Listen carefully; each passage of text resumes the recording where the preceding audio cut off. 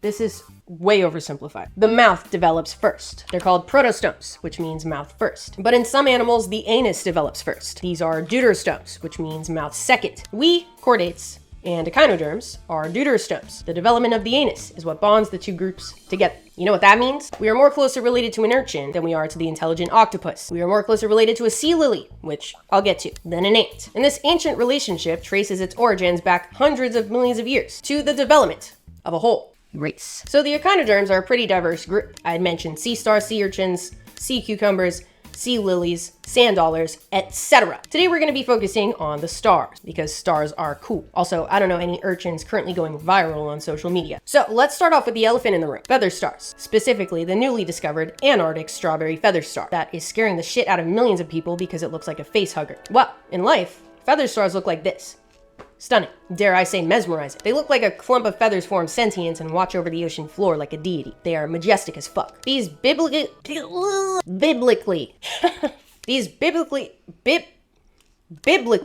accurate angels belong to the class Crinoidea, the crinoids, a group that consists of two builds: the free-swimming feather stars that move around and swim around all cool, and the stalked sea lilies that are sessile, attached to the substrate. They look like a plant. Feather stars are also attached like sea lilies when they're juveniles, but then pop off and become their own as an adult. And they do so in the most majestic way possible, keeping up with their five-fold symmetry, moving through the water, regardless of how many arms they have, which is up to 150 in some species. They use these arms to swim, as you can see, but they also crawl around on the sea floor using leg-like extensions called cirri for short distances. And luckily, since they have so many arms, if they lose one, they can just grow back. It's no big deal. That's actually true for all the animals we're talking about today. So just keep that in mind. These bitches are all about regeneration. And as you would expect from such majestic creatures, they also feed in the most majestic way possible. They do something called marine passive suspension feeding, where they just eat the little particles floating around in the water around them, like diatoms, invertebrate larvae, and little tiny crustaceans. They just let it happen. They don't even produce a current that pulls particles in, like filter feeders. They just rely on the natural movement of the water to bring food to them. Absolutely sublime. While they seem like creatures that would transcend the fossil record, they're actually more abundant in the fossil record than they are today. There have been over 5,000 fossil species of crinoids described since the Ordovician period about 480 million years ago. Mostly stalked builds, by the way, compared to about 550 species alive today. Say the line, Bart! That we know of. Yeah! And some of the earlier species could apparently get much bigger, like 40 feet long. A lot of shady sources that pop up online at first will give 40 meters as the largest crinoid ever found, which translates to like 130 feet. But it seems like it was a typo that was copied and pasted to different websites, just so you know. 130 feet is not verified at all. And I think it would be talked about a lot more if it was actually 130 feet, because that's fucking huge. That is bigger than a blue whale, bigger than Perucetus. But 40 feet is still really big for a crinoid. So when it comes to the strawberry feather star, it's important to remember that what you're looking at is barely a picture of a feather star. It's really just a picture of a decrepit carcass pulled up from the bottom of the ocean. And I would argue that any picture of a carcass pulled up from the bottom of the ocean is horrible to look at, especially if what you're looking at is considered a new species. Like, what the fuck do you mean? Yuck. I know it's hypocritical of me to say, considering the things I've said about the blobfish in the past, but I at least acknowledge it. I'm growing. That's gross. Also, even though the strawberry feather star is technically a new species, it's not in the way that the clickbait websites are making it seem. You know, it's not this monstrous creature that scientists just discovered in the bottom of the Antarctic Ocean for the first time. Antarctic feather stars have been known to science for a while. It's just that they didn't know the feather stars they were looking at were more than one species. They were all grouped together as the Antarctic feather star, and then it turns out the Antarctic feather star actually represented, like, I want to say like 8 species. So they named this particular one the Antarctic strawberry feather star because its body looks like a strawberry when you remove some of the cirri to expose it. Very cute, if you ask me. They're found at depths of up to 3,800 feet below the surface of the ocean, and they have 20 arms that can each grow to about 8 inches long. Just a little guy hanging out. That's all this is. The next animal in our lineup is also found in the waters surrounding Antarctica. Lots of cool stars over there. And it belongs to the more basic or modest sea star group, Asteroidea. Yeah, the asteroids. You can call sea stars asteroids. That is not only correct, it is also extremely scientific. At first glance, you might think sea stars are just basic 5-arm background noise, as thrilling as an anchovy or a washed up shell on the beach. Immobile, non-sentient Hollywood fluff. Well, the one I'm about to show you is absolutely not. This is what has been nicknamed the Antarctic Death Star. It has so many arms, up to 50, which is more than any other asteroid species that we know of. They start with the classic 5, but then grow more and more as they get older. They can also get up to 2 feet long, which is very large for a sea star. I think they're in like the top 3.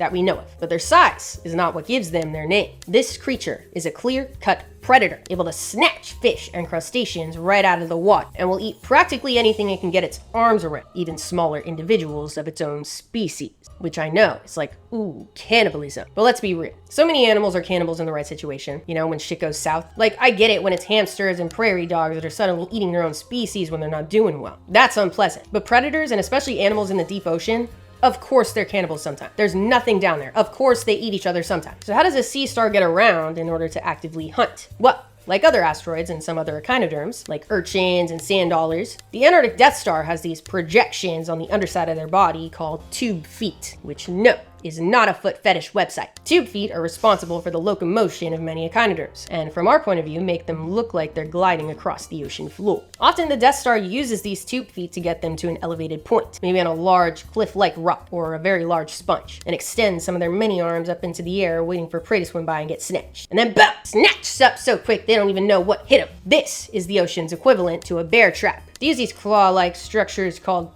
pedicellariae, which line the bottom of their arms to grasp onto their meal. And they drag their victim under their body and feast. Boom, that's that one. I don't have anything else to say. So, next. That is a brittle star, named such because they are, you guessed it, brittle. They belong to the class Ophiuroidea, along with their cousins, the basket stars, which live up to 6,000 feet below the surface of the ocean. They just look unkept, like a hairball you pull out of the shower drain. Like, no offense, they're cool for looking like that, but I've gotten a couple DMs of them recently, of people asking, like, what is this? I'm so scared. What? You're scared of a funnel cake? Get real. Okay, back to the brittle stars, because I wasn't even planning on talking about the basket stars, but whatever. Okay, so as you can see, brittle stars have a pretty simple body plan. A small, disc-shaped body, and typically 5 long arms. And their name's brittle because their arms are very losable. It's easy for them to lose their arms. For being honest, they kind of look like they're held together by Scotch tape. And they might as well be. Brittle stars can lose any or all of their arms and fully regenerate as long as they have that central disc still intact. They can even detach their arms to escape predators, which, why wouldn't they? They can also asexually produce, kind of like cloning through a process called fission, using the central disc. Unlike their sea star relatives, they use those tube feet to get them walking around, locomotion. They use their arms, as one would expect arms to be used. They twist and coil them, dragging and pushing their bodies around. And they also use them for swimming. And fossil evidence suggests they've also been around since the early Ordovician period, like their crinoid relatives. So as you would expect from an animal that has been evolving in their own unique ways for that long, they have some pretty bizarre traits, one of which made me question everything when I found out about it a few months ago. One species of brittle star, named Ophiucoma wendii, has been determined to be able to see without eyes, something called extraocular vision. And I don't mean just able to sense light, like most animals' eyes are not, can do that. I mean they're able to produce some sort of image using structures that are found all over their body, that are not eyes. Let me break it down. I don't want to keep saying her species name, so let's just call them Wendy. Wendy is a brittle star that is found in the Caribbean Sea, in coral reefs. Lots of bright light, but there's a lot of stuff going on. It's very complex and crowded, so, you know, bright spots, dark spots, all different types of shit. What was initially interesting about Wendy, and what made scientists perk their ears up about them over 30 years ago, is that they change color depending on the time of day. So during the day, they're this deep shade of red or like maroon, and at night, they're a shade of beige. So they're covered in these cells called chromatophores that allow them to change color, just like we've talked about with cephalopods, and other animals like some amphibians, reptiles, fish, etc. Then more recently, they discovered that during the day, when they're that nice shade of maroon, they're able to get around really well. Like, as if they have eyes, as if they know what's going on. Like, they can rapidly go to the nearest shelter, which is a pretty efficient behavior for an animal with no eyes. But then at night, when they're beige, they can't see shit. And also, a close relative of Wendy, Ophiucoma pumila, let's call them Pamela, are very similar to Wendy in their build, but are beige all the time, and don't scurry about in search of shelter. They kind of just bury themselves where they are to achieve dark. In other words, they can't see shit. They can only sense light versus no light. So it must be something about the maroon, the chromatophores. So in 2020, researchers decided to get to the bottom of this, conducting different visual experiments on both Wendy and Pamela. Both species are covered in photoreceptors, cells that allow them to sense light, and they're covered all over their body. But they can't sense the direction that the light is coming from. It's just light versus no light, which is as far as the system goes for Pamela. Turns out for Wendy, when the chromatophores are deployed during the day, they narrow the field of vision of the photoreceptors. I don't know if this is a good analogy, but I kind of imagine it like a hose. You know, you can like put your finger over a really big part of the hose and the water will go in one specific direction, in a more narrow direction. That's kind of how I imagine the chromatophores work for the photoreceptors. They kind of like squeeze them into only taking light from one direction. And then combined with the rest of the photoreceptor chromatophore combos all over their body, they create an image. What exactly that image looks like, who fucking knows? We can only begin to imagine, because that shit is unlike anything we are ever possibly familiar with. The researchers in this study think that this visual system produced by the chromatophore combination is an exaptation, which is a trait that takes on a function different from its original function. In other words, it originally evolved for one reason and just so happened to serve another function. Like feathers on birds originally evolved to keep them warm, but then eventually assisted in flight and mating displays.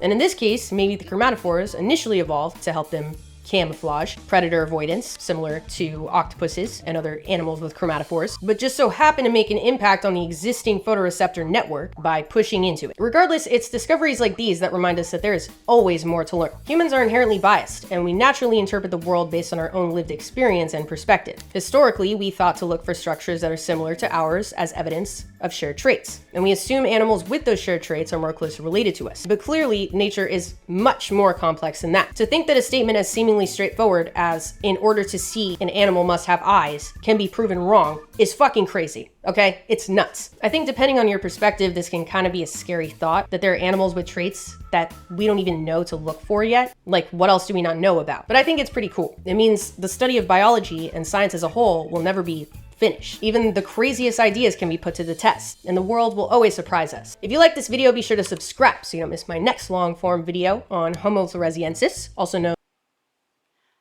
Okay, let's see what else we got.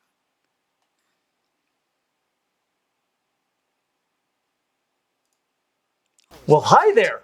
This is a Komodo dragon. And this is a tegu, which is not very closely related to Komodo dragons at all. But this is. And so is this. And so is this. Heck, even this is pretty closely related to the Komodo dragon. They are all members of the clade Anguimorpha, which includes the Komodo dragon and its closest relatives. And just for the record, even chameleons and snakes are more closely related to monitor lizards than Gus here. But I would say that more people identify him as being a Komodo dragon than what he actually is, a tegu. But we'll get to them another day. In fact, I have a very exciting announcement about that I will get to a bit later in this video. Today's video is sponsored by Ridge. It turns out that arthropods aren't the only things that have a hard, durable exterior to protect what is really valuable within. There's also the Ridge wallet! Without spending $1, you can earn a free entry just by visiting their website, ridge.com, and click Enter Now for the chance to win the Hennessy Velociraptor Ford Bronco, which is the coolest Ford Bronco I've ever seen. And all of these Ford Broncos are stinking rad. Or if you're not so into unbelievably, ridiculously amazing cars, how's $75,000 in cash sound to you? If you're into that kind of thing. But I should mention that in addition to your one free entry, you can get an additional entry for SMK time into about the Anguim and all of the incredibly strange and amazing members thereof. And let's start with the Komodo dragon. This is the largest lizard that isn't a snake on the planet today. And they are part of the family Varanidae. Excluding the snakes, which, as I just hinted, are just as much lizards as are the members of the Anguimorpha, the Varanids are only in competition with the skinks for being my favorite group of lizards. And I definitely like the Anguimorpha more than I like the Skinkiformata, which probably has something to do with why the Anguimorpha gets its own video. This is such an awesome group of lizards. The Varanids are often referred to as monitor lizards, though in Australia they're often called goannas. Goanna is actually a mispronunciation of iguana, which Varanids are not, though they are more closely related to iguanas than they are to tegus. But they're not iguanas, and everything in this entire video is more closely related to them than they are to iguanas. They're just big lizards. And while iguanas tend to be herbivores, most Varanids are carnivores, except for 3 species in the Philippines that eat mostly fruit. If you want me to go to the Philippines to look for these veggie monitors, please consider supporting us on Patreon. If you'd like to come with me, then definitely consider supporting us on Patreon. Unlike iguanas and tegus, monitor lizards are found in Africa, Asia, and Oceania, which is Australia and all of the islands in its general vicinity. This includes Komodo, home to the Komodo dragon, the aforementioned largest lizard that isn't a snake, that is currently alive. I stress currently because there's good evidence that mosasaurs, that we discussed last Dinosaur December, are not only not dinosaurs, but lizards. And not only lizards, but members of the Anguimorpha. And some of them got over 50 feet long. Komodo dragons are less than a fifth that long. A mosasaur could swallow a Komodo dragon like a Komodo dragon could swallow an Ackie monitor. And that isn't even the largest monitor lizard of all time. The largest known monitor was the Megalania of Australia. They got to 15 feet, maybe over 20 feet long. And it was still there 50,000 years ago. The first people in Australia may have seen them, perhaps even contributed to their extinction. Australia is also home to the smallest of all known monitors, the Dampier Peninsula monitor, that is only 23 centimeters long. So they're not all huge. If you'd like to see me look for these guys too, well, you know what to do.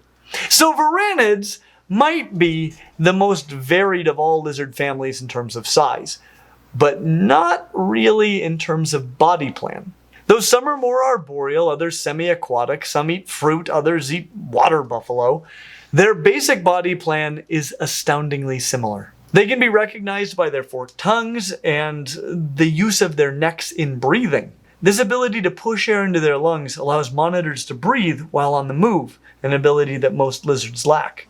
And that is just the beginning of the amazing ways that monitors obtain and distribute oxygen. They have a heart with a septum that keeps their pulmonary and systemic loops separate, almost like a four-chambered heart found in crocodilians, birds, and mammals. But that long neck, positive pressure breathing with a generally rather sharp face and forked tongue will generally allow you to identify a monitor lizard. You definitely will not confuse them with their closest living relatives, the earless monitors, which are not monitors. They are the only living members of the family Lanthanodidae, which are one of the main reasons that I want to go to Borneo. You know what to do.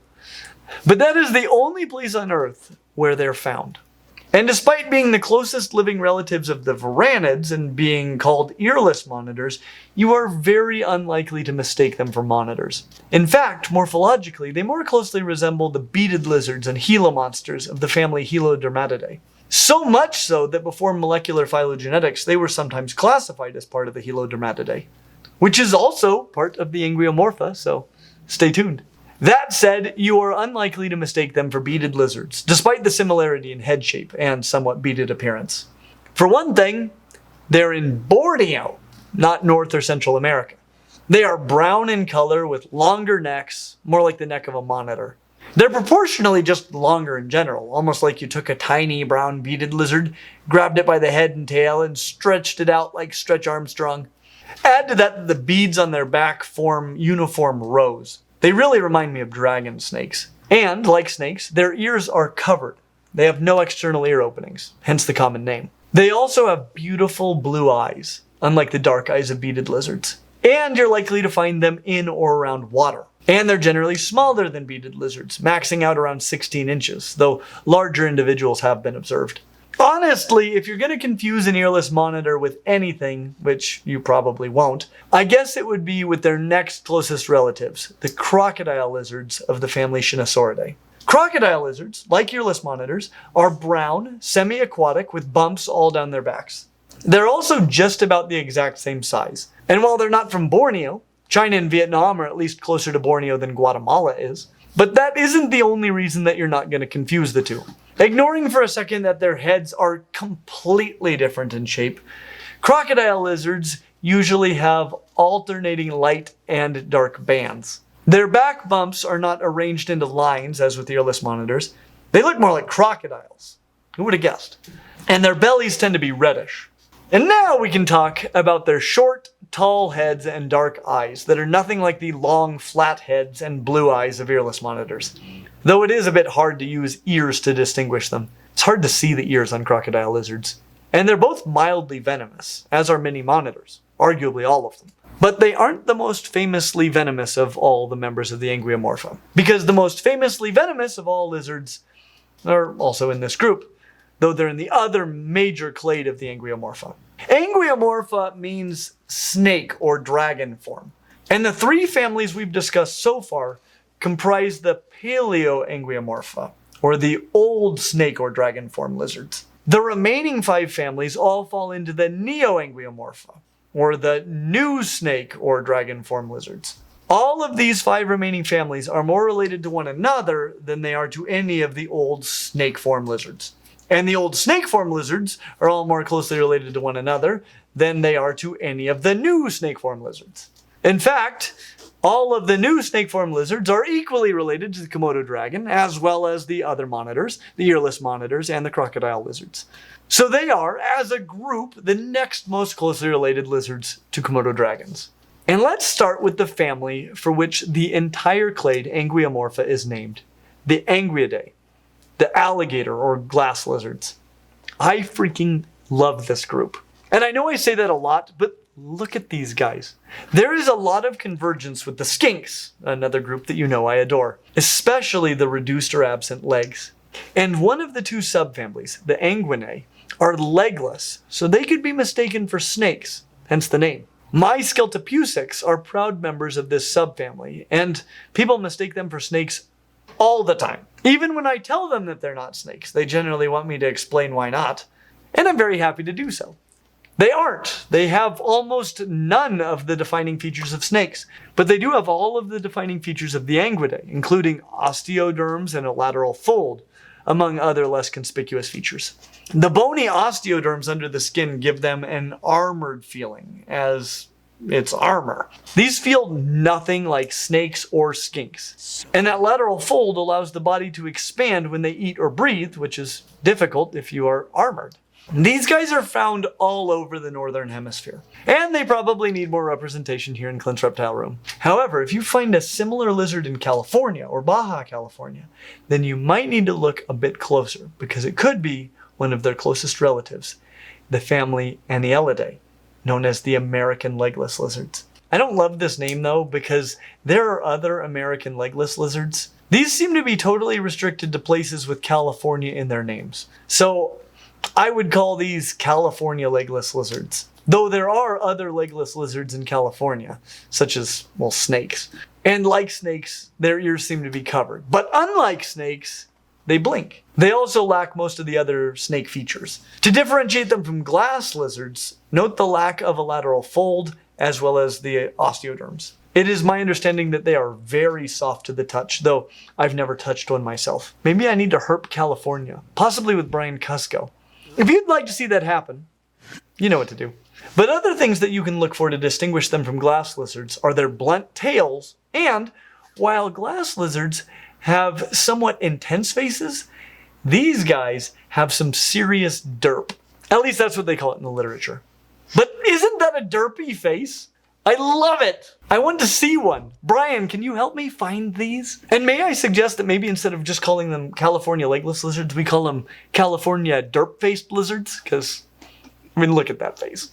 Now I have to say that this next family just put the Anguiomorpha over the top in my book. These were long thought to be part of the Anguidae, but molecular analysis revealed that they are not as closely related to the anguids as they are to the Anielids.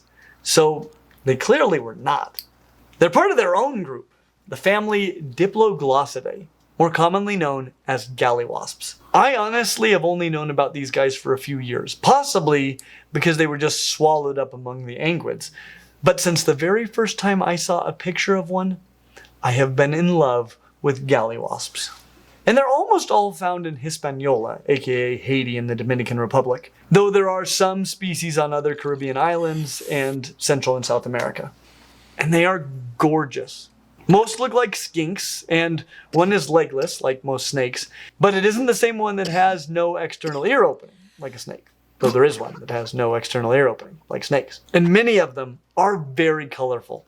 I don't think that they have lateral folds like alligator lizards. They really do look like skinks. And some of them get pretty big, like almost as big as blue tongues. But again, they're not skinks.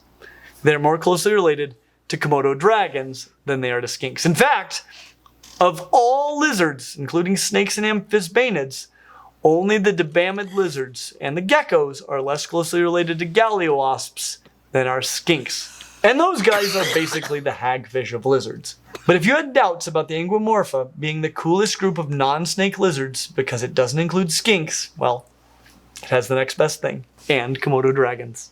And 2 more families that are absolutely incredible. But before we get there, I want to tell you my exciting news. I have been loving making these phylogeny videos. I love it. And it has made me so happy that you guys seem to be enjoying them as well. We have already discussed every single family of gecko. At the end of this video, all of the Anguimorpha, as well as all of the snakes. That is a large percentage of all of the lizards. Heck, it's a large percentage of all of the lepidosaurs, which are all of the reptiles except for the turtles, which we have covered, the crocodilians, which we have covered, and the birds, which we have only began to cover. And I have decided that in 2024, along with many other phylogenies, we are going to finish up the lepidosaurs and then release a single video, more like a movie really, walking us through the phylogeny of all extant lepidosaurs. This is one of the biggest undertakings in Clints Reptiles history. So thank you so much for your support in this journey, especially to our rad fans and stinking rad fans at Patreon that have allowed us to increase our capabilities so that we could make this happen. We couldn't be doing this without you. If you want to help us create this ultimate guide to every family of lepidosaur, as well as other projects that might be even bigger still, well, you know what to do. But for now, let's get back to those last 2 families and what may very well be the coolest clade of non-snake lizards on the entire planet. The 3 families that we have discussed so far in the Neoanguimorpha are all more closely related to one another than they are to the 2 remaining families. But their next closest relatives are the family Xenosauridae, the knob-scaled lizards of Mexico. Knob-scaled lizards can easily be identified by that crazy look they generally seem to have in their eyes, but also by their round, knob-like scales. Their heads remind me a bit of Abronia alligator lizards or perhaps of leopard lizards, but those big knobby scales and that wild look in their often orange eyes definitely sets them apart. Though while we're on the subject of knobby scales, let's talk about the last family in the Anguimorpha. The most distantly related member of the Neoanguimorpha, but the most notoriously venomous lizard in the entire world.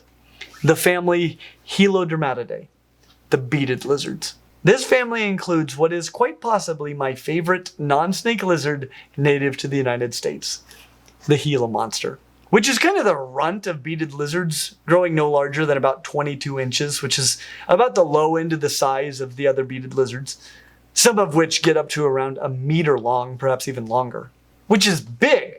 But other than Komodo dragon, Gila monster has to be the next most common guess for what Gus Gus is. People are often shocked when I tell them that he could swallow a Gila monster whole. So how do you recognize an actual beaded lizard? Well, if you're in Borneo, it isn't one, especially if it's in the water. But if you are in the Americas, from Guatemala to the United States, and you see a head this shape, there is a very good chance that you have found a beaded lizard. That head is broad, muscular, with large venom glands in the bottom jaw and huge osteoderms all over it. Look at this skull. Look at those teeth. I fear those teeth more than the venom. And honestly, I see little evidence that the venom has ever killed anyone. Nobody has died from a Gila monster bite since 1930, and those that died before that seem to have died from infection, because they will chew on you with those teeth. The venom just adds searing pain to grievous mechanical injury. That said, beaded lizards of all types are reclusive and prefer to avoid confrontation with humans. Just don't grab one and you should be fine. The fact that it is black, especially with any yellow or orange, should give it away as a beaded lizard. And just count your blessings that you saw one. Take a picture and don't grab it. And that concludes our tour of the Anguimorpha. What should we cover next? And what are your thoughts about our movie coming out in 2024? As always, like and subscribe, and we hope to see you real soon. Can we Google the pronunciation? Anguimorpha. Anguimorpha. They're all members of the clade Anguimorpha.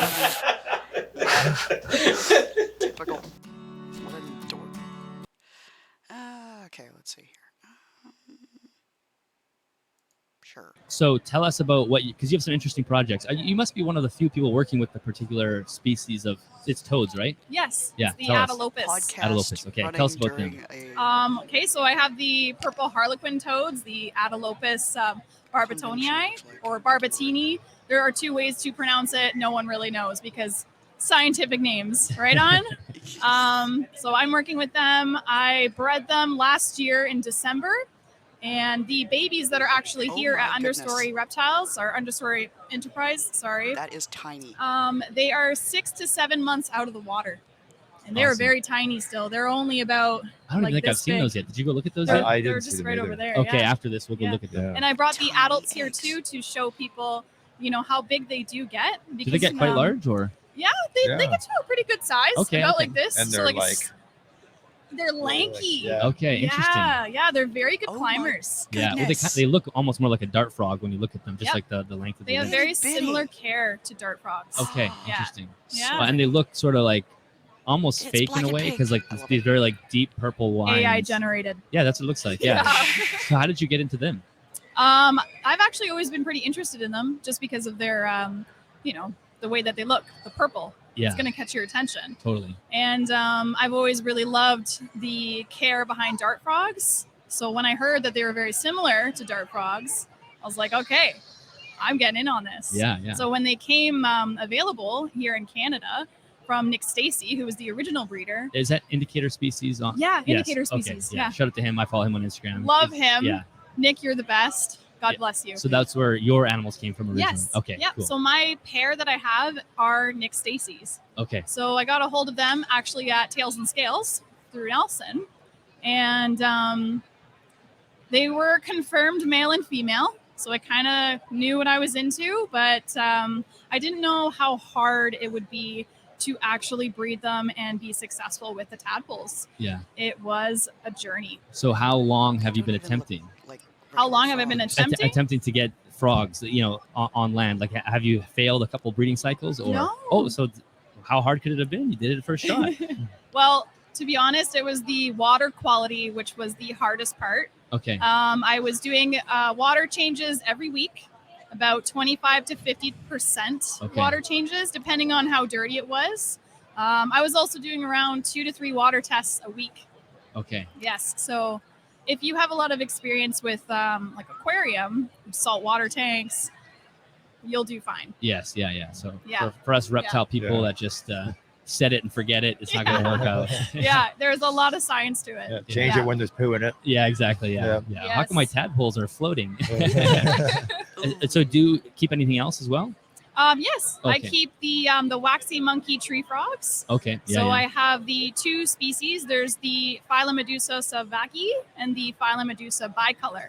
Okay. cool. Yes. No reptiles, just amphibians? One reptile, Tank. He is our leopard tortoise. He is Oh, 12 okay. years old. Oh, good lord. Okay. Cool. Yes. It's pretty cool. So you must be one of the first in the country that's reproduced them, or the Yes. first- Yeah, that's cool. Yep. You're like the second in North Second America. in the world. Or in the world. What? You should open with That's that. why I dragged her over. Yeah, I know. I didn't realize that. You really did.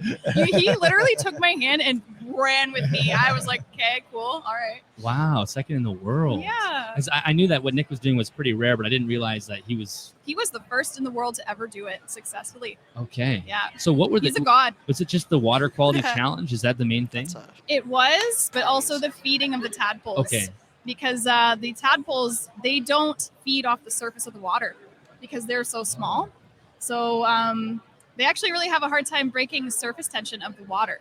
That's amazing. Oh, So what you interesting. have to do in order to feed them is you need to create a paste and paint it on the rocks so that they can rasp on the rocks. Wow. Oh, that's yes. cool. So making the food was a process. Letting it dry to make sure that when you put it in the water and it doesn't just dissolve, that was really difficult. So did Nick tell you like this is how you got to Yeah. make it? Imagine how many recipes he's gone through with that. Yes. Like, that sounds like a nightmare. Nick was he was very helpful. So what is it? Like what is the paste made out of? We used that's the $1,000. spirulina. Yeah. Yeah, it's pretty. You don't We're have to getting give all. right You into it. don't have to give all your trade secrets. I'm just curious. Yeah. So spirulina Okay. and Missouri tortoise diet. Oh, okay. So you grind that up into an extremely fine powder, almost like calcium powder. Yeah. And then Wow. you add RO to it, and you make it it into a paste and paint the rocks. And how long does that process take? Like, how long does it take the tadpoles to jump out? How long does it take for? Like, how long are you feeding the tadpoles to the point where? Until they morph. Yeah. Like, will they ever get big enough to feed off the surface, or are you doing that until they? Until they emerge. Oh my gosh. Yes. And so, how long is that? It was December, January, February, March. It was about 4 to 5 months. That's crazy. Yeah. It was a lot of labor, and that's why the price of the toads reflects on the labor. Yeah. Can you Big tell us time. the price? No. Pardon? What's the price? For the babies right now, I'm selling them for $300 each. Oh, that's not bad. No, it's really not. Yeah. And I was they're- expecting 1,000. well, $1,000 for a pair. Okay. So established, already sexed, Yeah. $1,000, as it should be. But as That is babies, ridiculous. they're very small. People are very intimidated by the size. Yes. So Yeah. $300 each. But they're Understandable. very hardy toads, and a lot of people they it's don't really know toad, that. Not a frog. yeah. They look Okay. at something very small and they think, "Wow, there's no way I can keep that alive." They're But- very hardy. That's Yeah. cool. And Yeah. they're just so unique. They're bizarre and looking. Gorgeous. Yeah. Like it's worth the journey, I think. Where are you they know? native to? For the French Guiana. Oh, okay. Yeah. Okay. Yeah, Yeah. that's cool. Yes. Interesting.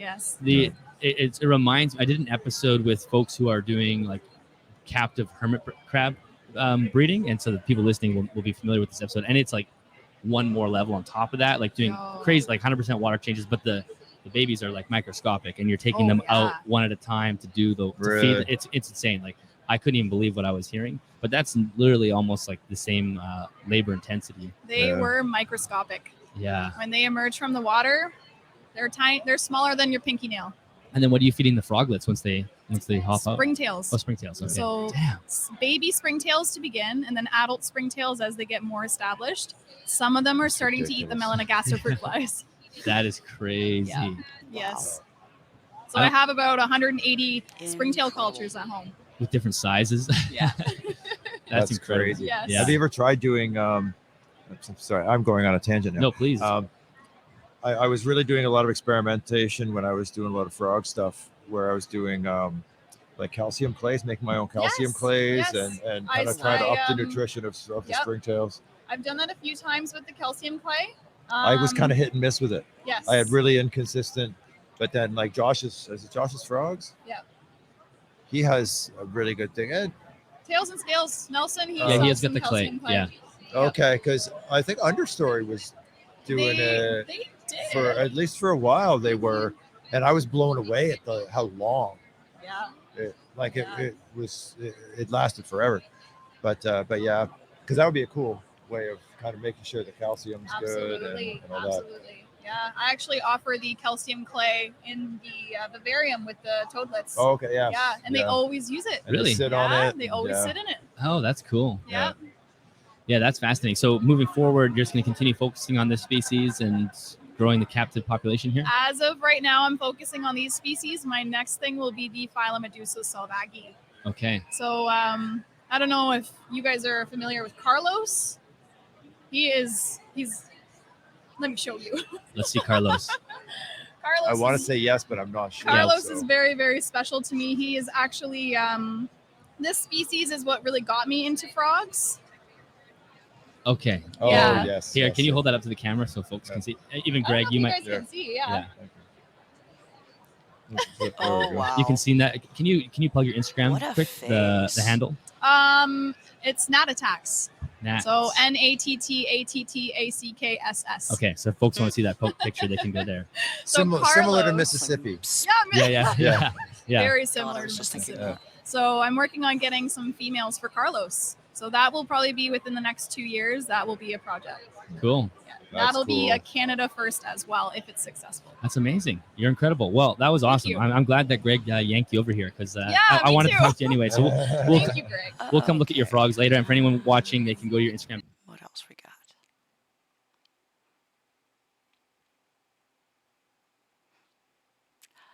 Not gonna lie, I understand that. Not gonna fucking do it though. Oh.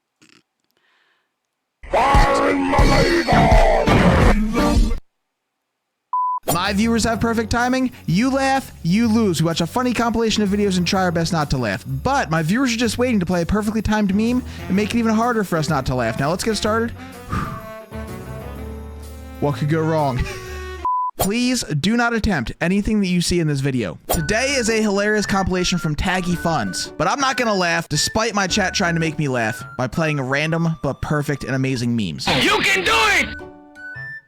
I know, I can do it and successfully complete the try not to laugh challenge. Let's begin, here we go! Yeah, nope. Nope. What the hell?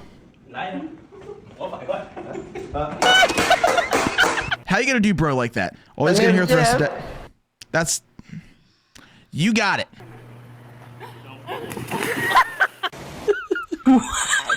Yo, what's the dog doing? Mission failed. We'll get him next time. If bro is trying to swim, that'll be mission successful. Bye, have a great time. He's right there. He's fine. Chat, you're evil. Spider-Man! No, it's actually Spider-Man? Best therapist. Mission failed. We'll get him next time. And 4 legs. Fred.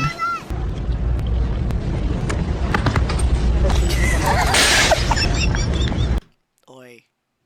Could you imagine just chilling at Walmart, bro, and you trip your friend playfully and they take the whole shopping cart down? What is this? Clean up in aisle 7? Are you having a good ride today? Thank you for shopping at Walmart. You had your chance, chat, and you blew it. The horse is here. Redemption! That looked fake AF. I know if I walk into a sheet of glass like that, there's gonna be a loud freaking noise. You're gonna hear something like, ooh! What's this? You want a hot Cheeto?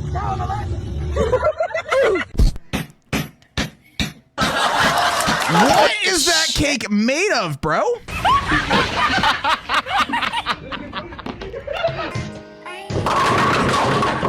You missed! You missed! Step up your game, chat. Now here we have a rope swing over, what is that, a rope swing? Over the water?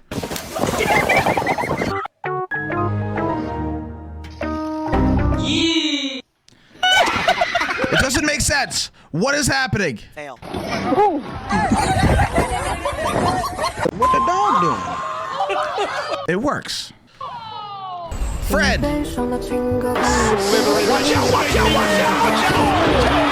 You did not just RKO a child. Also, never ever try spinning around erratically on a stool. Sports. It's in the game. EA Sports? He was running for my Whoa! Whoa! Bro is zooming! Friend? Was that not adorable? That's an efficient method. Did you almost trip that lady with cheese? You should be ashamed.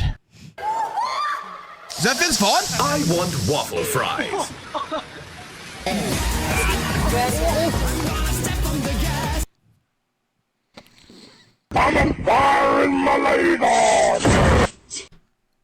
That was a good one. Close. Oh, that was really close to a loss for me. That was really close. What the hell was that? Who played that? Oh my god, by laser they mean garden hose. Someone's probably watched it It's the before. aftermath, I think. Strike!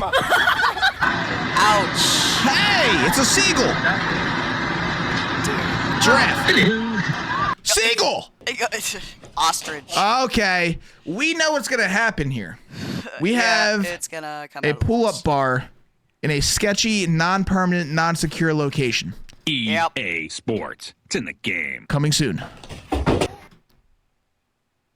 That looked like it probably. I feel so bad! They were coming in way too hot. Did their brakes not work? Oh. I woke up in a new Bugatti.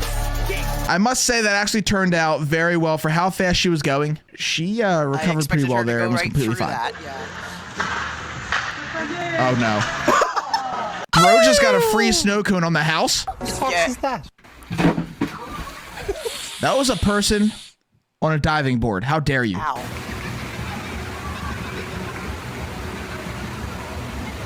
I guess you're not supposed to do that. I've never been on one of those. I'm just a baby. Friend! But you still had to say, okay, mom. Come to daddy. Aw. Fail. What was bro doing here? Why did bro just dive down? That's why. It makes sense now. No hands, that's why. Careful. Careful. Fail. Bro fell directly into my family.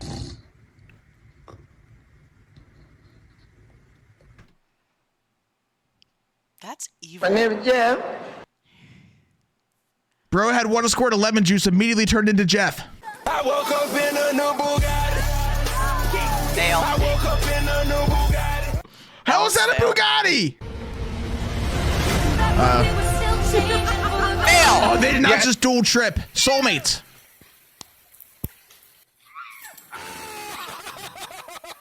Yeah, nope. What was the goal there? This is one of the best methods. And nobody has ever fallen in. It's like a fast pace. Nobody's ever fallen in, right? And nobody. Watch out, watch out, watch out. Did we just get double RKO? What the hell? Watch out, watch Triple! What happens when you try Oh to steal my a sign? god! That was the RKO! Yo, how did we get a triple RKO? That's impossible. Oh my god. Don't try anything in this video. Everybody's fine. Oh shit, not good. Nope. Slowest fall ever. How does the oof go between two people failing and not connect with either? Bad. Why am I so dumb? I think that's hilarious. What is wrong with me?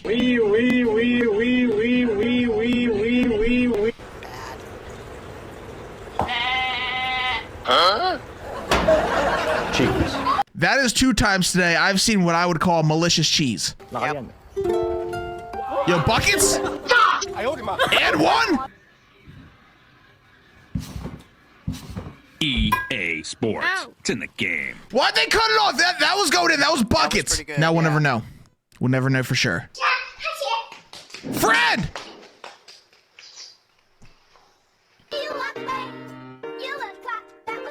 Toilet? Ladies and gentlemen, we got him. I mean, then look at this. Fred! I can't imagine a more beautiful thing. Chat, have you ever seen a more beautiful thing than this animal right here? Oh my god. What the dog doing? Chat, you've come so far. You know it's a dog. Glad we're past the horse phase. What's up? Peter, the horse is here.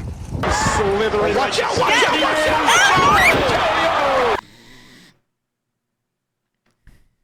Randy Orton is having a career so day. bad. Is that 4? Yeah, the bad. thumbnail of this video is just gonna be like Randy Orton. Just Whose horse is that? that's literally a glass of water. Yeah, did she just push him? What the hell? Oh, that is no.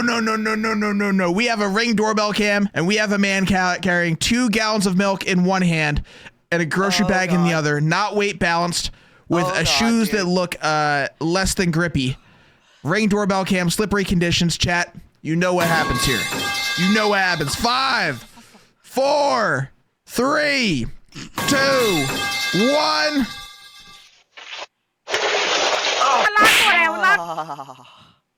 You missed! Half a second. What the hell? Is that some sort of like starting beacon? Family said, yo, everyone jump in on metal pipe sound. Fail. Water landing. Bro's fine. I was ready to get jump scared by something really bad happening. Yep. Is that a fake spider? I'd be out. I would backflip. Graduation party? Gone too far?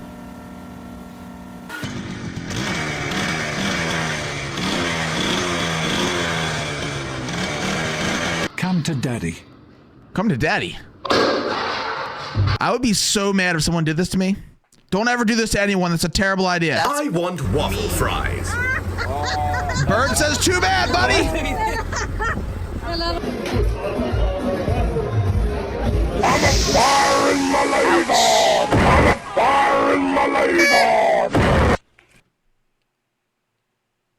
Friend! Whose horse is that?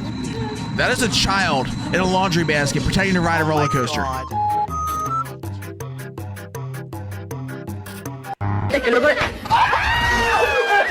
Yeah, don't you just get dolphined? Yep. I want waffle fries.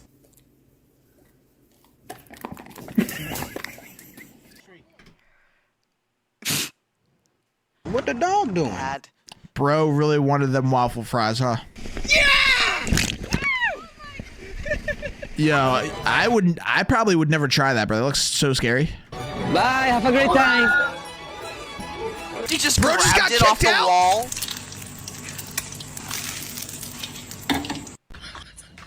Go. That's what you get. Hey! That's a lot of hay. Yeah.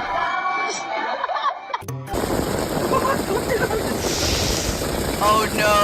Oh my god, what a Back mess. window. Oh. Imagine just by bad luck that happens to your car. Ya está grabando ya. Ya. Not even deep enough for him to do that. Oh. Does that count? What the hell? Your umbrella is useless.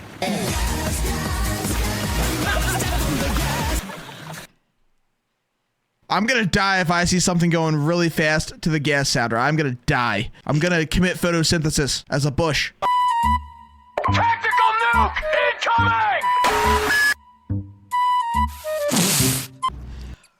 That was a good one. I'm just as disappointed as bro when he missed. Miss.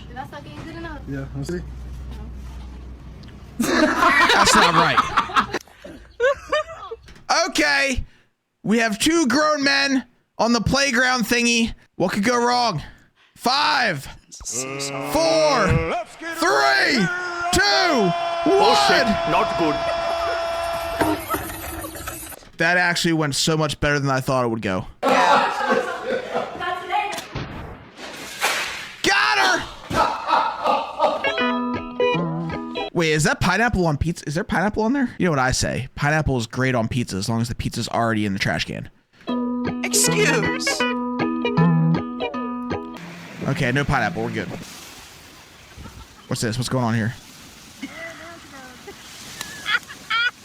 Just having fun at the beach.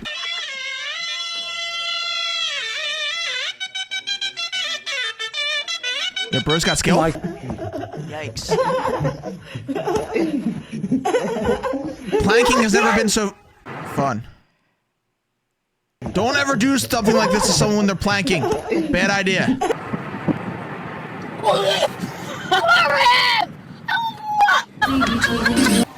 Yikes. Is this an RKO situation? Probably. What the hell is happening here? He just looks like he's on the top rope right now, stalking the opponent. Bro is warmed up. Watch out, watch out, watch out, watch out!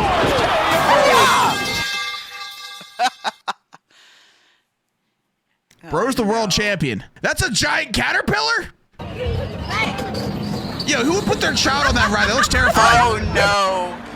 Yeah. Is that Michael Phelps? I don't think so. Well done.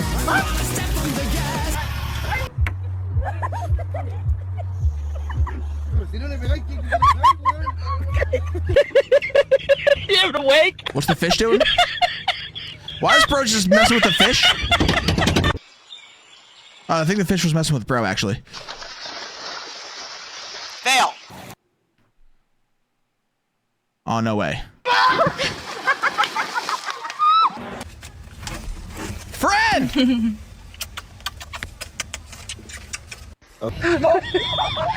Wait a minute! Wait a minute! No. We've seen this before! We have seen this before. No.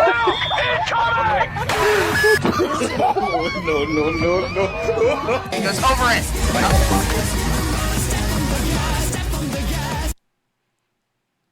Leave him alone. He's having fun at the water park. No.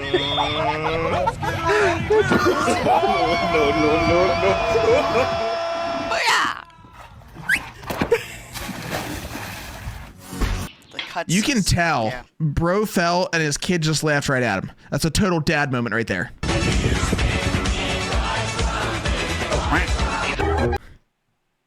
Friend was not impressed. Face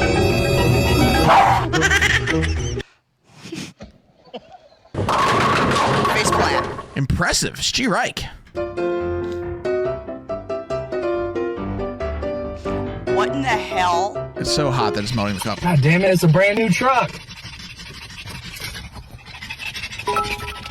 Oh, Fred! I love this stream so much. I look forward to your stream every day. It's odd. Okay, I have to say that I lost to fucking Pug.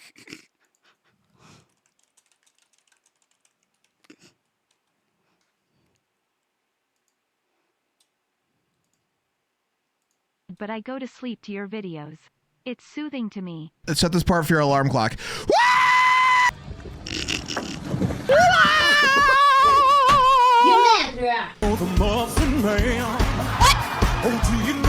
I'm scared.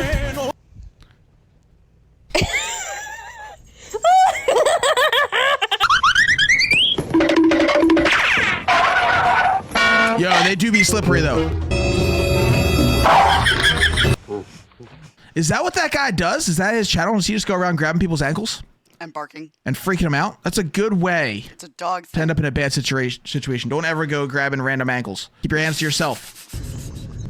Friend. Bro's getting licked. I saw Cal leaning in just... I think he just wanted to be friends. What horse is that? That is a man in a boat. My name is Jeff. That was a man named Jeff in a boat. Watch out, watch out, watch out, watch out! Oh man, every time RKO plays now, I'm like traumatized. Is that Macaulay Culkin? Trying to be strong and Me trajeron unas niñas. Unas niñas me dieron una... Sus. Oh my god! Did bro just bust and run? Bye, have a great time. Fred, he's lounging, dude.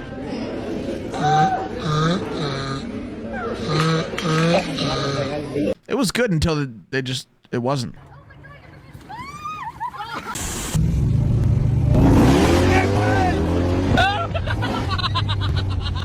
Yo, what the hell is that?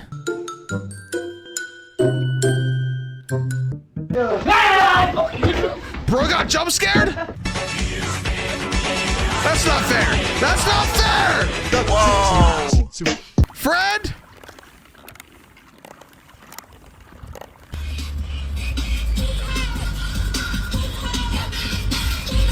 Yeah, that's me in my car. Someone's having way too much fun. Hey, why is there a bike in the house?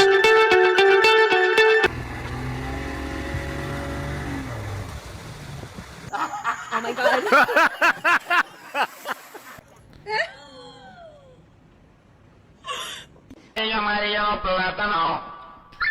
Bro just got juked?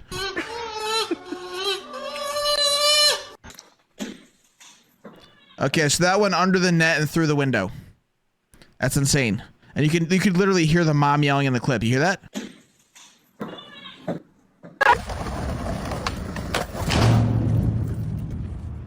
Well, Bro lost his board forever. Is that the IPEC 19? That is terrifying. No, get it away from me. Friend just wants to swim. Get him some pool toys. Yo, that looks like a fun but terrible time. What the hell? Pig on the loose. Just tell me whose this is. I'm not going to be upset. It's yours. I'm telling you. There's It's no not other mine. Bravo 6. Going dark.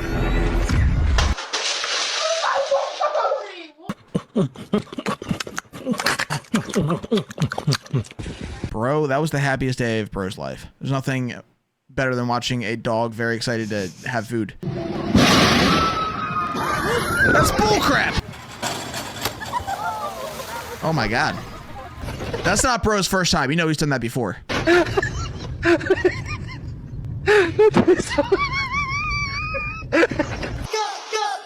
That had to be staged.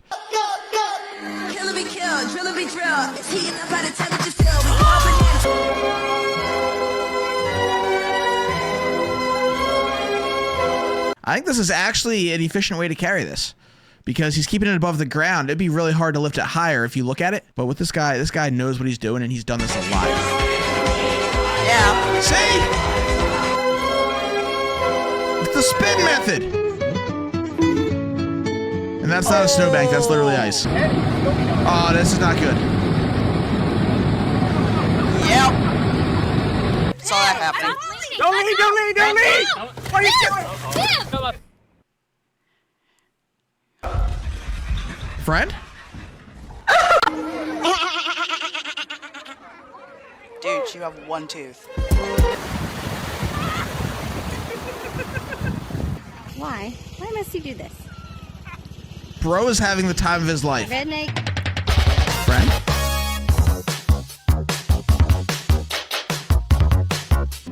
Cat's got the moves. Things people do with their cats. Ah! That was a good one.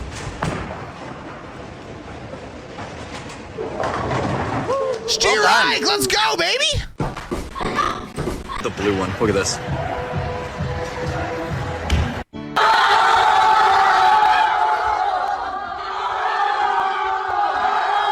What the shit?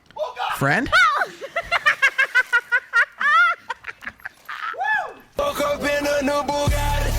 That's why it's a Bugatti!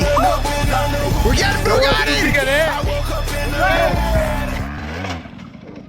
The double Gotti! Thank you for shopping at Walmart. Nice fake out. Boop. Well done. Buy one trip, get one free. I woke up in a new Bugatti. I woke up in a new Bugatti. There's gotta be a joke about horsepower in here somewhere, right? That was a donkey. No, it was a llama. Bro. How did bro sit down at the wrong table? Here we go. We're coming!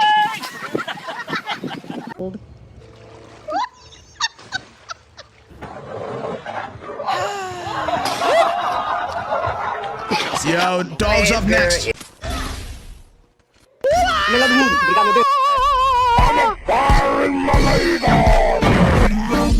What? That was so easy. Bro, what? Oh my god!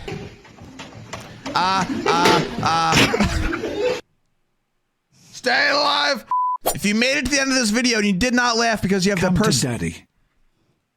If you made it to the end of this video and you did not laugh. If you made it to the end of this video.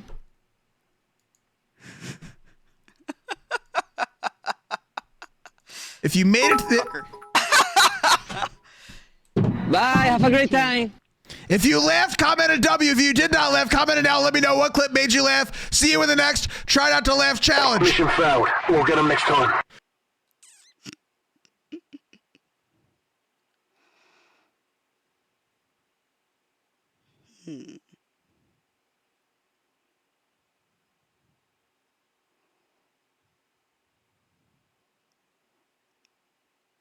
Seriously?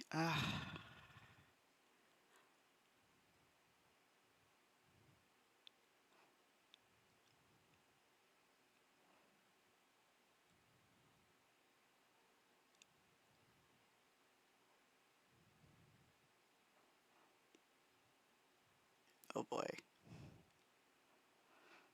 So I've seen a little bit on that, but it's, I don't know. All right.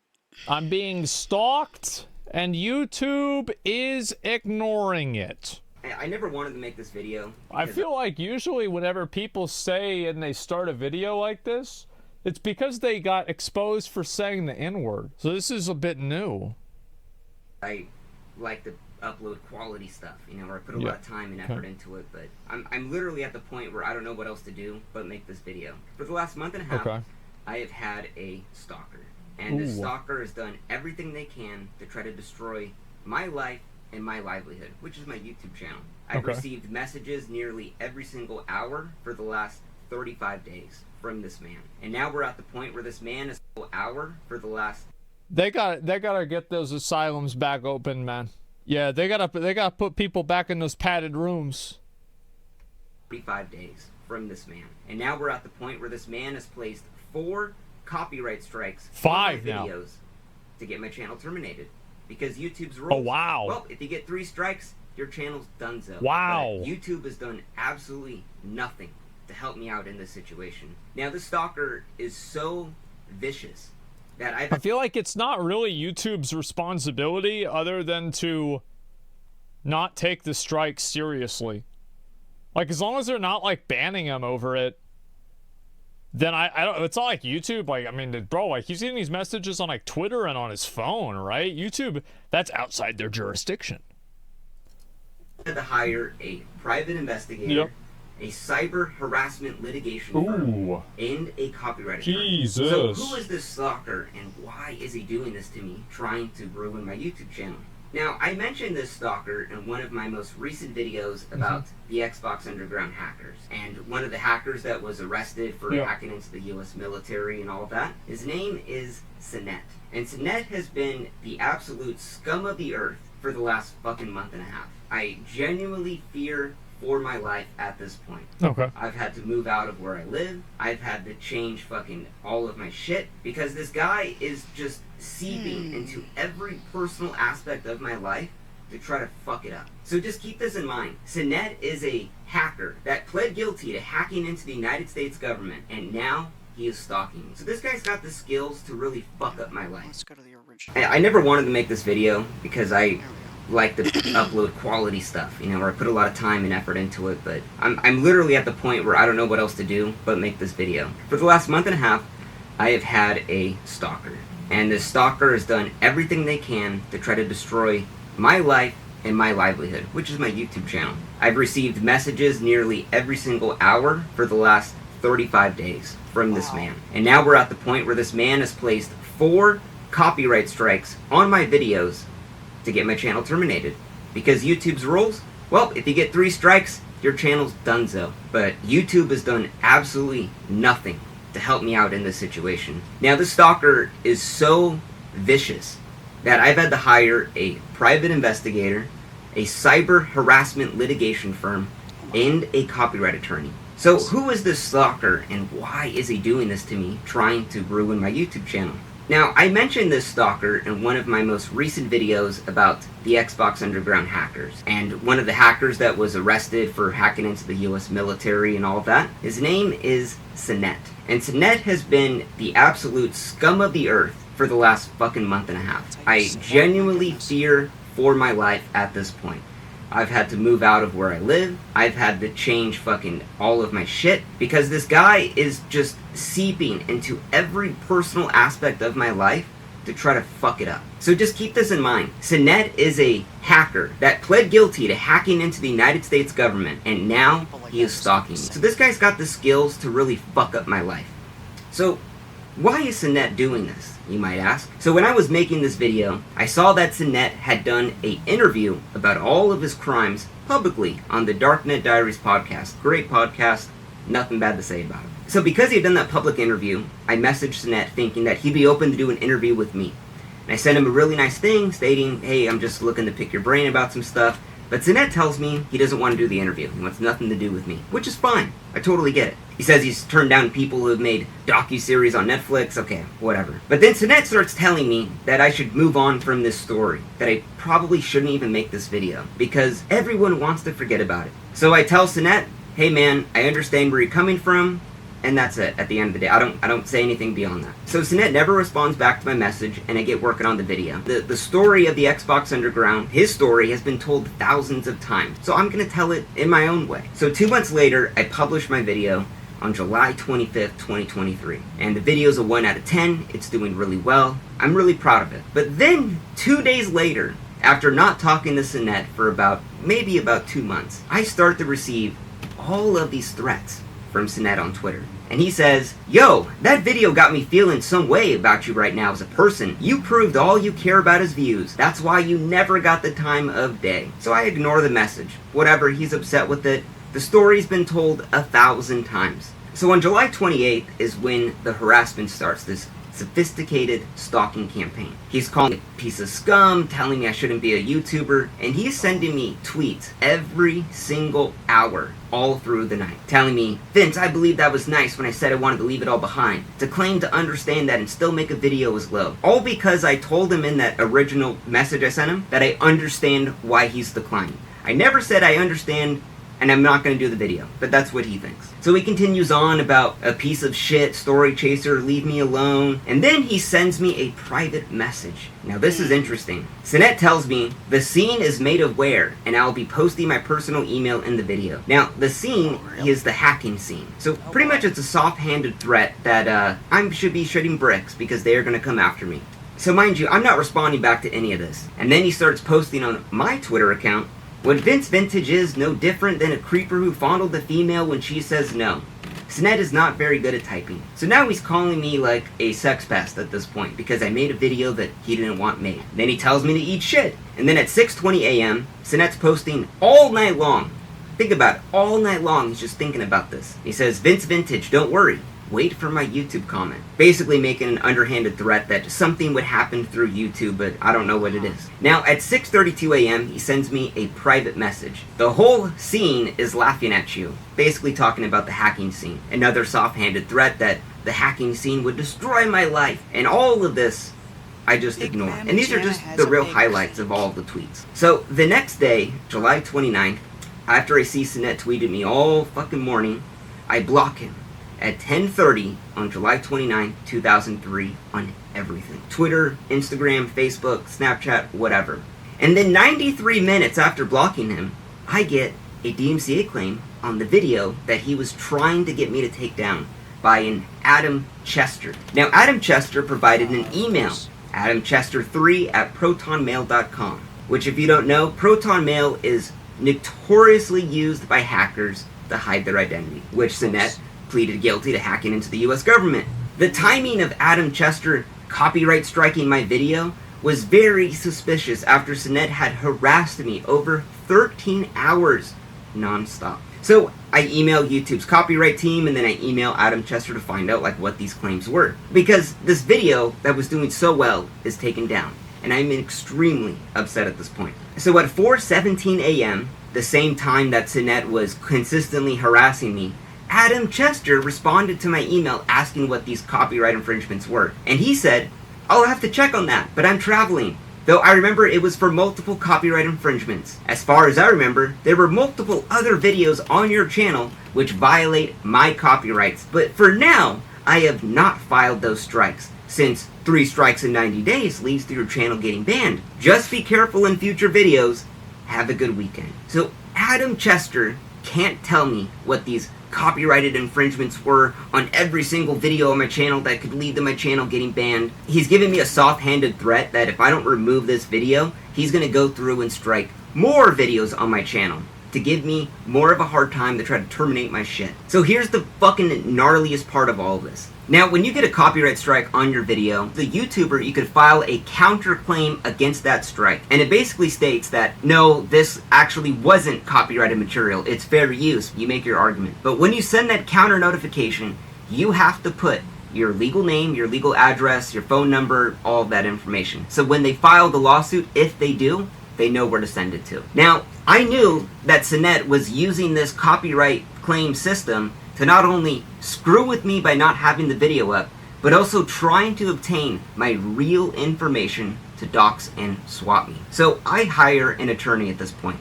to legally represent me on the counterclaim, because I knew Sinette was trying to do this to fuck with me. So I'm like, I got an attorney, everything's gonna be all good, this guy won't know my name. So I put the attorney's name, all of their info on the counterclaim, we fill out the form, we send it out to YouTube. But YouTube does not accept the form with my attorney's name on it. YouTube says that I have to provide my legal name tied to my AdSense account, although the person filing the copyright takedown has to provide no identification, no proof of anything about their fucking identity. So I have to show my full government name to this convicted hacker to file this counterclaim to get my video back up. That shit's so fucked up to me. So I filed a counterclaim with my legal name, but my attorney's email, address, phone number, and YouTube finally accepts the claim. And basically, the attorney wrote up this thing about all the copyright violations and why they were BS. Adam Chester, Sinet, was saying that a ABC7 news clip was actually his, that I used on my video. So we just sent the actual clip of the ABC7 from YouTube and being like, no, this is their clip, not Adam Chester. Adam Chester had no registered trademarks or copyrights to any of that stuff in the footage. So the whole thing was just BS right there.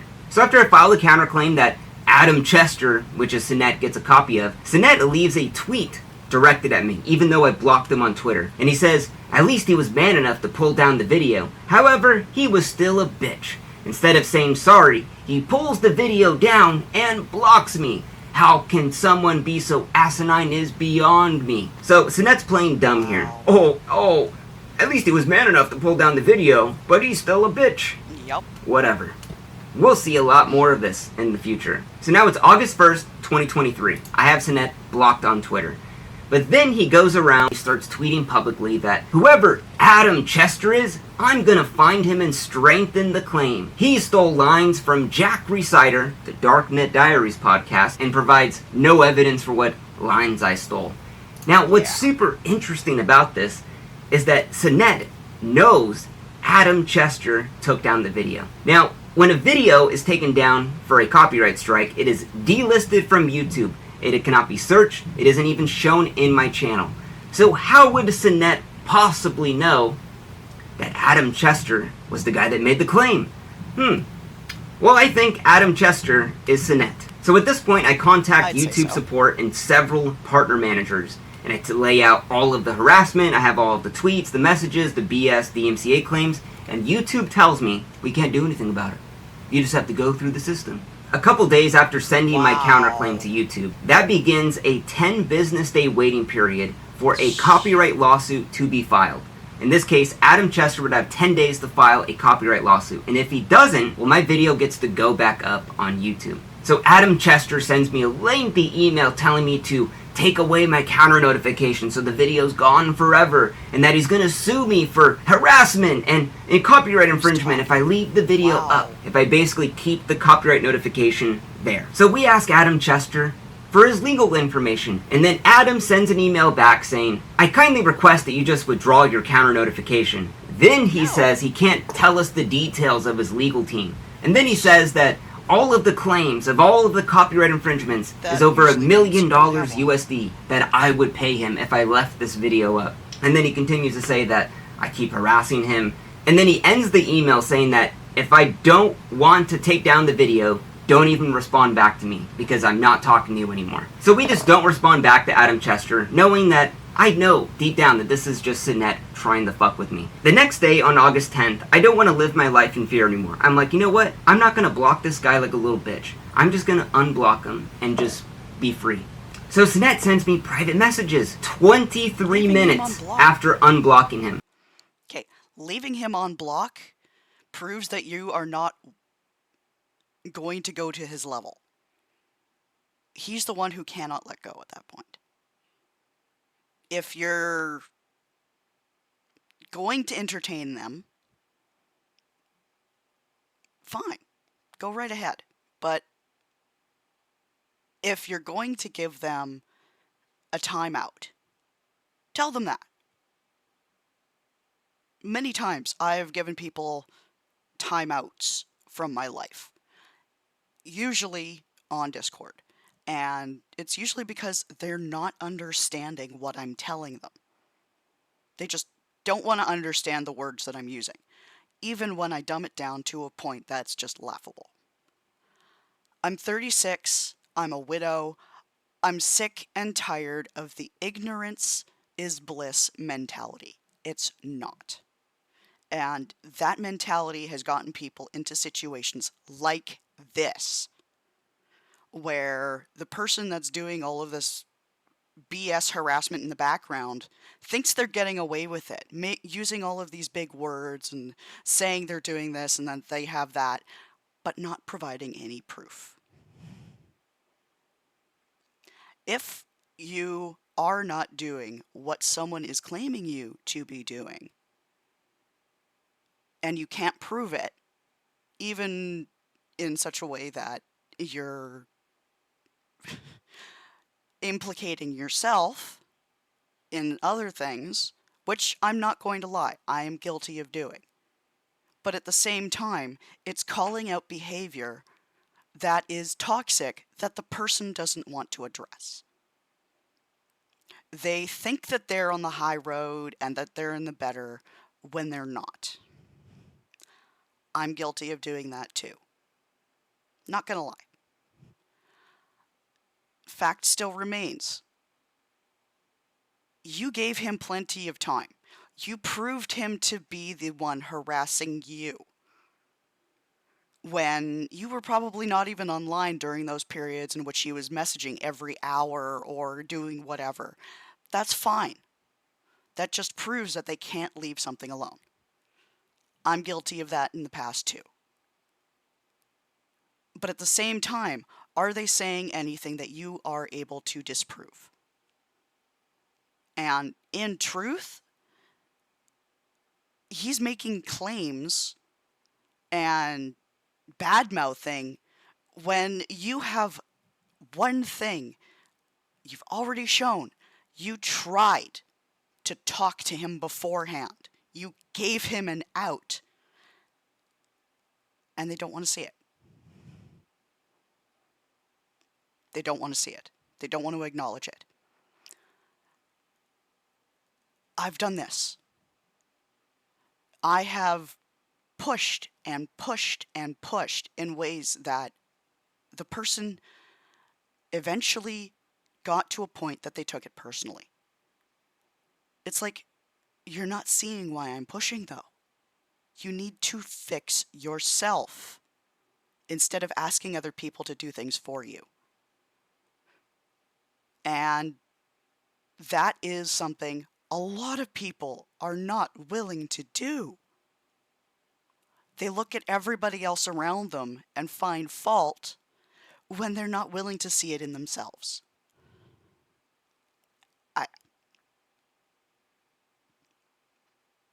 I won't lie.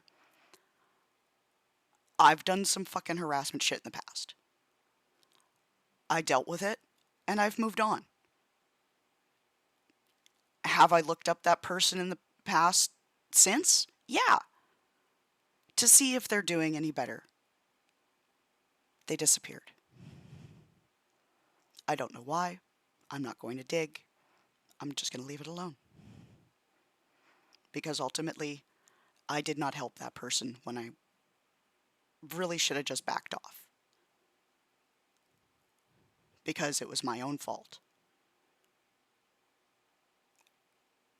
And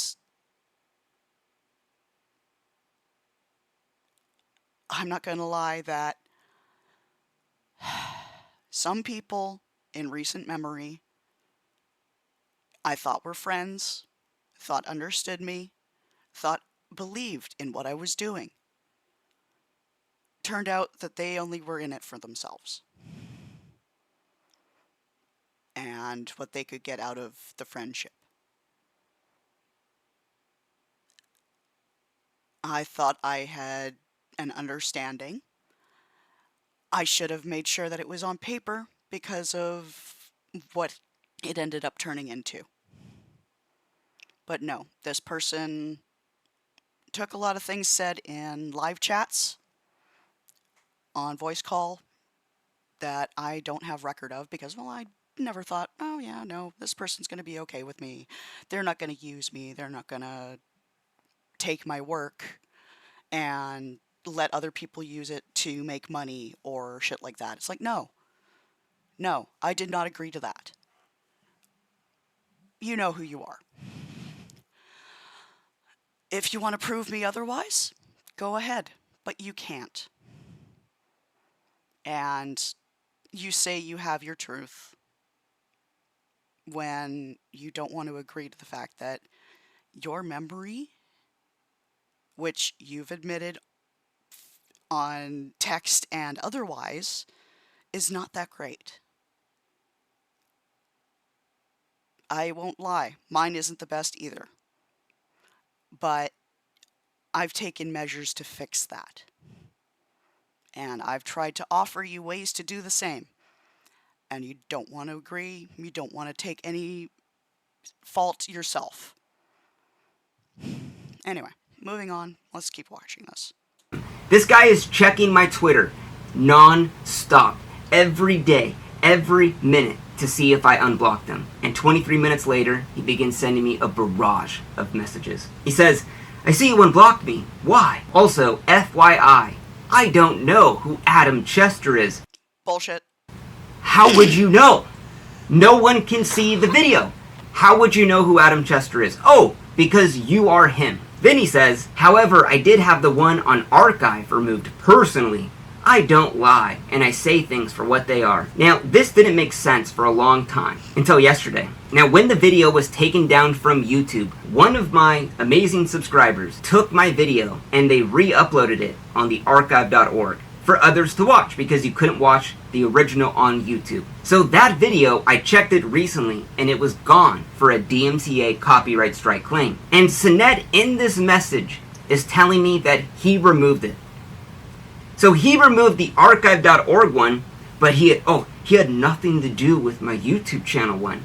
Fucking sure, bro. And then he continues to say, with all honesty, Adam Chester could be one of Nathan or Anthony's friends. No offense, but that video was a bit hurtful. So I don't respond to Sinet's message. And then at 3:18 a.m., Sinet's normal operating time, he sends me 2 more private messages on Twitter. He says, what's funny is, I even hinted and said this was old news, and I wanted it dead. So you have control over this story being alive or dead? This man just continues to message me and tells me that he wanted it dead, and he wanted it killed. And then Sinet begins to message me a sob story about how hurtful my video was, and how I triggered his PTSD so bad, and that the EMTs had to inject him with Ativan. So, because my video gave you PTSD, you could copyright strike it. So keep in mind, the story that I told about Sinet has been told thousands of times online. So why is my video in particular so hurtful to him, that causes PTSD? And you know what's crazy to think is that all of this stems because I asked him for an interview. If I never asked him for that, this probably would have never happened. So now at this point, with him sending me all these messages and continuing to just harass me, I'm like, I don't know what the fuck this guy's capable of. So I hire a private investigator to do a full, comprehensive background check on Sinet. Because I wanted to find out, could I file a restraining order against them? Could I file a cease and desist? Could I file a fake DMCA lawsuit against them? Does Sinet have any gun permits? Had he committed any violent crimes? And where does he live? Because I don't know what this guy is capable of. So the private investigator sends me a report that is 160 pages long about everything in his life. That Sinet is 37 years old, has no job. He lived at his mom's house and he just moved into his uncle's apartment that he lives in for free. And that he had tried to commit suicide the year before. Now normally I wouldn't bring that up, but we're talking about Sinet having nothing left to lose and all of the time in the world to just fucking harass me. Now because my legal name was given to Adam Chester, who was Sinet. Wow, that's ridiculous.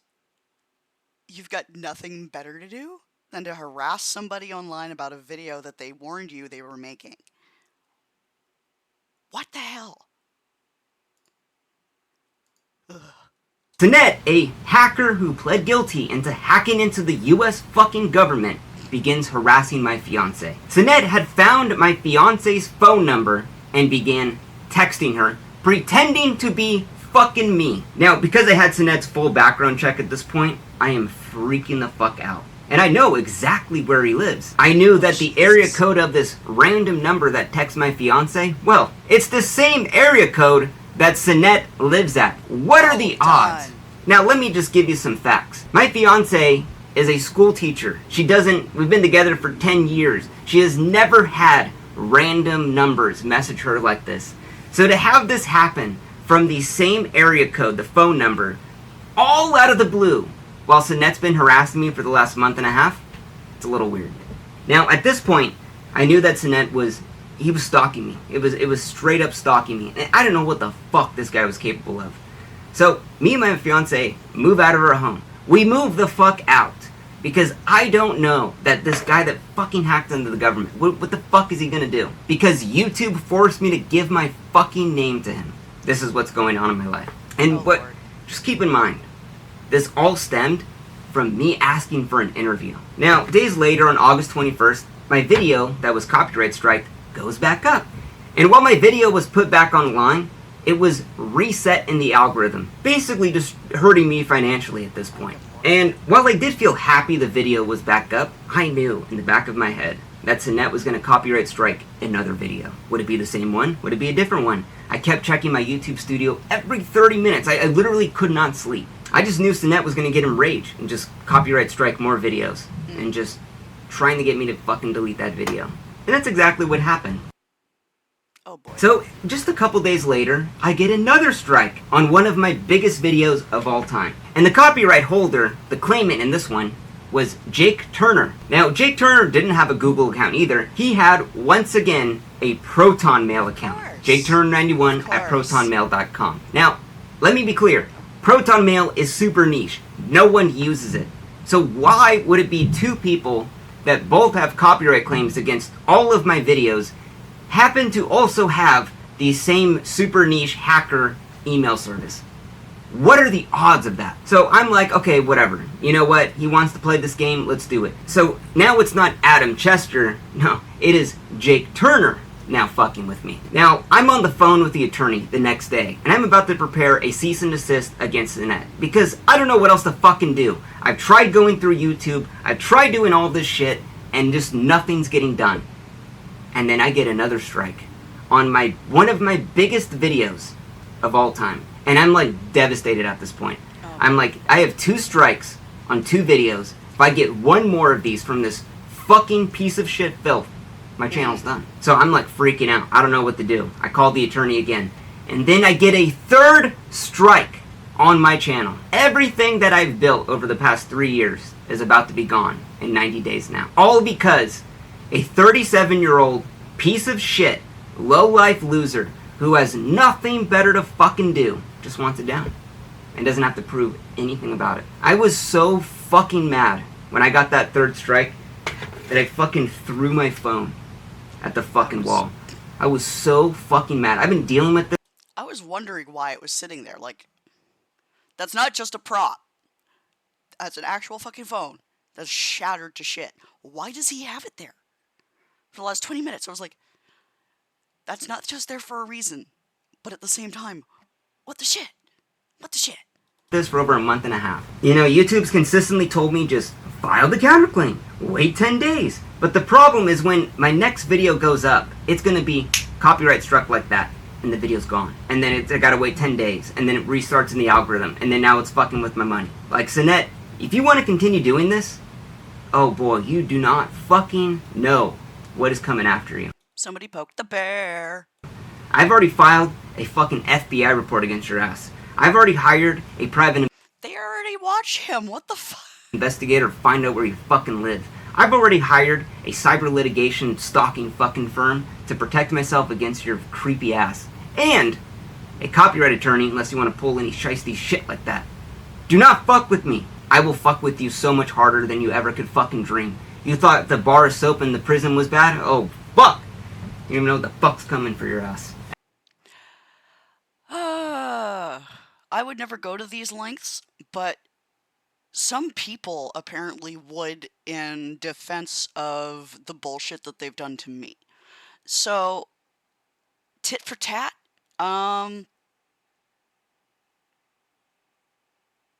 yeah. Somebody poked a bear, who actually went and defended themselves, and, well, bitch, they're gonna be able to prove what you're doing. And I told you to stop multiple times, and you continue to do this. And I tried handling this privately, but just like a big fucking cockroach, sometimes you gotta pull back the curtain and shine the light on it to get it to scatter up with the wall. Now, what's the craziest thing about this is, like, I am so thankful to be in a position where I could afford to get help like this. You know, to pay for a private investigator, pay for the attorneys. I literally couldn't imagine, if I wasn't in that situation, what to do. You know, the thing I love to do the most is, like, I've had a lot of jobs in my life, I've done a lot of things, and YouTube videos are like, it's like the greatest thing ever, you know? Absolutely love it. I love making the videos, I love putting in all the work, the writing, the animating. I love it. I would never ever change it. And what's upsetting to me is that this situation has taken away my resources and time from making more YouTube videos that I love. It's the one thing I truly love to do. And I can't do that right now because my entire world is consumed by this. If I was to re-upload another video, Sinet would do this again. And he's probably going to do it on this video. So get this video, download it, and re-upload it when he does it. Re-upload it, because he's going to do this. YouTube, I don't know what to do. You've absolutely done nothing to help me out, and it makes it really hard for me to spend hundreds of hours making a video only to have some loser fuck in his basement with no job, living in his mom's house at 37, just take it down. And it's really demotivating at this point.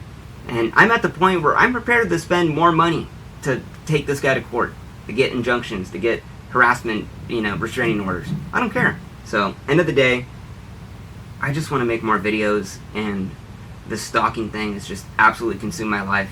So, as of right now, I'm going to be honest, I'm running out of solutions. So just make sure to download this video and re-upload it, because Sinet's going to probably take it down again. Jesus. Ugh, people like that just...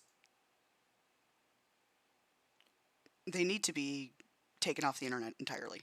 It's like, you've proven that you're not good at being a human being, or being decent, or anything like that, and you're going around harassing other people because they badmouthed you and you weren't given a voice. You were given a chance to get your voice out. But you decided to be dismissive of this person and their legitimate attempt to get your voice on a thing. Like, if you don't speak up when you're given the chance, what are people supposed to do? I mean, really.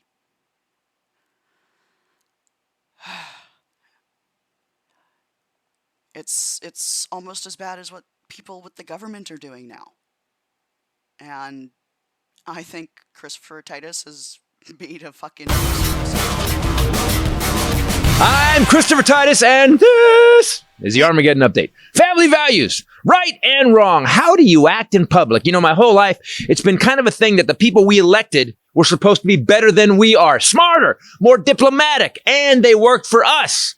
Or at least they did their freaky stuff in a tunnel under the White House. Happy birthday, Mr. President. Thanks, JFK. Look, they used our taxes for important things like roads and bridges and social programs, you know, government. And in fact, when they did do something corrupt, evil, embarrassing, stupid, violent, or they lied, they resigned. They left. Not anymore. We in America become a political reality television clown show where the bigger douchebag you are, the more douchebags will vote for you. This is Lauren Boebert, a 5'1" firecracker of dumbass. She's 36. She has 4 kids and is a grandma because her 15-year-old son got his girlfriend pregnant. You know, family values. We've covered this abomination to democracy before. However, this week was frankly next level amazing. Boebert has said she's all about integrity, that she's anti-abortion and pro-family values, and she loves Broadway plays. This is video of her in the audience in Colorado at a road company performance of Beetlejuice with a date because, you know, she's getting a divorce. Family values! She's vaping in the theater, smoking during the show, and when a pregnant woman behind her asks her to stop, she allegedly says, "Suck it, fatty!" Allegedly. Family values. Then while she is spaz dancing during the play, the man she is on a first date with grabs her teat and gives her a breast massage. And she allows it. Family values. In fact, at one point, she decides to reciprocate with a crotch massage for her beau. You know, like the old days when your grandma was courting grandpa. Because, family values. At one point, she was asked to leave, and she told him to suck it, fatty, allegedly again. Then said, do you know who I am? Which confused the man because he thought, obviously, she was a hooker. Because her hand was gripping her date's crank. Family values! Reporters asked her why she did this. She said she didn't, that she wasn't vaping. She lied because, it's what Jesus would do. Family values! The church is supposed to direct the government, and I'm tired of this separation of church and state junk. Lauren Boebert is a grifter, a con, and it's obvious. And honestly, I don't blame her. She's a loser high school dropout who's gone bankrupt and is divorcing a husband who's jailed for showing his penis to minors. She is low rent, low character, with her middle finger up high, and she's now in Congress. She is who she is, so you can't blame her. I blame you, who continue to vote for Boebert and hypocrites like her, who in the face of knowing who they are, what scumbags they are, and what they do, you still put these bad examples of humanity in positions of power. They value nothing except their own power. And they may value your vote, but as records show, they don't value your family. I'm Christopher Titus, and this is the Armageddon Update. Man, she was stroking the dude's yoke while he was on the road. Just like, I don't even, and he, what was he doing? Like, what's the deal? Just play. And he's like, man, I need some beauty right now. Yeah. There's like a piece of this high.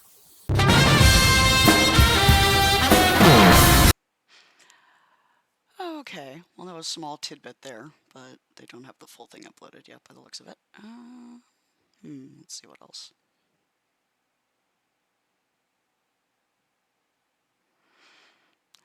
Yes, I'm guilty of this right now. I don't care. Oh no. Baldur's Gate 3 cast plays D&D. That would be funny, but not right now. This guy's usually pretty good. Folks, you may not realize, but the world has programmed you to be miserable. Every day, no matter what, no matter the topic, the world has become so polarized that regardless of the issue, someone will go out of their way to make you feel miserable about it. Like hamburgers? Meat is murder! Like veggies? Stupid hippie! Eat meat! Like a game? That one person on the dev team is toxic! Don't support them! Like a movie? That one actor did something bad! The tedious list goes on, and no matter what it is, no one wants you to enjoy it. No one. Ever. That sounds about right.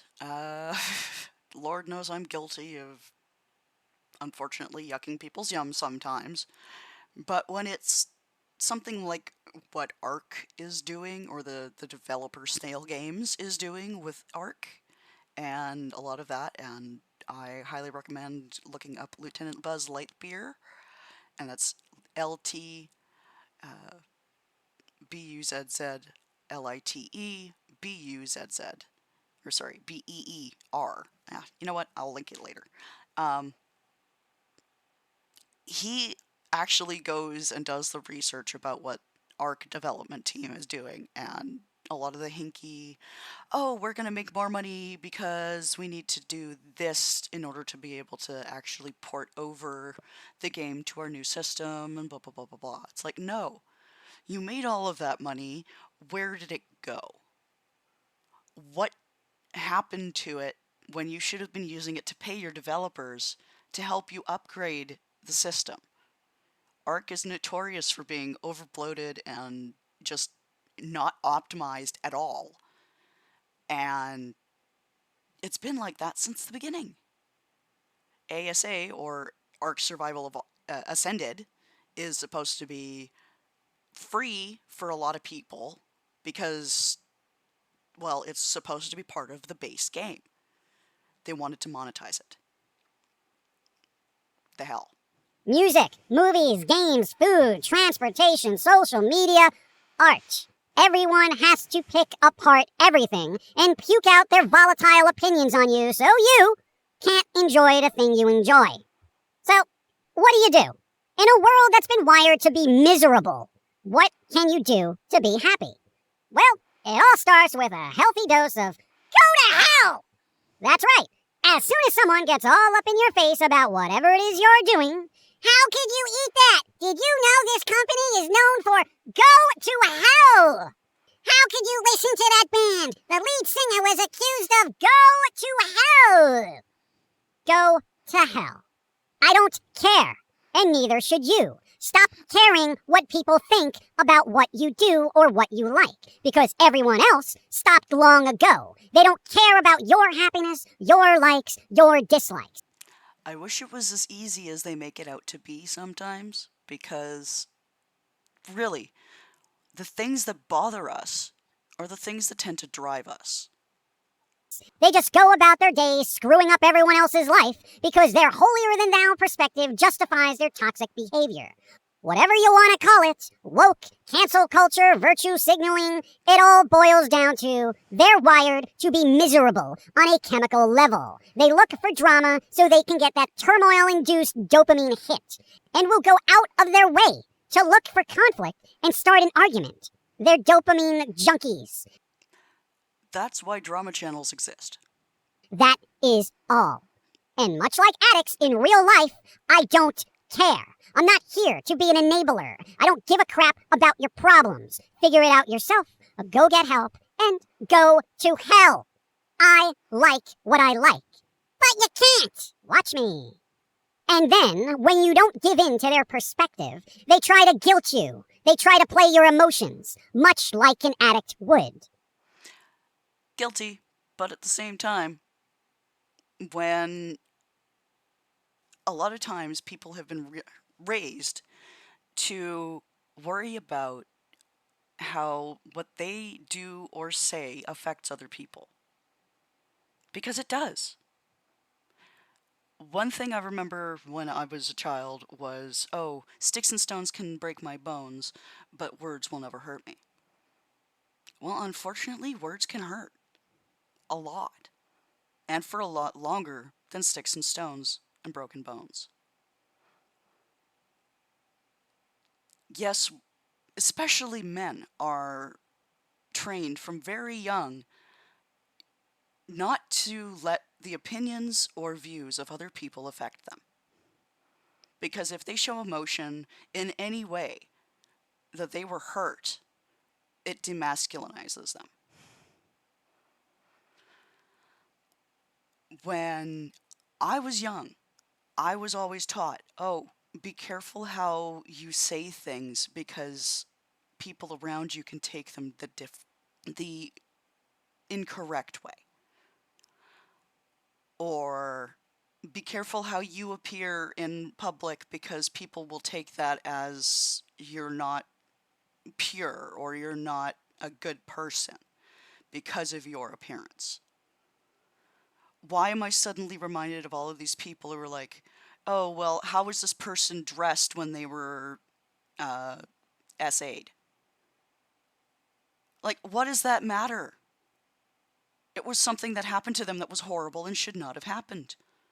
It doesn't matter what they were wearing, or weren't, as the case may be. Like, we're not in a society anymore that allows for people to go and take advantage of others in that way.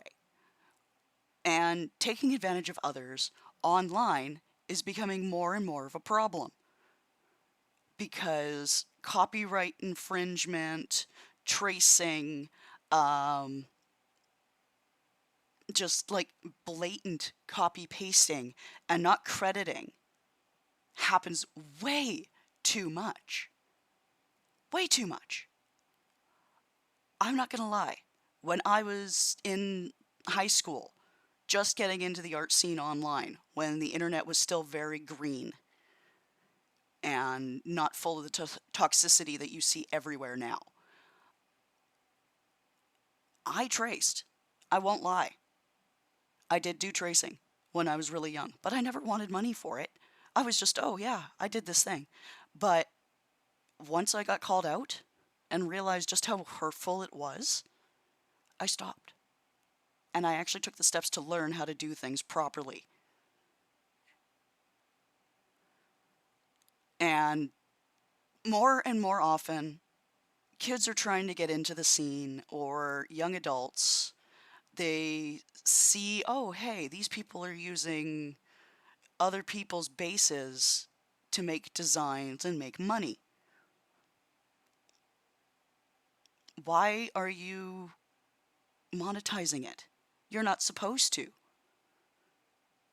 Most of these designs most of the bases that you find online are resellable like that. Some of the pay-to-use ones are not supposed to be used like that.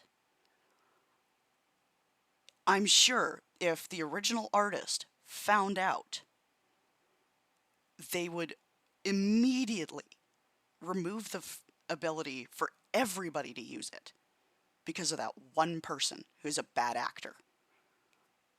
If you allow other people to do that, fine. All good to you. But if it's something that you express to a person in a group, as I have recently, that you do not want your work used for other people to make money, that you should be respectful of that.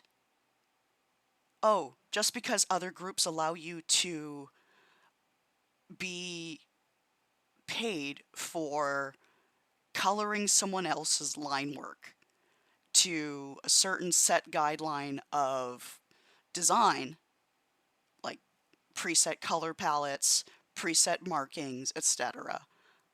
Just because your group allows, another group allows people to make money off of that, doesn't mean the person making the complaint wants that. And that you're not willing to accept that and make a public note and tell that person to change their wording in a public forum. Respect that. Don't just push it off. Or, oh, well, I'll message them privately. That's not good enough. Because you're still leaving it where people are allowed to monetize something that you worked hard on. And that you're minimizing it. That, oh, well, it's just line art. No, it's still someone else's work. And that's not okay. Just because you're okay with something does not mean the other person is. But you can't support that game dev. They have crunch time and poor working conditions for their employees. In instances like this, when people try to guilt me, I generally try to one-up them by saying, dude, I don't care if they're chained to desks, getting involuntary caffeine IVs to keep them awake and working. 20-hour workdays? Still not enough. Get back to work and go to hell. How dare you? You are just so socially unconscious, it's embarrassing. Look, I'm all for being socially conscious, but to a point. If you're tweeting your discontent about corporations from an iPhone, check yourself, bro. Check yourself. Posting VODs about the impact of crypto mining on the environment. You do realize your VOD is on a server with millions of others creating a negative impact on the environment and energy usage, right? You're aware of this, right? Doesn't mean you're not allowed to call it out. Human existence is terrible for the environment. You're right. And the planet will be okay once we're gone. Period. You want to help the environment, don't have kids, and live a shorter life. Honestly, I'm just tired of addressing remedial logic problems no one can get past merely because their own ego or ideology stops them. The only word I can use to describe humanity at this point is tedious. Just tedious. Fully agree with you on that. It's like being a teacher who has to teach the same grade every year. You see a little bit of progress, but at the beginning of the next school year, you just get a fresh face of idiots making the same freaking mistakes they did the year before. And the cycle continues and continues. It's tedious. Exceedingly tedious. So, folks, if you feel like you're stuck in a cycle of combating human idiocy, just remember, a cycle is a circle, and sometimes the only way to break that cycle is to step outside of it. Very true. Remove yourself from it. And if people try to drag you back in, you can decline. Choose not to participate. Choose not to care. But you have to care.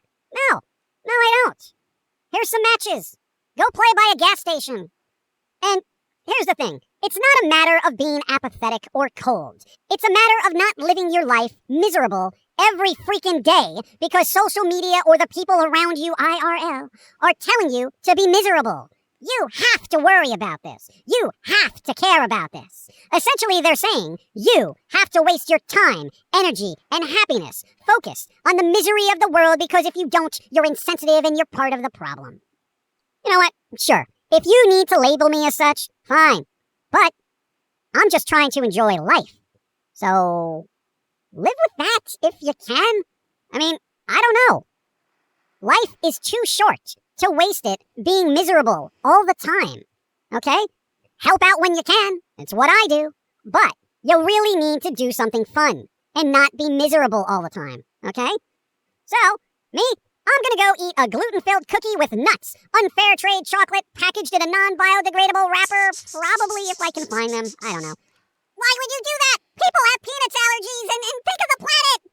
I don't have peanut allergies, so I can eat peanuts. As for the planet, I don't have kids and therefore have stopped potential future generations of resource-sucking beings from existing. You're welcome. Okay? You're welcome. I don't have kids, so your kids, now, thanks to me, will have more resources available to them merely because I decided to not have kids. So, go eat a cookie. I'm gonna go crypto mine or some crap, right? Gotta find some hopium somewhere. I'm gonna enjoy life, whether you want me to or not. Tired of being stuck in an idiot plot. Nothing moves forward, nothing gets better. People who think they do don't know any better, 'cause their brains are dumb. Not bad. Let's listen to some drama. What would happen if you combine an addiction to attention? I just joined the Mile High Club. And I know it doesn't count as the Mile High Club because I was in the airport, but I still joined it. I swear to God. Impulsivity. And a completely unstable mental state. You guys are dumb as fuck, man. You guys are literally dumb as fuck. Well, you get a very unpredictable individual that will do anything he can possibly do to stay in the spotlight. Hi, I'm the Internet Anarchist. I create weekly YouTube documentaries, and today we'll be examining the mental collapse of the legendary Fuzi, his recent poor choices in the pursuit of relevance, and how his in-over-the-top personality both built up and eventually burnt down his career in just 1 month. To fully understand why Fuzi has become incredibly popular and controversial for over a decade, we first need to examine the few recurring themes throughout Fuzi's journey on YouTube: virality, outrageous stunts, and mental instability. Firstly, Fuzi's videos have always blurred the lines between fact and fiction, which is part of why they were so popular. He helped pioneer the prank genre, and for a long time managed to fool viewers into thinking that the events on camera were completely real. You don't want my number? No, I'm good. Are you sure? Yeah. This is your last chance. I'm gonna leave. What's up, bro? What's good? Oh, what's good, man? Oh, what's up? How you been? Chilling. Yo, how Drake doing? Drake's good. He's actually working on his new album already. Word, y'all gotta invite me to another mention party, man. Oh, so you can see Nicki Minaj twerk again? Absolutely, bro. Yo, Weezy rematch Madden for real. Come on, man. He lost it to Lil Wayne in Madden and wants a rematch for $1,000. Get out of here. Fuzi mastered the art of giving his audience entertaining or shocking social interactions they weren't entirely sure were fake or real. His yoga pants prank and the R-word experiment are among two of his most popular videos, gaining 52 and 25 million views respectively. This style of content allowed Fuzi to garner over 10 million subscribers and 500 million views on his main channel, easily earning multiple awards along the way. Yusuf Erica!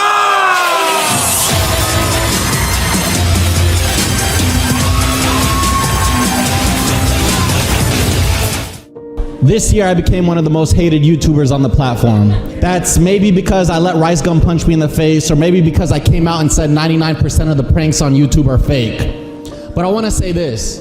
For a long time I looked at myself in the mirror and I based myself based on what I read on the comments. I felt worthless, I felt ugly, I felt gay, I felt that like that just based on what they told me. But by 2017, the genre Fuzi built his career on was revealed to be fake, and the image of authenticity that he had crafted was completely destroyed. A combination of dwindling views and fan backlash forced Fuzi to disappear from the internet for over a year. This is where the video takes a slight turn, as I flew out to Salzburg, Austria to share today's sponsor with all of you. This is Holzkern. Holzkern creates uniquely designed watches, jewelry, and accessories that are anything but mainstream. Each piece is meticulously crafted from a selection of over 50 different natural materials, as and you can discount Fuzi only attracted it by any means necessary. Returning, Fuzi was fixated on turning his career around and was going to do it by any means necessary, which leads us into the second major theme in Fuzi's saga, his outrageous stunts. Shortly after a fan meetup in Australia that only attracted 300 people, Fuzi came up with the brilliant idea to host an event for the YouTube community that he claimed would rival Coachella, an undertaking that he would quickly regret. The days leading up to the event were filled with vague promises. Again, because I've been working on the biggest project of my life, all my energy, all my purpose, everything into this project. I am now, for the first time, going back to the city that destroyed me, Los Angeles, California. What's with the dots, bro? Like, really? California, and taking back ownership of my life and my power and throwing the biggest event that Los Angeles has ever seen. Unrealistic expectations. I say that to say there are a couple of people I need to come to this event. DJ Khaled, as your Palestinian brother, your Arab brother, I need you to DJ this event. I got all your brothers coming from New York. All of them. Hit them up. They're coming. I got your brothers coming from LA. They're coming. We need you, okay? We need you. Drake, I heard you're in LA this weekend. We need you. Will Smith, we need you. Jaden Smith, we need you on stage to perform Icon. And now we're gonna have all the biggest artists in the world in one arena and everybody in the world watching, and we're spreading positivity and love and a positive message. There's one more person I need to come, and that's LeBron James. LeBron James, I need you to get on that stage. And advice from close friends and family to reconsider what he was doing. Let's say the event takes off, right? And somehow the artists don't show up or people don't show up, and it's a flop and it's failed and it's seen as a fail. What happens to Fuzi after that? On the 16th of July 2018, Fuzi's wish of cementing his place in YouTube history was granted, but it wasn't for the reasons that he originally intended for. The event would be called off due to a fake bomb threat, none of the celebrities he claimed were coming showed up, and Fuzi had a critical mental breakdown in a parking lot. What I'm saying isn't hate. I'm just telling you as a man at 28 years old what I feel. You made me want to commit suicide last year. I wanted to kill myself because of all the attention you gave me. I rewatched videos going viral after the attention you're giving me now of you saying Fuzi is the biggest piece of shit, egotistical asshole on this earth. Fuzi was never the same after this. He had manic episodes before, but none quite what we had just witnessed. Following this incident, Fuzi began using his bipolar disorder and manic behavior Of course. as an excuse for his very public meltdowns or lapses in judgment. That's proof that he's using it for clout and or sympathy and excuses. It was evident that Fuzi was unable to handle the stress that came from being the center of attention, yet it seemed like attention was the only thing that he craved. Time and time again, Fuzi would attempt to go viral with a public stunt of some kind, proceed to embarrass himself, and finally have a mental crisis over it. Whenever he did manage to gather some momentum in his career, Fuzi would allow the fame and glory to overwhelm him, leading to yet another manic outburst. To many, it seemed like Fuzi would never be able to break away from his self-destructive behavior, but was he really doomed to repeatedly revive and then kill his career? Was Fuzi capable of learning from his mistakes and becoming a better creator, or was he simply incapable of falling back into his old ways? Well, to answer that, we have to look no further than the events of 2023. On the 18th of May 2023, Fuzi would upload a video titled, "I gained all my weight back, time to transform." It was his first upload in 9 months, and Fuzi seemed eager to reconnect with what was left of his audience. Yo, it's been so long that I don't even know how to talk to the camera no more. And that used to be like the easiest thing for me in the world. Like, you put a camera on me, what's up everybody, and welcome to now it's like, Hi, you guys are literally witnessing my first day back in 9 months. Y'all might have been wondering, where's Pussy? What's he doing? What's going on? You're literally witnessing my first day back in here right now. To the 80,000 people that watched the video, it appeared that Fuzi was making a genuine effort to put his life back together, with the first steps of this being his fitness journey, with comments stating, "Can't lie, his life is motivational. Never seen someone get back up this many times. I'm here with you, Fuzi." And "This guy is the most wild roller coaster ride of a human I've ever seen. The incredible highs and lows he's hit with his mental and physical health multiple times is insane." Fans were hopeful that Fuzi had finally changed, and for the next 2 months, they weren't disappointed. Fuzi would continue to upload updates on his fitness journey in order to gain some authenticity and respect from his core fan base. He even went as far as launching his own fitness app so that his viewers could train alongside him. Now it's time for me to reveal all my secrets. I am happy to finally be announcing the launch of my fitness app, Fit by Fuzi. Fit by Fuzi is gonna give you an opportunity to do exactly what I did for myself, for yourself. No matter where you are right now, no matter where you are in your fitness journey, this app is gonna help you get into phenomenal shape. It's safe to say that Fuzi was building up some forward momentum, and he knew that he had to make the most of the positive sentiment from fans, because if he doesn't, he might never get the opportunity again, with a comment stating, "This is cool and all, just don't give up on this and switch lanes, like you usually do. When I'm ready to go hard, I'll def try your app." On the 1st of July, Fuzi took the format from his daily fitness challenge and applied it to other areas of his career, such as streaming on Twitch for 24 hours a day, every day. Yo guys, I've been live for over 75 hours. I'm live right now on Twitch. I'm about to live stream my real workout. I'm doing the Super Saiyan 2 workout live. If you want to watch me work out live, click this link. 75 hours live. That means they've watched me sleep, they've watched me eat, they've watched me go to the bathroom, everything. Click this link right here to see me live. Throughout the month of July, Fuzi would keep his stream entertained as he traveled across the US to find a worthwhile situation to either entertain or inspire his audience, such as helping random people he met. Do you have Cash App? Yeah. Someone said fuck you. I'm gonna send you 500 because I know. No, it's okay. Let me do that for you because I understand the dopamine high of hearing that you're gonna get a 500. Then that's such a cruel prank. No problem. Give me your please, for me. Fred, where are you going after this $500? The strip club. The strip club. Woo! Throw that money, Fred. Hey! Okay. Oh! Fred gets down. No. Tell him I recognize him. Is it working? Fred, here you go. No? Hold on. Oh, wait. They said gone again? Yeah. You really do that? Yeah. Why is it gone? No, they're on. It's on. No problem, brother. I hope that helps. I'm sorry for their prank. Thank you. You got it. And partying whenever he could.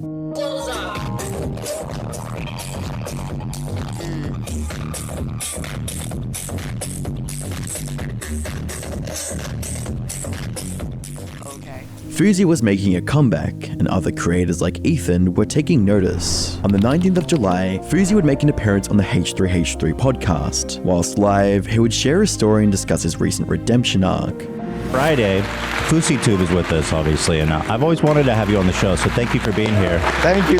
Let's go. Yeah. G7 times H3. Let's go. And on Friday, we had such a great time. It was so surreal. All the comments were about like that Fusi clip was this Fusi segment was so insane. They watched it like 3 times back. We were trying to save your life because you were going to live stream through TSA checkpoint. And I feel like, did we get through to you? You did. Before I even say that, though, I want to say thank you so much for even addressing anything of me on the podcast, because what you've done for my subathon right now, like, I can't thank you enough. Like, I did a poll today. Are you guys G7 members or H3 members? And it was pretty even. So thank you so much for what you've done for Absolutely. Thank you. Fuzi would go on to discuss various aspects of his life that he'd never publicly shared. His mental health challenges at various points in his career. Were you in a manic state at that time? Yeah. Induced by Adderall. So what? I mean, I remember the diagnosis at the time seemed to be that you have like bipolar and that you were in some kind of manic state. But you said that was a misdiagnosis? So when I was 18, I was in college and I had my first nervous breakdown. I was in the library, open my laptop. Next thing I know, my heart's palpitating. I'm sweating. I'm like, what the fuck is going on? Pack my bags, run home, scared, go in my room, like shivering. Go to the therapist for the first time, see a psychiatrist. All it took was, I think, 1 or 2 evaluations. And she goes, yeah, from what you said, you're bipolar. And I took it. I took it and ran with it for my whole life. Even took bipolar medication, everything. 2021, after the Reality High incident where I got knocked out by Bryce Hall, I get sent to a rehab in Caron, Pennsylvania, and they do a 30-day intense eval with many therapists, daily, everything. And at the end, they gave me my diagnosis and they said, Yusuf, you have no signs of bipolar. You're severely depressed. You suffer from depression, but no signs of bipolar. And I've always thought that because July 15th was the only manic thing I've ever had. Yeah, like, you know, it's highs and lows. I don't have any highs. I only have lows. How he lost a lot of money.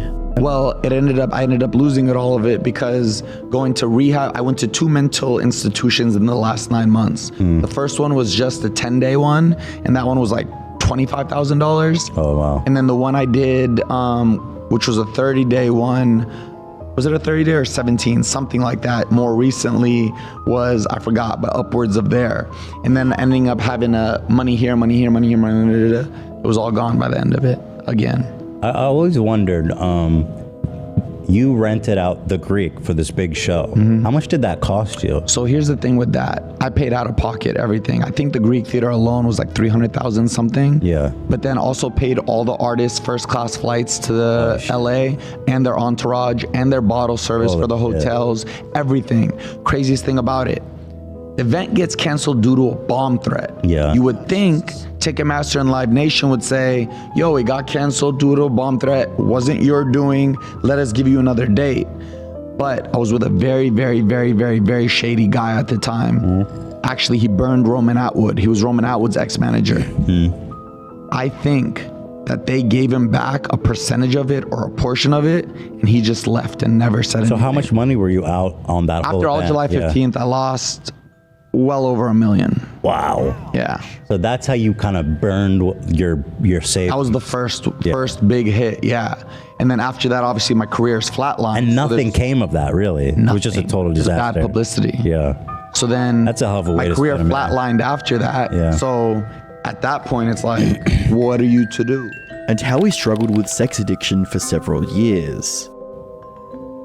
Okay, so your sex addiction seemed like it was more about like the masturbating / handies, or were you sleeping with a lot of people as well? I wasn't sleeping with a lot of people. Yeah, okay, so it was a different than what you yeah. think of. You know, I know a few people who were sex addicts, and I don't think people realize how devastating this addiction is. The people that I've seen who are sex addicts, they cannot maintain a relationship. They lie about everything. They hurt so many people. It is really, really, really such a damaging addiction for them and the people around them that I don't think people realize that, you know? That's why the first time I went to rehab, I think I was 28, and it was for my sex addiction. Nobody knew why I was going. I didn't even tell anybody, but all the men there were older. They all looked at me and said, good on you for being here this young. Good on you, because they were like 65, still going. Yeah, probably their whole life was ravaged from it. It's so, when it takes control over you, it is so, wow, it's unbelievable. I've never felt that type of autopilot in my life. Right. And so how did you get control of it? Years. Finally doing the proper therapy, finally understanding why am I like this. And his relationship with Keemstar. When Keem rides for you, when Keem likes you, he f***ing rides for you. This guy texts me, like the other day, I sent him a clip of the July 15th, me crying about it on stream, and I said, post this on Drama Alert. Instead of saying, yeah, 100%, this is gonna get numbers, he said, are you sure you want me to post this? I said, what do you think? He said, I don't think you should. What did you want him to post? I cried on stream about July 15th this year. I finally let cries out, and I sent him the clip, and he didn't want me to post it. So when he rides for you, didn't think it would he get rides numbers. for you. But I'm gonna admit this. You know what I said in therapy about him before? When I was best friends with him, I said I feel like I became best friends with my abuser. That's how I felt. It was almost like a Stockholm thing. I had to deal with that in therapy for a long time because my relationship with him, like I was on top of a car saying, you made me want to kill myself. Yeah. But I want to say Keem treats me really good and he really cares for me. He does. Yeah, until you say something just a little bit off, and then he tries to ruin your fucking life. After so many years of not confronting his problems, Fuzi was finally being open about his struggles and was grateful to his audience for his success so far. I'm not setting expectations that this is forever. I will still be so grateful for what they did get me to. And I'm sure, like, regardless, if I had 3,000 subscribers a month, that all I want, people ask me like, do you want money again? Do you want this? I don't want supercars. I don't want jewelry. I don't want clothes, but I want enough money to be able to go, because in my culture, you have to speak to the girl's father. I want enough money to be able to go up to a girl's father and say, I want your daughter's hand in marriage. And when he asks me, can you financially support her? Say yes. This interview served to not only give Fuzi a chance of redemption, but also exposed him to Ethan's very active fan base, many of whom were willing to give Fuzi a second chance, with comments stating, "This dude is just sitting here going over some of the biggest regrets and mistakes of his life, with such honesty and humility. The amount of self-work it must take to get to that place is so impressive." As well as, Fuzi is on stream crying right now, saying how thankful he is to the H3 family, and calling his mom and dad to tell them how happy he is. "I never thought bringing Fuzi on would become such a wholesome thing. I hope Fuzi can come on again because I think he just got lost in the sauce, but is a really good guy deep down." However, it wasn't all smooth sailing, as Fuzi's Twitch account would receive a suspension for sexually suggestive content only 2 days later. But this hardly affected Fuzi's numbers on the platform. By August, Fuzi had amassed 33,000 subscribers, and his streams were averaging around 7,000 viewers. Fuzi had gotten everything he wanted and more: positive publicity, an audience that wanted to support him, and rapid success on a platform other than YouTube. What more could he possibly ask for? But like most good things, they must all come to an end, as Fuzi's renewed success would once again be tarnished by his own poor choices. On the 6th of August 2023, during one of his live streams, Fuzi would encounter a lone woman at a bar shortly before boarding his flight. Sensing an opportunity for engaging content, Fuzi decided to spark up a conversation with her. I'm a great person. I can tell. How are you? Hey, how are you? I'm so good, but I have like 5 hours. My name's Yusuf. What's yours? This is Sarah. Sarah? Hi, Sarah. Yeah, I got 3 hours. You vaping? Yeah, I'm just like ghosting it. I'm hiding it. Yeah. Talking about that. Which one's your boyfriend? No. Perfect. I'm trying to go my boyfriend. Both of them. Perfect. What's up, then? What's up, then? Yeah. How are you? I'm just kidding. You're good energy, and I like good energy. Thank you. You're so sweet, dude. Thank you. Now, it's worth noting that the woman in the video was intoxicated by the time she met Fuzi. The one race I haven't been with is a white girl with blonde hair. I swear to God, I don't know why. I like my last boyfriend was like a light skinned guy. I liked it. Light skin? And the fact that people were treating him as a celebrity only further shifted the dynamic between them. Toronto. So I guess my assistant said that I made her book this flight. I tried to blame my assistant and fire her. She said, "Hold on, bitch, you booked it." I said, "All right." Whatever. But none of that stopped the pair from flirting and exchanging more personal details about themselves. Bloody Mary. Can you follow my Instagram? I want to be friends with you. Yeah. I mean, mine is kind of like old. Let me show you. I wish you would come to LA. Your energy is so... Which then led Fuzi to take things a step further. Can I kiss you? Just one. You're cute. Can I get a kiss? Oh, yeah. You're so nice. A few minutes later, the woman revealed some shocking details about her past after showing Fuzi a tattoo. Yeah. 2 babies. Dollar and muffin. Dollar and muffin. Tiger. Oh my God, that's a very animal. And then the rest are on my legs. And the other one's right above my dick, so you can see that one. I got one right here too. Can I see it? Oh my God. What does that mean? So, that's the dude's name. Sarah, I can't be with you now. No, I can't. I can't. No, so. Is that your baby daddy? No. Sarah! Listen. What the fuck? I thought we had something. Listen. So I got sold into the sex trade. You got sold in the sex trade? I actually care about this shit because I'm like an advocate for like against sex trading and all that shit. In response, Fuzi decided to send $300 so that she could provide for her kids that weekend. He also shared her cash app with the stream so that they could help as well. Alright, guys, this is her cash app if anybody wants to bless her. Chat, I trust you. If the encounter ended here, then this would have been another very positive moment for his career. He had helped a trafficking victim and got his chat to pitch in, allowing all parties to be better off for the interaction. Well, that was until Fuzi decided to return from, quote, buying her snacks, unquote, and said this. Find that out. Hour and a half, dude. You sure? Yeah. You swear? I swear. Give me a kiss if you're honest.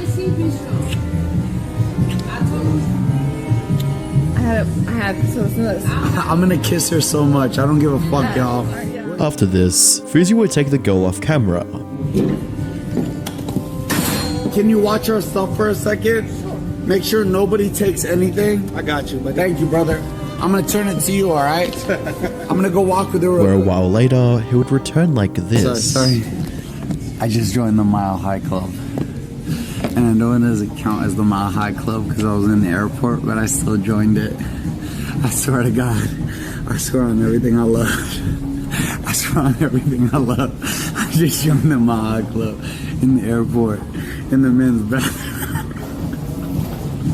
I swear to God, Wallah, I had to confess, I couldn't hold it for a fucking second. I didn't go to buy her no fucking snacks. I joined the Mile. A statement that he would immediately regret and try to take back. Sorry, I shouldn't have shared that. I'm sorry. I'm sorry. I'm lying, by the way. It's a joke. It's a joke. It's a joke. It's a huge joke. It's a huge joke. It's a huge joke. I'm typing I'm sorry in chat. It's a huge joke. Within a few short minutes, Fuzi had ruined an otherwise wholesome moment with his impulsive actions. Actions that would probably kill his career once again. To control the situation in the chat, Fuzi's moderators began deleting comments that referred to what just happened, but it was too late. News about Fuzi's latest screw-up spread like wildfire. Let's get right into the news! FuziTube is being accused of taking advantage of a drunk girl who was the victim of sex trafficking. Yeah, this all started when FuziTube was in an airport waiting for a flight. He goes to the bar at the airport, runs into this girl that he meets for the very first time, and does this. Roll it. I have a Discord, right? With like 8,000 members. Can I send them a picture of me and you kissing? To piss them off? Thank you. They're gonna cancel me for this. I don't care though. I have a boner right now. With the girl being drunk, she goes and starts opening up about her life, how she used to be sex trafficked. Roll it. So I got Transitioning from scripted content to IRL streaming only increased the stress on Fuzi's mind, causing many of his darker tendencies to resurface. Keemstar had warned him about this beforehand, and now, being the one covering another manic episode, only strained the relationship further. However, Fuzi's current priority was reconciling with his viewers. He attempted to frame the entire experience as a moment of weakness and tried to gain sympathy, with a tweet quoting, "I'm currently on a plane home. Yes, I spiraled. I'm going to call my therapist as soon as I land. Thank you for keeping me in check. I need sleep, I need rest. I've lost the plot and need to find it." He also released a video titled, "I Messed Up," to give a pseudo apology for what happened. This shit was just for fun. I was just at home, laughing with my supporters on Discord, joking around, eating, doing like little e-dates, having fun, and we were building a strong community. And the clout, I'm gonna say it, I'm gonna take accountability and say the clout got to me.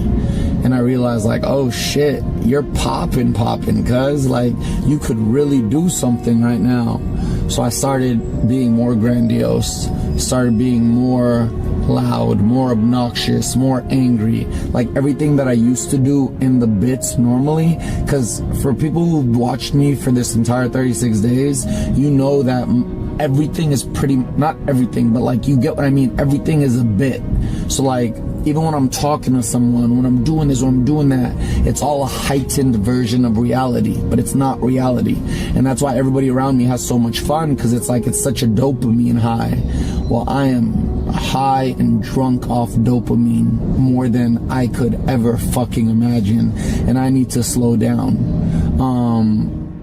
The incident at the airport wasn't the only thing he had to worry about. A few hours after the video was published, Fuzi would receive a 3-day suspension on Twitch for hateful imagery. You would think with Fuzi's career being on thin ice that brands would want to stay away from him, but that strictly wasn't the case. During his Twitch suspension, Fuzi announced a $15 million streaming contract with Kick. Guys, I haven't posted a video since the news of my $15 million Kick deal got announced. First of all, stop pocket watching, cuz. Be proud of me, man. There's enough abundance and money to go around for everybody. That's why you should never be jealous of someone else's success, because God has enough in this world for everybody. You just have to be supportive of somebody. When your friend gets something, don't tell your friend congratulations, but secretly in your head think, he doesn't deserve that, I deserve that, why does he have what I want? Because then he's gonna get more and you're gonna lose more. When something happens for somebody, be proud of them and more will come to you. It's the law of the universe. First of all, God is good, alhamdulillah. I spent 9 months not making a single dollar. I was depressed. I was in 2 mental health hospitals. I tried to take my own life in one of the mental health hospitals, and it was really bad. And alhamdulillah, I stayed praying, I stayed persistent, and now I got a multi-million-dollar contract. I can retire my parents, and I can pay off my parents' home, and I can invest and use the money wisely now. I just want to thank Kick for betting on me. They're really nervous right now because they're saying, what if he... For the first time in a long time, Fuzi's success wasn't negatively affected by the drama surrounding him. It wasn't like July 15 or his losses in the boxing ring. This time, Fuzi was able to avoid fading into irrelevance. The only thing that stayed constant was his feud with Keemstar, with a tweet quoting, "At Fuzi, it's crystal clear that you're manic again, and as mad as I am, I have sympathy. Was there for the first time, so I can see the parallels of what's happening right now. You're lying to yourself. If you actually believe you're playing a character, you need to absolutely get in contact with your advisors who are helping you when you were at your low earlier this year. They will tell you the same thing that I'm telling you right now." And Keemstar would make a follow-up tweet to reveal what actually happened behind the scenes, with DMs quoting, "Stop streaming. This shit is so goddamn bad. I just learned the context of all this. Okay, I'm on my way to get a mental health eval once I land. There are videos all over Twitter. Bro, you clearly took advantage of that girl. It looks so fucking bad. I didn't do anything with her, Keem. My girlfriend is going off right now at me. She's seen it first." Naturally, Fuzi denied the allegations and shared his own twisted side of the story. Keemstar, Keemy Dreamy, my brother, Daniel. You just said in your Twitter video that I called you and said I just fucked this girl in the bathroom. I just posted the text proof that my first text with you right after the incident was, "Keem, I didn't do anything with this girl."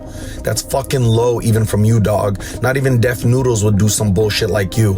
The only reason all these fake news articles are posting that I got banned on Twitch because of sexually assaulting a girl is because Drama Alert spread that fake narrative. You made me want to kill myself, Keem. I was your friend for so many years because I was terrified of you.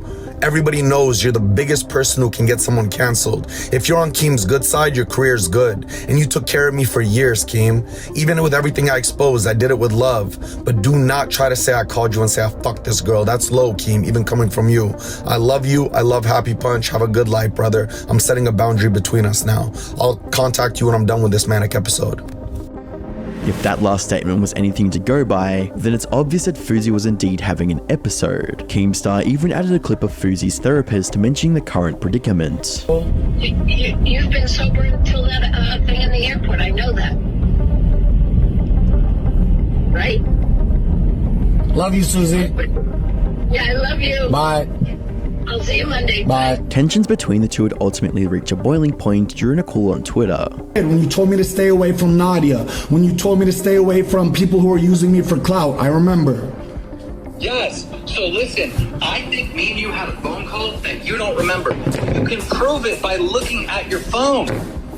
I see a phone call for 1 minute, team. I'm not gonna prove that I said I fucked the woman when I swear to God on my fucking dead fucking grandpa and my dead dog that I didn't fuck this woman. But do you give a fuck before Drama Alert goes and posts that shit? Fuzi wasn't concerned with arguing his innocence. Instead, he wanted to make sure Keem looked just as guilty as himself. It didn't matter to Fuzi if people saw him as a horrible person. He still had a platform and was more than willing to slander anyone that tried to call him out. What I want to say is he's been supporting me my whole career. He has the chance to talk to the #1 person on IRL streaming right now. And he's going to sit here and really take his chance to try to give me shots and get me canceled. He's wasting time. Ask me how to make money. Ask me how to motivate yourself. Ask me how to get off coke. Don't waste your time talking about bullshit. You're talking to the king right now. Respect him. Take his recent trip to Vegas, for example. He disrespects fans and asked him about his recent drama. We all seen what went down with Keemstar. Are you guys ever going to be homies again? And I'm gonna tell you something. You had the chance to interview Fusi too. You could have asked me for life-changing advice. You chose to ask me about drama. But this interview's over. Have a good day. Have a good day. God bless. Go home. You're not G7. Go home. You're not G7. You're G1. Hey, come follow us. What? Okay, somebody leave me. Look what's happening right now. Get the fuck away! Oh my god. I just wanted you to sign a petition. There's no way you're doing this. You can watch this stuff. No, that's bullshit. One of you should have stepped in and protected me. What the fuck? He's trying to go viral off my name. Lashed out on stream. Smart. You think you're perfect. You're not. You're far from perfect. You got a fucked up ass too. I think I'm perfect. You said you were gonna fucking do that. I think I'm perfect. I just prayed and cried to Allah and asked him for forgiveness for all my shortcomings and sins. He was sitting in the restaurant the whole time. I thought you left to get the Oxford. No, you guys. Fuck home. Yusef!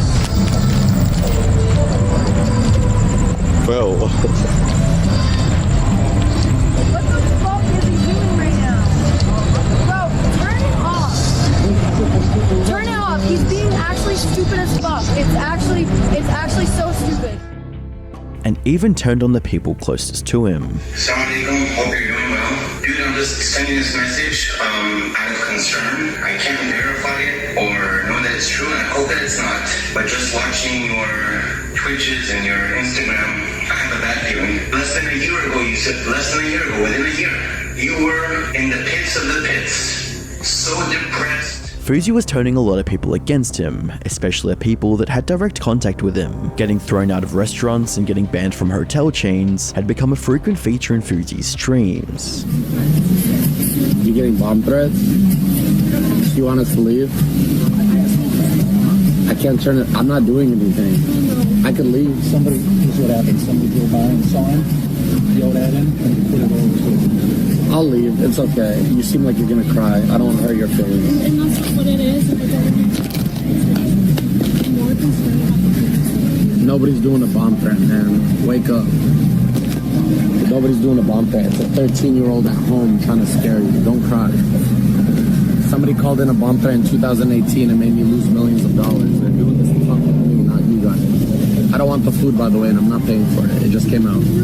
No. Fuck this restaurant. I don't want the food. I don't know why you're laughing. You guys are kicking me out.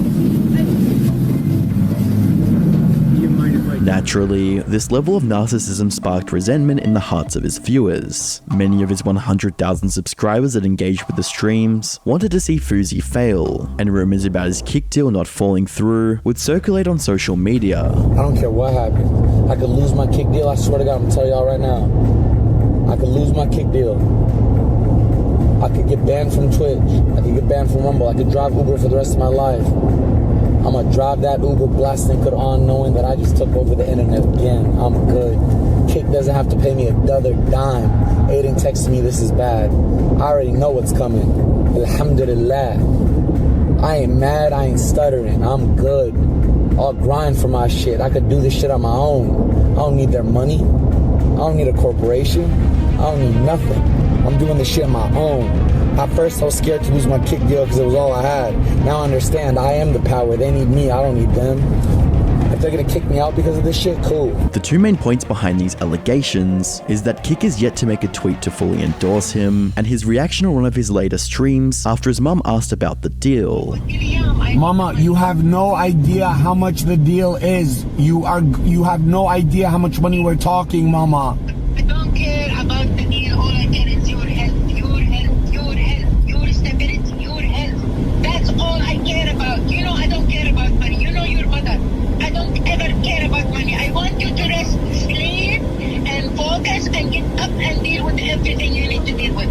لو سمحت الله يرضى عليك. طيب, I'm going home. On the 23rd of August, Fuzi stated on stream that he'd been off his medications for 48 hours and needed an evaluation. They're sending me to a mental health hospital when I get back from Miami. Why? Why? Whoa. I just have to do an eval and slow down, and I've been off medication for 48 hours. Who the fuck is doing that? No, you don't. I've been off medication for 48 hours, and the Deem hasn't got me my medication. I need to be medicated. Wait, why are you going to a fucking hospital? Don't do that.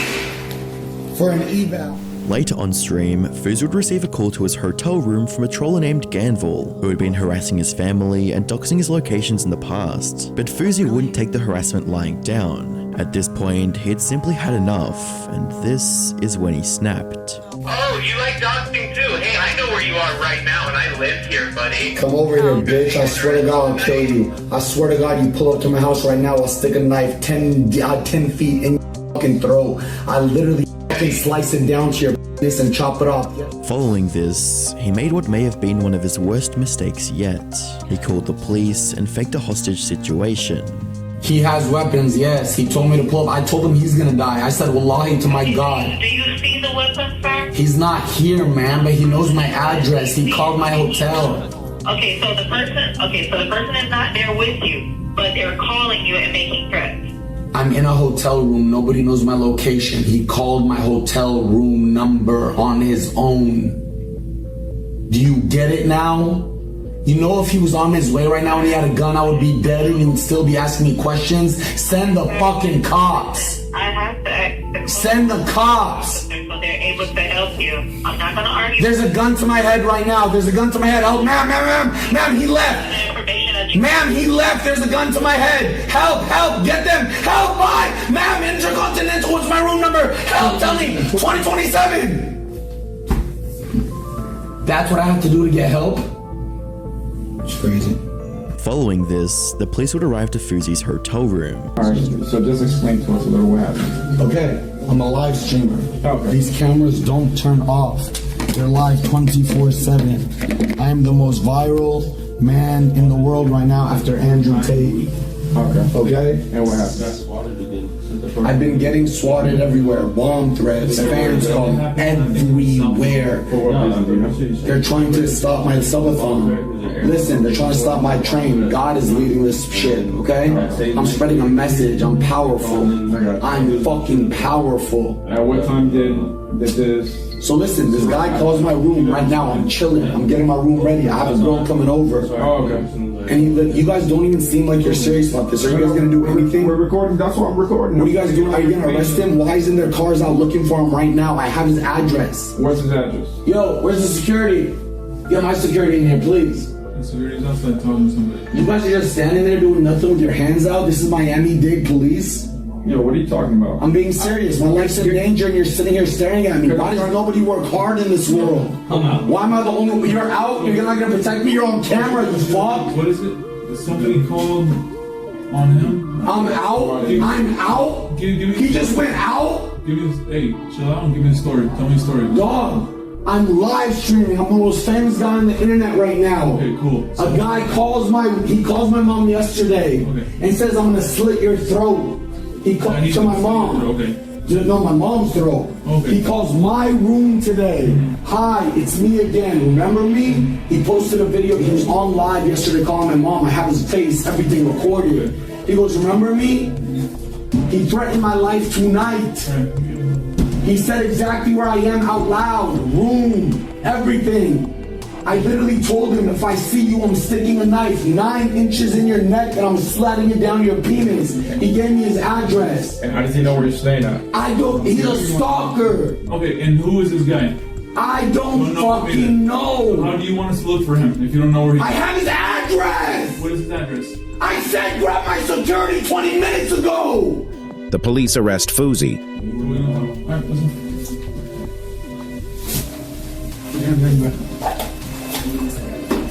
You guys are dumb as fuck, man.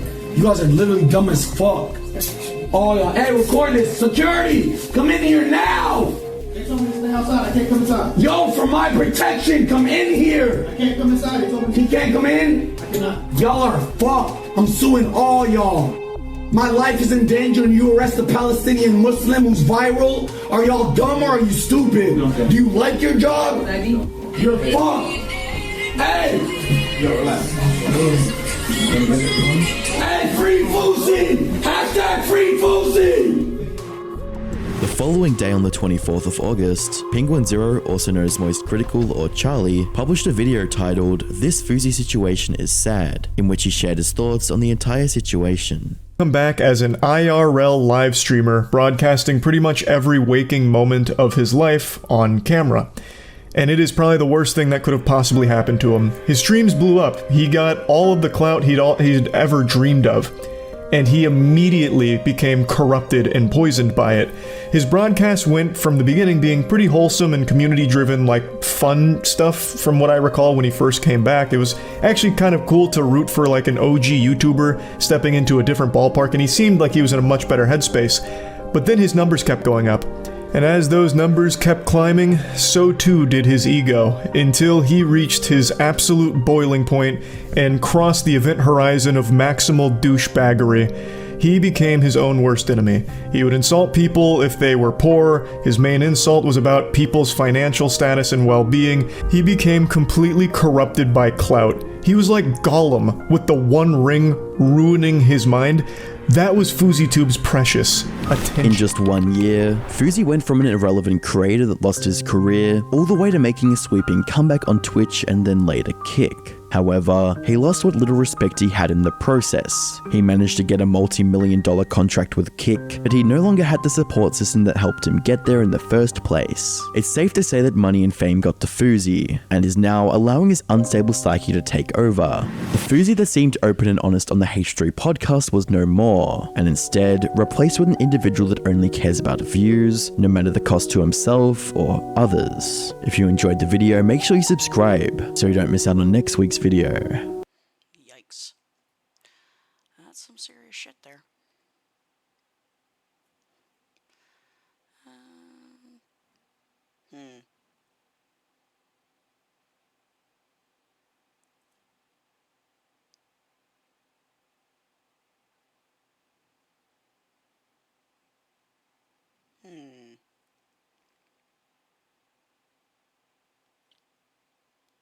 What do we have?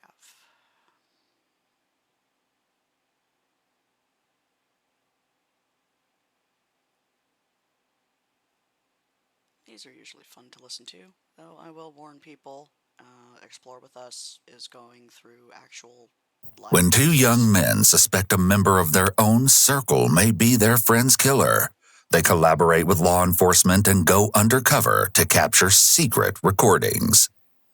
Why did he say that? Why did he say he just wanted to talk to me? What the What the Oh my God, Oh, what you got? Leave your hands out of the vehicle! Beloved cheerleader Emma Walker was just a few months into her junior year at Central High School in Knoxville, Tennessee, when her life met a tragically abrupt end. Initially, it seemed it was some sort of terrible accident. There was no other way to explain it. However, investigators would soon untangle a twisted web of lies and uncover the horrific reality. Someone had wanted Emma dead. Growing up, Emma's ultimate dream was to become a neonatal ICU nurse someday, and the honors student was putting in the necessary effort to ensure she'd get there. She was making the most of high school, and her innate ability to excel in her endeavors was also exhibited in her role on the cheerleading squad. Her third year had just gotten underway, and she was loving it. Then, the morning of Monday, November 21st, arrived. Like she'd done so many times before, Jill went to her daughter's room to wake Emma for school around 6 o'clock. Right away, it was apparent that something was terribly wrong. I just had to wake up my daughter for school, and she has no pulse. How old is she? She's 16. You said that she's non-responsive? Yeah, her tongue's hanging out of her mouth. Stay on the line. I'm transferring you to rural Metro. Word of the mysterious tragedy spread quickly. Among those hit particularly hard by the devastating news of Emma's death was her boyfriend of 2 years, Riley Gall. The two had first met in the fall of Emma's freshman year at Central High.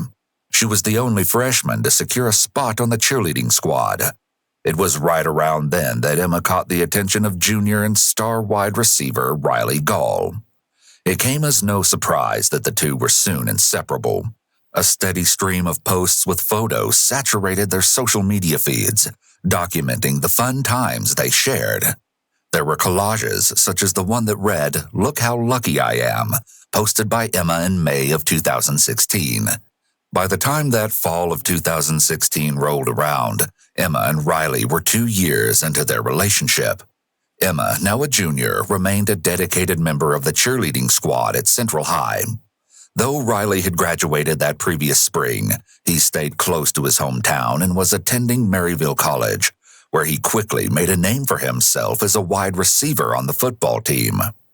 Then, just a few months into the new school year, young Emma was gone. As routine procedure goes, the Knox County Sheriff's Office immediately began speaking with those closest to Emma. Riley was brought in that evening on the outside chance that he might be able to aid in the investigation. Based on a tweet from earlier that day, he was very distraught, and understandably so. "That's my beautiful Emma. Rest easy now, sweetheart," it read. And it just so happens, word has gotten back to law enforcement that Riley has some particularly eerie information to share. Apparently, Emma had been receiving threatening text messages from an unknown source during the course of the previous weekend. The detectives start with brief introductions, then get a technical matter out of the way. The following footage has been analyzed by a qualified team, including a licensed attorney, a licensed clinical psychologist, a former licensed professional counselor, and a licensed professional counselor. Before we get started, I understand you're not under arrest right now. You came down on your feet and with your granddad and your mom. But because you're in a secure area, I have to read you your rights, okay? Because basically if you're in a position that you can't get up and leave and get out on your own, they technically look at that in court as being in custody. But understand you're not in custody. I've not put handcuffs on you. I've not told you you've been charged with anything or anything. It's just a formality. After Riley has read his rights, they engage him in a bit of small talk and efforts to build rapport, establish a baseline, and make him feel comfortable. While we're waiting on him, tell me a little bit about yourself. I know obviously you played football at Maryville College. Mm-hmm. I'm assuming you played football in high school? Yes. What position? Wide receiver, cornerback, punt returner, kick returner, punter. Must be pretty good. Yeah. Well, you kicked Hall's butt all over the place last year, so that's been your senior year, right? It's always painful to lose to you guys. Good luck. Hang in there and stay at it, work at it. A few minutes later, the detectives dive into the true reason for the meeting. They ask Riley to provide a timeline of his whereabouts over the previous weekend. Let's start with Friday. What, do you have classes during the day? Wednesday, Friday, I have an 8 a.m. and a 9 a.m. And Tuesday, Thursday, I have a 6 a.m. and an 11 a.m. And then the other class on Monday, Wednesday, Friday is a 1 p.m. Wow. You stay pretty busy, don't you? Let's start with Friday. You get out of class at 1 p.m. Mm-hmm. What happens from there? Riley explains that he headed to his grandparents' home that evening, then went to his friend Noah's home shortly after, where he spent the night. Then, according to Riley, his seemingly normal morning took a chilling turn, and it all started with a message from Emma. And she was kind of acting frantic over the phone, and she said that someone was trying to get into her house. Somebody was dressed in all black. They had a face mask on. She said that she saw them. She said she thought they were just taking a walk in the neighborhood, And then when she passed him to pull into her driveway, they put on a pair of glasses. And they started, like, she said they kind of like sped up, so she went into the garage and shut the garage, and that's when I dropped all the stuff I was at my stepdad's house and drove all the way to her neighborhood. Did you say she texted you that information? She texted me, like, she was asking if it was me at first, and I told her, no, what's going on, and that's when she FaceTime called me. She was crying and freaking out, so I said, okay, give me a minute, I'll come down there and check it out. Riley raced to Emma's home, and approximately 10 minutes later, he arrived. I went to her backyard, made sure, nobody was back there, checked under the porch and everything. Looked up and down the street. But by that time, the would-be intruder was gone. Still, a residential surveillance camera captured a few seconds of footage as the man walked down the street. Riley returned to Noah's house somewhere around 8 p.m. and stayed the night once again. Time do you leave and where do you go Sunday morning? I don't know what time I woke up, but when I woke up, I went back to my grandparents and then went back over to Noah's house. And I got back to campus around 11:30, 11:45. Naturally, the college freshman had left his homework until somewhere around midnight Monday morning. I got back up to my dorm and I tried logging in onto my Miracle College email, but I realized I couldn't because I was logged in on my my grandmother's laptop back in Knoxville, and it was late, almost 12:30, 12:15 or 12:30 around there, so I didn't think they were awake, so I drove back to Knoxville because I needed to do my homework, and I logged myself out of the laptop at my grandparents' house. My grandfather was awake though. He saw me log out of the laptop, and from there I left.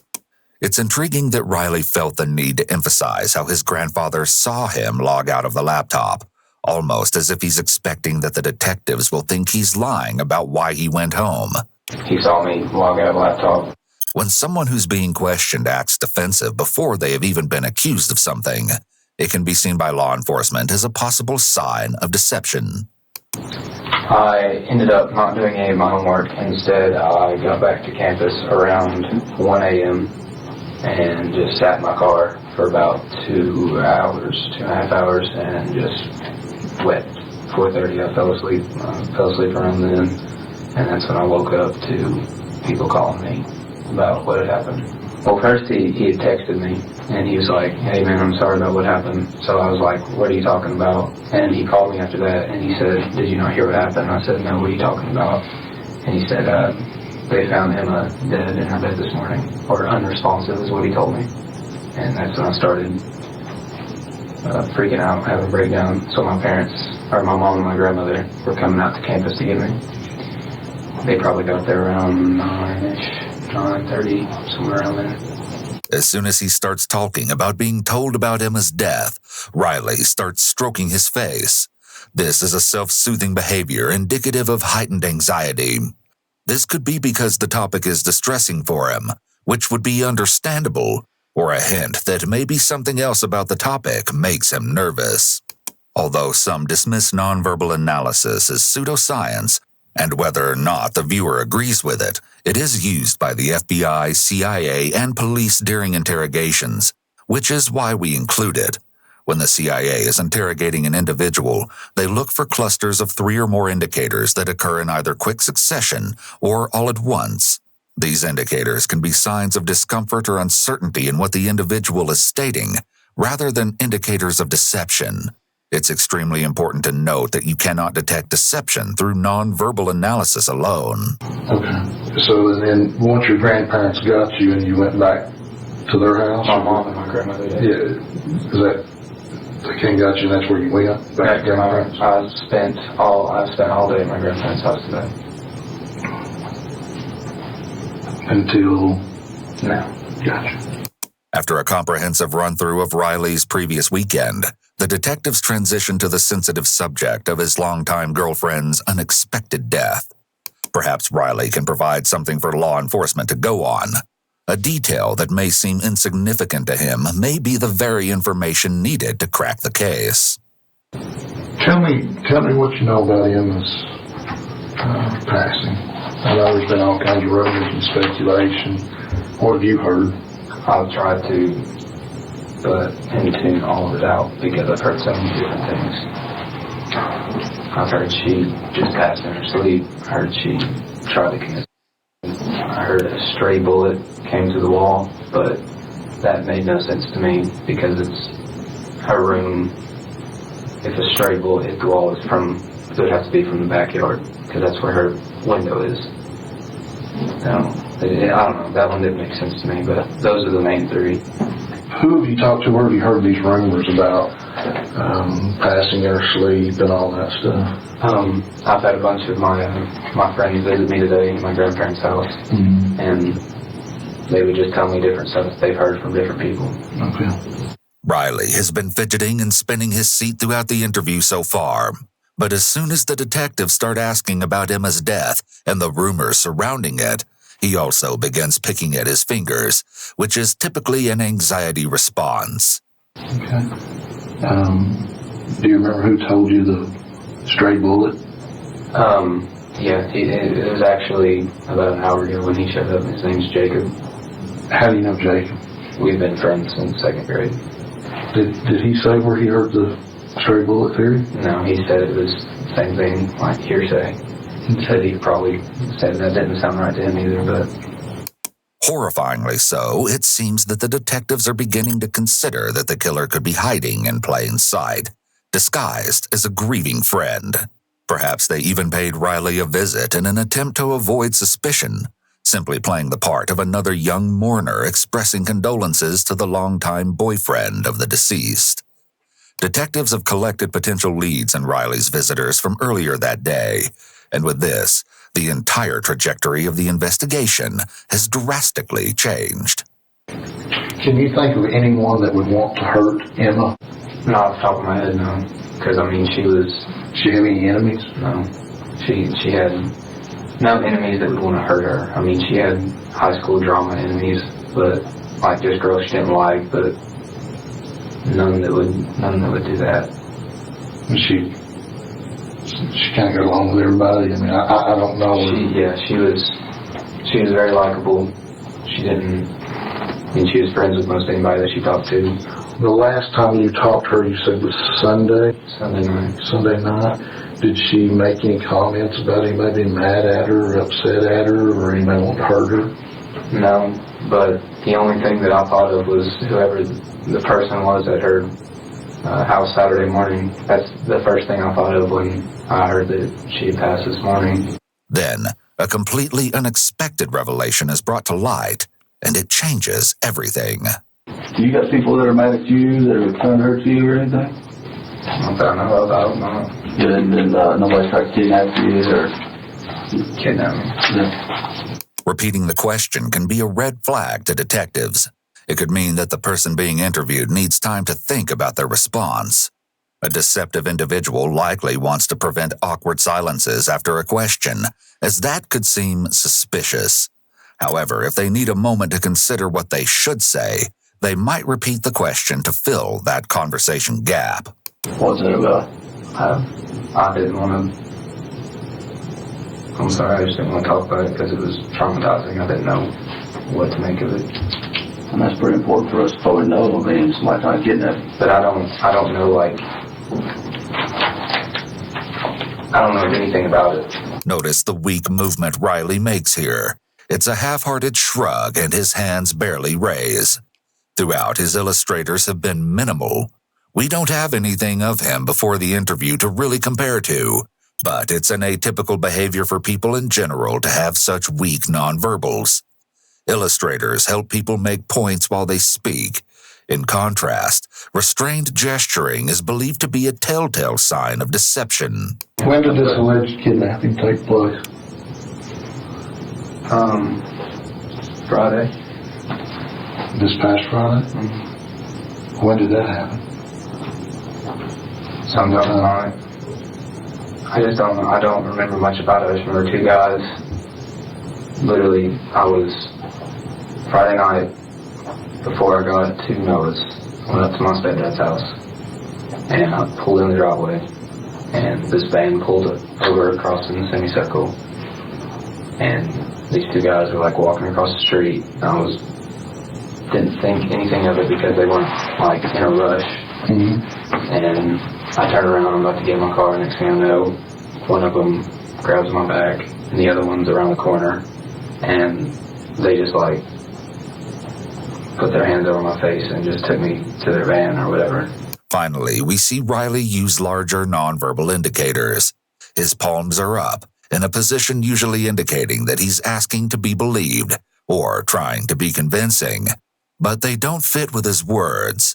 His hands just sit there for quite a long time, with no words to go along with it. And then what happened? I don't remember much. They just had me, I couldn't see anything. They had something over my eyes. I haven't told my mom or anybody about this. Oh, really? No. Why not? Terrified. So, I mean, you ain't got any money? No. You gambling debts? Do you gamble? No. So these guys just randomly picked you out for no reason? I guess. Riley's account sounds a bit questionable, especially because he doesn't give a clear reason as to why he can't remember much of it. He's also left out any mention of his feelings during the event, and only mentions being terrified to justify why he hasn't told his mom about it. Most people who were telling the truth about something major, such as being kidnapped, will express what their emotions were at the time. This is because their emotions are tied to the memory of the traumatic event. When someone leaves these details out, it can be a red flag for possible deception. But the question is, what could he be leaving out? That same night, Emma had attended a gathering at a friend's home after the football game. It was somewhere around 11:30 p.m. when she began receiving alarming text messages from an unfamiliar phone number. They did ask me, they were like, who would you want to talk to for the last time? And so I started freaking out, and I said, Emma. Text messages instructed Emma to go outside. They stated that they had her loved one in their possession, and if she didn't comply with their demands, he'd be hurt. And they made me call Emma. She wouldn't answer my phone multiple times, so they used their phone.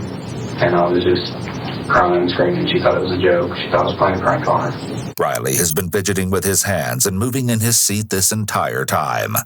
This indicates that he's been letting off his excess energy, which is going to be a red flag to the officers that he may be hiding something.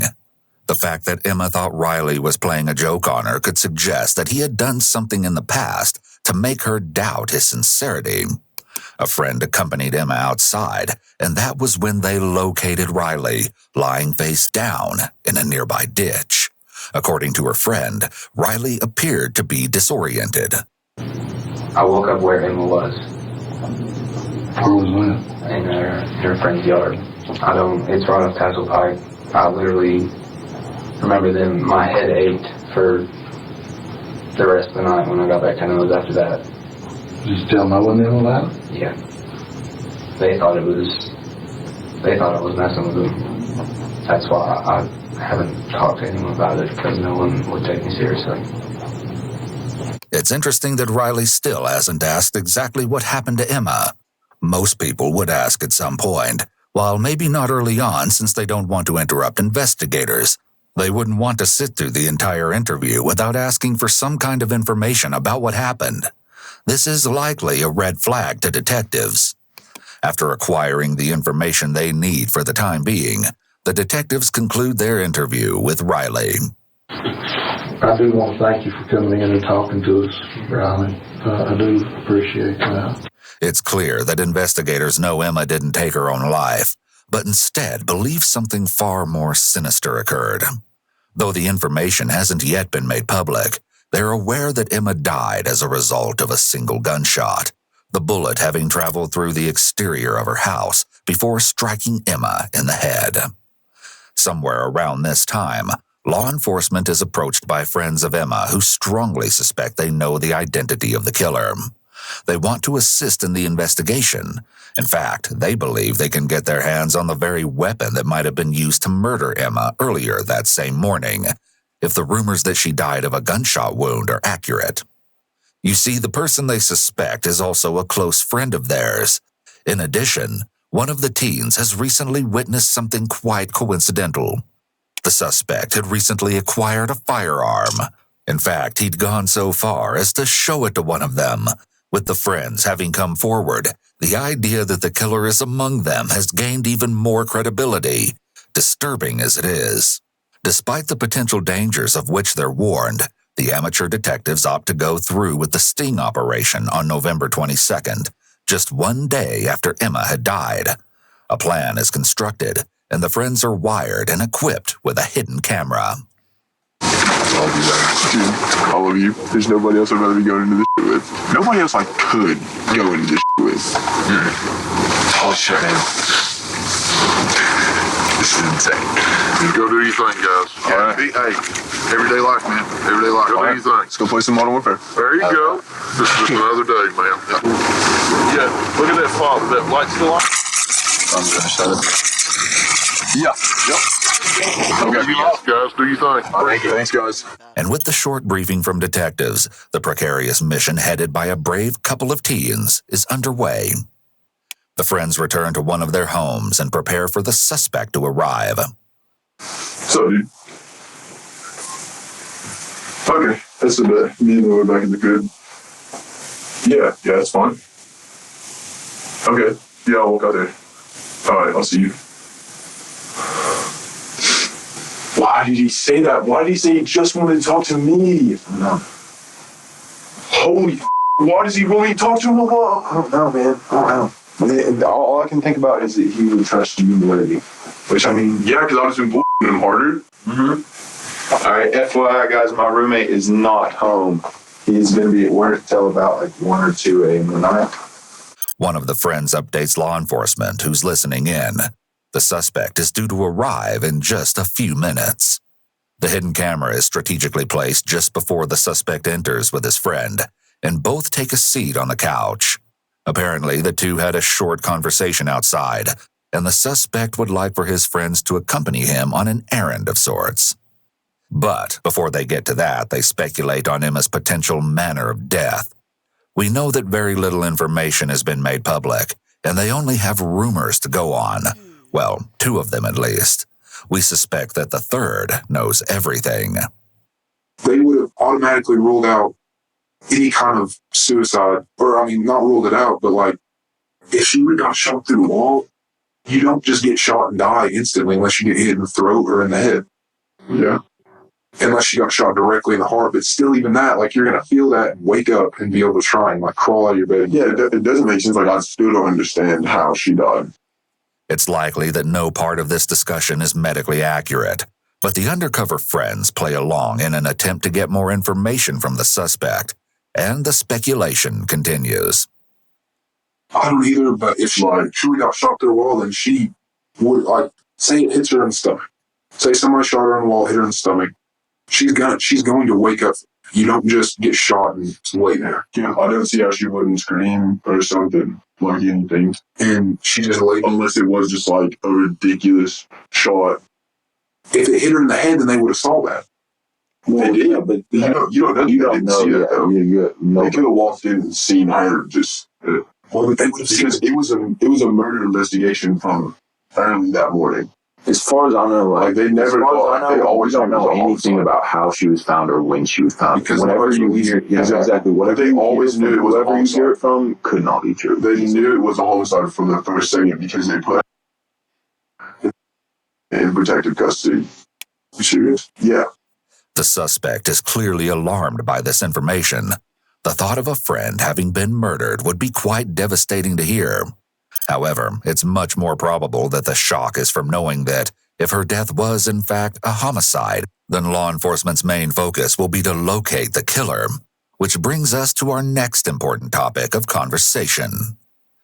But I'm trusting you guys, like, with my life, because, I mean, this is 70 years in jail if I get convicted of something I didn't do. And are you busy right now? Are you about to do anything? Well, can we go to the bluffs? Because I need to get rid of the bluff. I'm going to throw it into the water. They'll never find it. I'll try to hit the water with like rocks. Well, we did it with beer balls once. Sure. We can go on the smaller ledge that really looks out of the water. I mean, I got your back, man.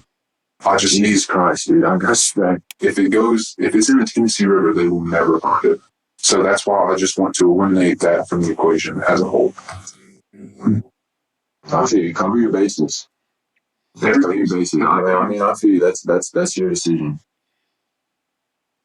Well, do you guys want to go right now? I'm fine. Let me grab a snack. Sorry, you want a hot pocket? I'm starving. I'm so hungry. I would love a hot pocket. After preparing a couple of Hot Pockets, the teens depart, en route to an area that overlooks the Tennessee River, not far from the University of Tennessee campus, known as the Bluffs. It's possible that the suspect isn't just looking for moral support here. By involving his friends in the disposal of the gun, he's likely trying to protect himself. If he gets them to help, they'll be more likely to follow his plan of lying to the police about what they know of the gun, and he'll be able to hold their involvement over them. They won't want legal consequences for their part in getting rid of potential evidence, so they'll feel more motivated to lie for the suspect. He's home. Turn left on the side of the street. I'm gonna try to jump the fence, my quiet, and snatch it up. Is that you? Well, go around to the church. Alright, I'll be back. If you're not back in 2 minutes, we'll come after you. Less than 4 nerve-wracking minutes later, the suspect returns to the vehicle. I just want to throw it and be done. Oh God, I can feel it. Like I just don't have attention. I think there's gloves in here too, so I can put those on. Well, I'm saying like the glove. I think there's gloves. I think we can use them. And I'll just put the gloves on and take it out. I'll fucking go. I'll carry it up. Put the gloves on. Get to the top. We're throwing the bullets individually. We're throwing the clip. We're throwing the gun. Judging by the fact that the suspect keeps repeating how he wants to get rid of the gun, it seems that he's assuming that getting rid of the gun will mean that police will not have any evidence that points to him. They make one more detour and stop for some gas and fast food. The suspect, seated in the front passenger seat, hasn't allowed Emma's death to affect his appetite. About 15 minutes later, they arrive at the Bluffs, and the horrifying moment of truth has almost arrived. Dude, let me see this thing. I don't know if you should touch it. Unless you have clothes on, I just don't. I mean, they don't have my fingerprints in any database. Hey, dude, bro, you got arrested. Yeah, but they didn't print me. Oh my God. What? This is a real gun. The utter magnitude of the reality has to be overwhelming as they lay their eyes on the very weapon that they believed was used to end Emma's life. Then, seemingly out of nowhere, the teens are rudely awakened to find that they're not alone. What the? What the? Oh my God, man. What the? What the? Everybody put your hands out of the vehicle now! Oh, damn, dude. Yep. Hold what you got! Leave your hands out of the vehicle! Amid the chaos, in just seconds, the suspect will be ordered to exit the vehicle, and all those present are aware that he's in the possession of the suspected murder weapon. If the suspect feels like he has nothing left to lose and senses that his friends betrayed him, he may choose to take revenge. Oh, dude. Front passenger, can you hear me? Yes. My hand, open the door from the outside. Open the door all the way. Exit the vehicle, keep your hands up. Hands up. Thankfully, he's apprehended without incident. Rear passenger, do not move. Do you understand me? Yes. Do you understand? Yes. Do not move your hands. Get up. Out. You got gloves? No. More gloves? Right there. Right there. Move the bag back toward the seat. Yep. Okay. Hey, Merritt. Yep. Just pull that bag enough and just to see the serial number. Just to see the serial number. How good do you want to look at this? You want me to start and see her blood for a hold and see if we can take care of no on his, I'll call, she look, goddamn right, boys. And with that, the serial number was confirmed to belong to a gun that has, very recently, landed itself on law enforcement's radar. It had been kept under the driver's seat of the owner's vehicle until, on November 18th, when he realized it was missing. And here's where it all begins to come crashing down. On November 20th, James Walker reported his Glock 9mm pistol stolen. Though James and Emma's family share a surname, they are of no relation. James, however, is related to someone else who's very close to the case. His grandson happens to be none other than the grieving boyfriend, Riley Gall. That's right. The suspect was actually Riley all along. In addition to the firearm, other damning evidence was recovered, including the gloves we heard mention of and black clothing that would later confirm that Riley was likely the suspicious man dressed in black. As it turns out, there's much more to this convoluted story than initially meets the eye. Let's take a closer look into the events that transpired over those 2 years. What you're about to see will paint a picture of a tumultuous roller coaster of a relationship, remarkably different than what you've seen so far. It all started when that freshman cheerleader caught the eye of that star wide receiver. We dated on and off for about 2 years until about 2 weeks ago is when she really cut it off. I had cut it off in the past before. She had cut it off before. It just kind of went back and forth. It would be months at a time, and then we'd have a small fallout, and then we'd get back together. It wasn't far into the relationship before Emma's friends and family began to see concerning signs. Emma's friends observed Riley exhibit behavior that they could only describe as controlling, possessive, and clingy. Riley wanted Emma to himself, and according to Emma's mom, Jill, Riley even attempted to control what Emma wore. This sort of jealousy and possessiveness is typical of abusive relationships. The perpetrator essentially treats the victim like a possession rather than a human being. It is common for perpetrators of abusive relationships to have antisocial personality disorder.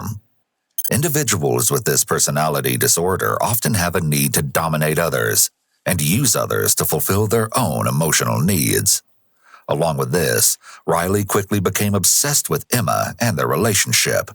Their relationship seems to have followed the 3 stages of obsession. The first is the absorbed stage. The initial attachment is extreme, and everything becomes serious very early on.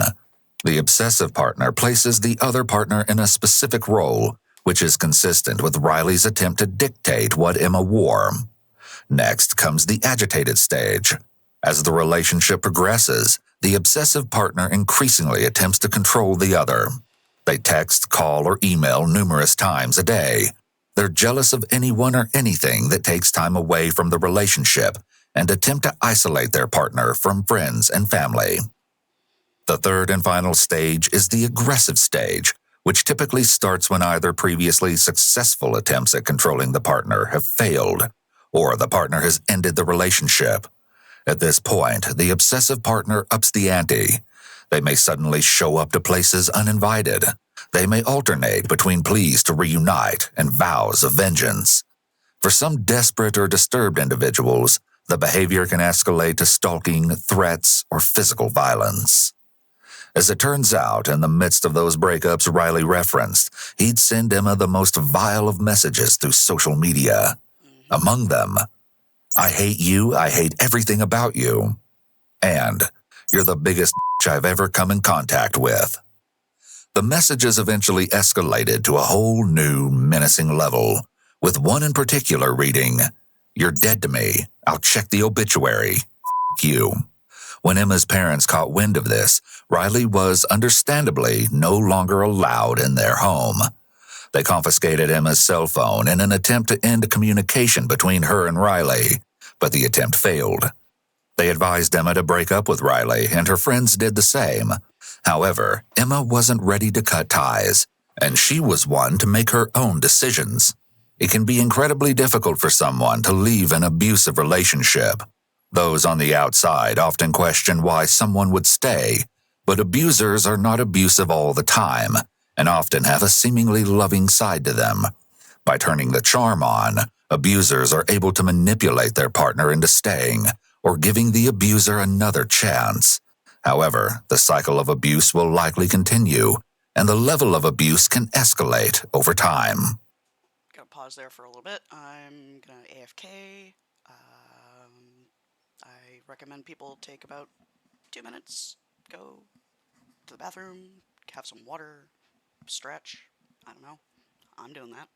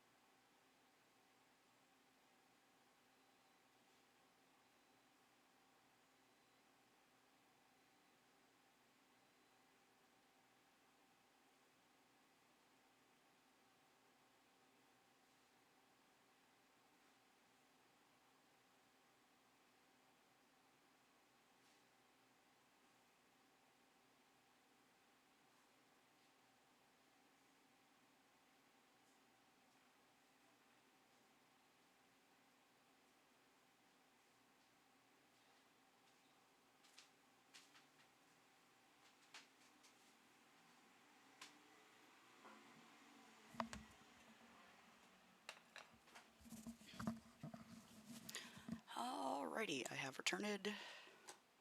Have food. Hope everybody enjoyed the break if they actually took one. And of course, Riley's behavior became increasingly alarming. He began stalking Emma. He'd wait for hours on end outside the supermarket where she worked and continued attempting to speak with her, even after Emma's parents had forbidden contact between the two. Finally, somewhere around early November of 2016, Emma ended things with Riley. In fact, she informed a close friend that they were done for good, and for a matter of about 2 weeks, friends and family had their Emma back. It's important to note that when someone leaves an abusive relationship, this is considered to be the most dangerous time. Once the abuser realizes that none of their usual tactics are working to get their partner back, their violent behavior may escalate because they feel so out of control. Shortly after Emma ended the relationship, Riley allegedly attempted to take his own life. Campus friends took him to the local hospital for treatment, effectively saving his life. Maybe it was then that he made the ultimate decision. If he couldn't have Emma, he'd see to it that no one would. Then, a crime of convenience presented itself. Back in Riley's previous interrogation, the questioning turned to the missing firearm. Investigators are starting to look at the means and access to the aspects of the crime, which is, in a sense, Riley's ability to commit the crime. Now, I understand that your grandfather has had a gun stolen or missing or something to that effect. Yeah. All right, can you tell me about that? It was during the week, last week, because he came and switched out my car with his car to go get the oil changed back in Knoxville. So he left his car on campus, but he took his keys with him. And he said when he got back, we switched out cars again, and he took off, and he called me maybe 10 minutes later, or 5 or 10 minutes later, and said, "You know where my gun's at?" I said, "No, I haven't been in your car." Do you remember what time last week that was? It might have been Friday then. It was Thursday or Friday he came to do that. But he left his car on campus, but he took his keys with him. Okay. So I didn't even go to the car because it only took an hour. He brought my car back, we switched out again, and that's when he got on the road and called me about 5 or 10 minutes later and asked if I messed with his gun. Alright. So did you have a way to use his car? I mean, did he give you a set of keys or anything? He took the keys with him. Well, I mean, I didn't know if you had an extra set or, like, I've got keys to my brother's vehicle. He's got an extra to my car that he used. I kept my keys on me because I need a key to my door. Gotcha. The detective has a few important questions. But have you ever taken your grandfather's gun? No. Okay. You didn't like take it to show a buddy or anything, bring it back or nothing like that? Do you have any idea where your grandfather's clock is now? No.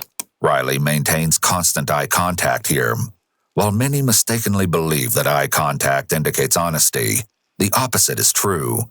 Sustained eye contact typically indicates dishonesty, as the individual is carefully watching to see if their story is being believed. I understand he told you about the gun. I had that gun because I was scared about what happened.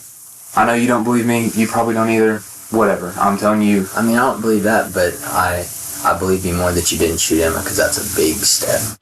Though we can't be sure which scary occurrence Riley was referring to, we know that the gun went missing before the weekend, and all the events that came with it even arrived. This simply cannot be explained away.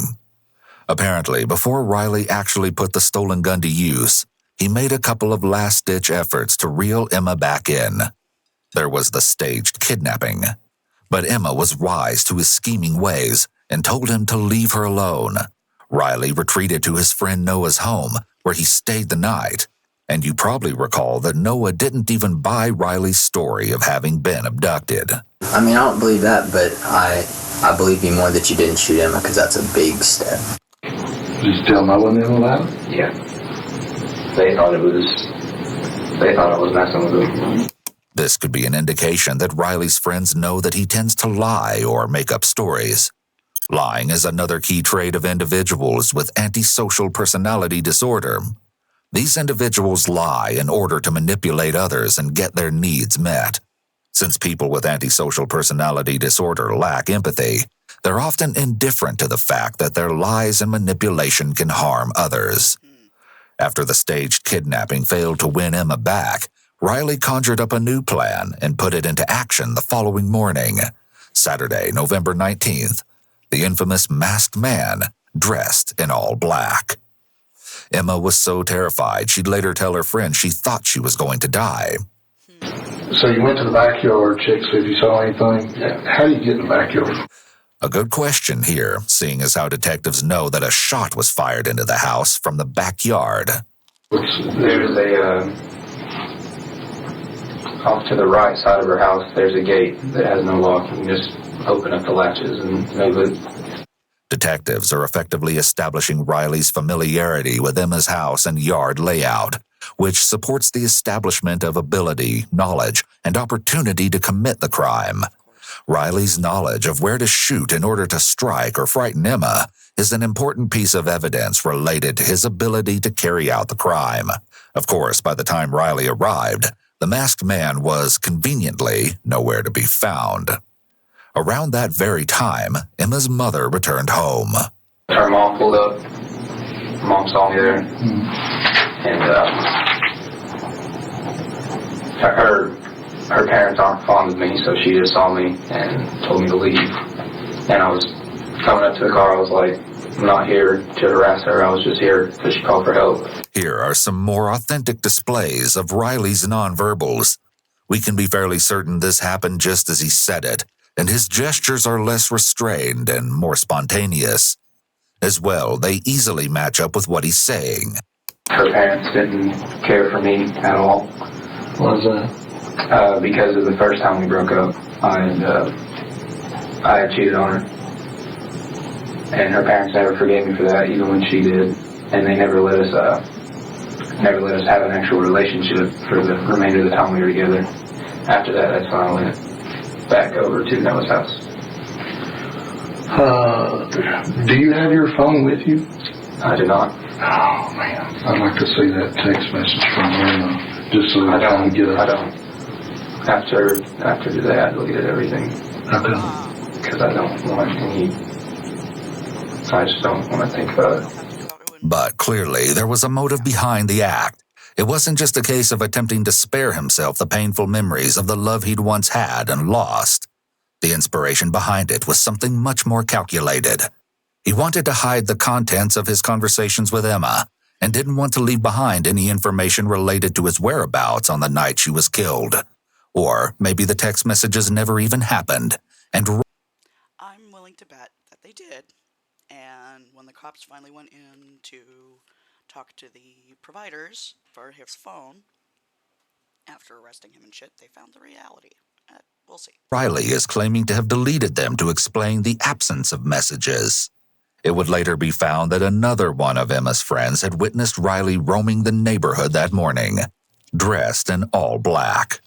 After these most recent failed attempts to lure Emma back into his clutches, Riley had come to a crossroads. Emma had drawn the line in the sand. She was done, once and for all. Riley, it seems, was faced with two choices. For one, he could choose to move on with his own life, just as Emma planned to do. Then, there was the other option. Just 2 days later, his decision would be reflected in an utterly horrendous act. You probably recall Riley's story of how Sunday night played out. Well, there was more to it than he'd originally led the detectives to believe. In fact, he'd failed to include the most crucial details about Monday's earliest hours. But you said Sunday night that you left Noah's around 11. Yeah. You went back to campus. You said you got there around 11:45. Called Emma from Mac's phone. From Mac's phone. Riley had borrowed a phone from his friend Mac Siegel, also a football player at Maryville College, because Emma had either blocked his number or refused to answer his calls. Coincidentally, Mac was one of the friends who took Riley to the hospital for treatment a week or two earlier, after his attempt to take his own life. Oftentimes, people who are highly manipulative and controlling in relationships will make, or fake, an attempt to take their life as a means of trying to manipulate and control their partner. This is truly the ultimate form of emotional manipulation. This was the point where Riley realized he'd have to log out of his grandmother's computer in order to access his college email, or so he said. Then Riley's story took a peculiar detour, a poor attempt to explain away an account of a very suspicious alleged conversation that had made its way back to detectives. You get back to the dorm, you said around 12:15. Yeah, my dorm. Walker's there. Yes. So, how do you have a conversation when you come in at 12:15 about how to get fingerprints on? No, it wasn't a conversation with him. I walked in there and I was about to get on my laptop, so I was in there for maybe 5 minutes and then realized that I had to go back to log myself out of my Miracle College email address. And he was like, hey, I have this rifle or whatever. He was like, do you know how to get smudges and stuff off like the barrel, the handle, the butt, all that? And I was like, what do you mean smudges? And he was like your fingerprints, like the oil and dirt and all that. And I was like, I don't know. Riley has made a poor attempt to establish an alternate set of facts in order to cover up the conversation about removing fingerprints on a firearm. However, detectives likely believe they have established Riley's knowledge of guilt, despite the fact that Riley was in a state of despair after the phone call with Emma hadn't gone well. He took the time to research the question further. And when I called Noah upset about that, I told Noah on the phone, I said, when I asked him that question, he was like, it's a really sketchy question to ask. And I was like, I know, but you're the first person on the phone, so I figured I would just ask you. Detectives had to have detected deception in that far-fetched tale. Of course, they let that one go for the time being and continued with Riley's account of that fateful Monday morning. And then you went back to your grandparents? Yes, to log out of their laptop. He hides his hands in his pocket here, a gesture intended to give someone a sense of comfort and safety in a situation that is clearly becoming increasingly more stressful. Got back to campus around 1 and you said you sat in the car and wept for 2 or 3 hours? Yeah, just cried. And why was that? I just kept, because I knew she wasn't going to come back, and I've always gotten her to come back in the past, and I was just, she blocked me on everything, so I couldn't send her anything. The only thing I could send her messages on was Twitter, and that's when I told you I sent that message around 1. Yeah, just doing that, sure. I just told her how much I loved her, and that I was sorry that she didn't want what we had anymore, and that I hoped that she was going to do great things in the future. It appears that Riley is picking at his nails here, which is a grooming gesture. Grooming behaviors alone are not a definite sign of deception, but they do indicate that the person may be feeling uncomfortable and is trying to release some anxiety, possibly because they're lying. Despite Riley saying how much he loved Emma, there's no emotion in his voice to support this, and he hasn't expressed any interest in finding out what happened to her. And I told her I was going to leave her alone after that. But there was one more thing he had to do before he'd leave her alone. Did you anybody saw you in your car? Not that I know of. I was looking at my phone all the time, looking at pictures of us. For 3 hours? I mean, 2.5 maybe. I mean, I just sat there and cried. I've done that before. This window of time supposedly spent in his car is a convenient explanation of his whereabouts for those 3 hours, which we know was precisely the time that Emma was killed in her room. Also convenient is the fact that no one saw him because he was alone in his car. So a roommate, for instance, can't be questioned later and asked when Riley returned to the dorm that night. Riley, the master manipulator, is using his go-to tactic, his supposed emotional distress. The detective then deferred to his partner and asked if he had any questions. However, Riley was wise to the tactic. They were playing the good cop, bad cop, bro. Like, they legit, like, I didn't know cops actually did that shit, and they do. Because the one that was being decent was asking me all the questions, and then when he was done, he'd be like, do you have any questions? And then the guy would just be like, yeah, I was just wondering why you're a little foggy on who you're with, and you seem like you're kind of lying to it. And I was like, I'm not lying. Yet it didn't quite unfold like Riley had described. You worked at Eagles, did you not? Yes. Okay. Have you ever had any disturbance or anything with her at Eagles? Disturbances. Have y'all ever gotten a fight in the parking lot or anything like that? Yeah, I don't remember what day, but it was a week, maybe a week and a half ago. I met her when she was going into work because she had done the same thing she'd been doing. She'd been blocking me, telling me that she was done, and I went there and I told her I was trying to just get her to reason with me. Then the bad cop has a few more pertinent questions for Riley.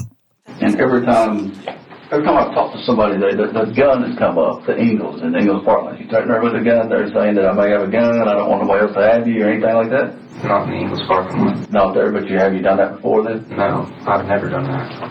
Why does people say that you may have a gun? I don't know. I mean, they're your friends. I mean, they're your boys. They're your peeps. Why would they keep telling me that you have a gun? I mean, help me understand that. So does Alex, Isaac, and Noah is your three best friends? 3 of them, yes. I mean, y'all so you spent the weekend with Noah, correct? We're close. Okay. Yes. I mean, are they liars? Are they dishonest? Everybody's a liar. Are they honest? No, not necessarily. Everybody lies. I don't know why they would lie or why they got that common misconception that I have. Would one of them have it? The gun? Yeah. No. You don't think one of them have it? No. Would somebody in your circle have it? Nobody could get to it. My grandfather always kept it under his car or under the bed. Naturally, Riley wasn't pleased that his friends had disclosed information about the gun they knew he had in his possession. His displeasure is clearly reflected in a text message thread between him and his friend Alex, shortly after Riley's only interview took place. "Why did you tell him about the gun?" Riley asks Alex. "They think I shot her because of it. Please text me back." Among Alex's replies, "If you didn't do anything, you have nothing to hide. Why did you tell me you were trying to get rid of the gun? You lied and said you already gave it back to your grandpa." Then, that evening, Riley followed up with some questionable legal counsel for both Alex and Noah. What I'm saying is if I have to go to court in front of a grand jury or anything and you have to testify, or if the cops come and talk to you again, whenever you talk to them, just be like, you were too afraid to tell them that you were on acid because you thought you were going to get in trouble. No, that's true. I would never mention that, Yeah, and if anything about that gun, just say, I must have misunderstood or something because I was tripping balls. I really don't know what was going on. He was just, like, Riley was just complaining to me about some stuff. I guess I thought I heard something about a gun. And his grandfather thinking that he took it. You know, if you tell them you're on LSD, you were drunk, and you were high, your mind was altered. Whatever statement you give them wasn't a straightforward answer. If you just tell them that you were on acid, high, and drunk, and just you didn't really understand what I was saying, you just kind of went along with it, I just tell them I was the only sober person here. And I guess I'll talk to Isaac, because Isaac's going to be sketchy about that too, with telling the cops that he was on a drug, but I'll talk to him another time. The detectives decide it's time to confront Riley. It's obvious he isn't being forthcoming with them, and they definitely aren't convinced by his elaborate lies. They apply more pressure as they lay it all out for him. We have a gun that belongs to your grandfather that is missing. Okay? We have all your friends saying that you've been talking about this gun. We have one of your friends saying that he saw you with the gun, that you showed him the gun, and that you told him you got it from your grandfather. Okay? Okay. I find it hard to believe that these guys are just making this shit up. I don't have anything else to say. I've told you the truth from me. So that's, if it's going to be the same question, that's the same answer. Riley is clearly frustrated at this point, but he sticks with his original story and remains consistent. In a last-ditch effort to get more from Riley, the detectives divulge a bit of what they've found so far. We recovered some rounds, and those rounds happen to match the same type of ammunition that your grandfather uses in his gun. So you do know how she died? And I didn't say that. I said that we have recovered some rounds, and those rounds are the same type of rounds that your grandfather uses in his gun. Look at his hand movement. Even while in his pocket, his hands shift up to cover his stomach when he's told the bullets match his grandfather's gun. When someone finds themselves in a vulnerable situation, they may put their hands over their stomach to comfort themselves and feel more protected. When a suspect doesn't show a level of concern that is appropriate for the situation, detectives will see this as a red flag. While it's true that people may handle grief and difficult news differently, having a complete lack of reaction to finding out the cause of your loved one's unexpected death would be unusual for someone who is innocent. Riley's focus throughout the interrogation has remained on himself, and he hasn't expressed any interest in finding out what happened to the girl he supposedly loved. Of course, we're now aware that he knows exactly what happened to Emma.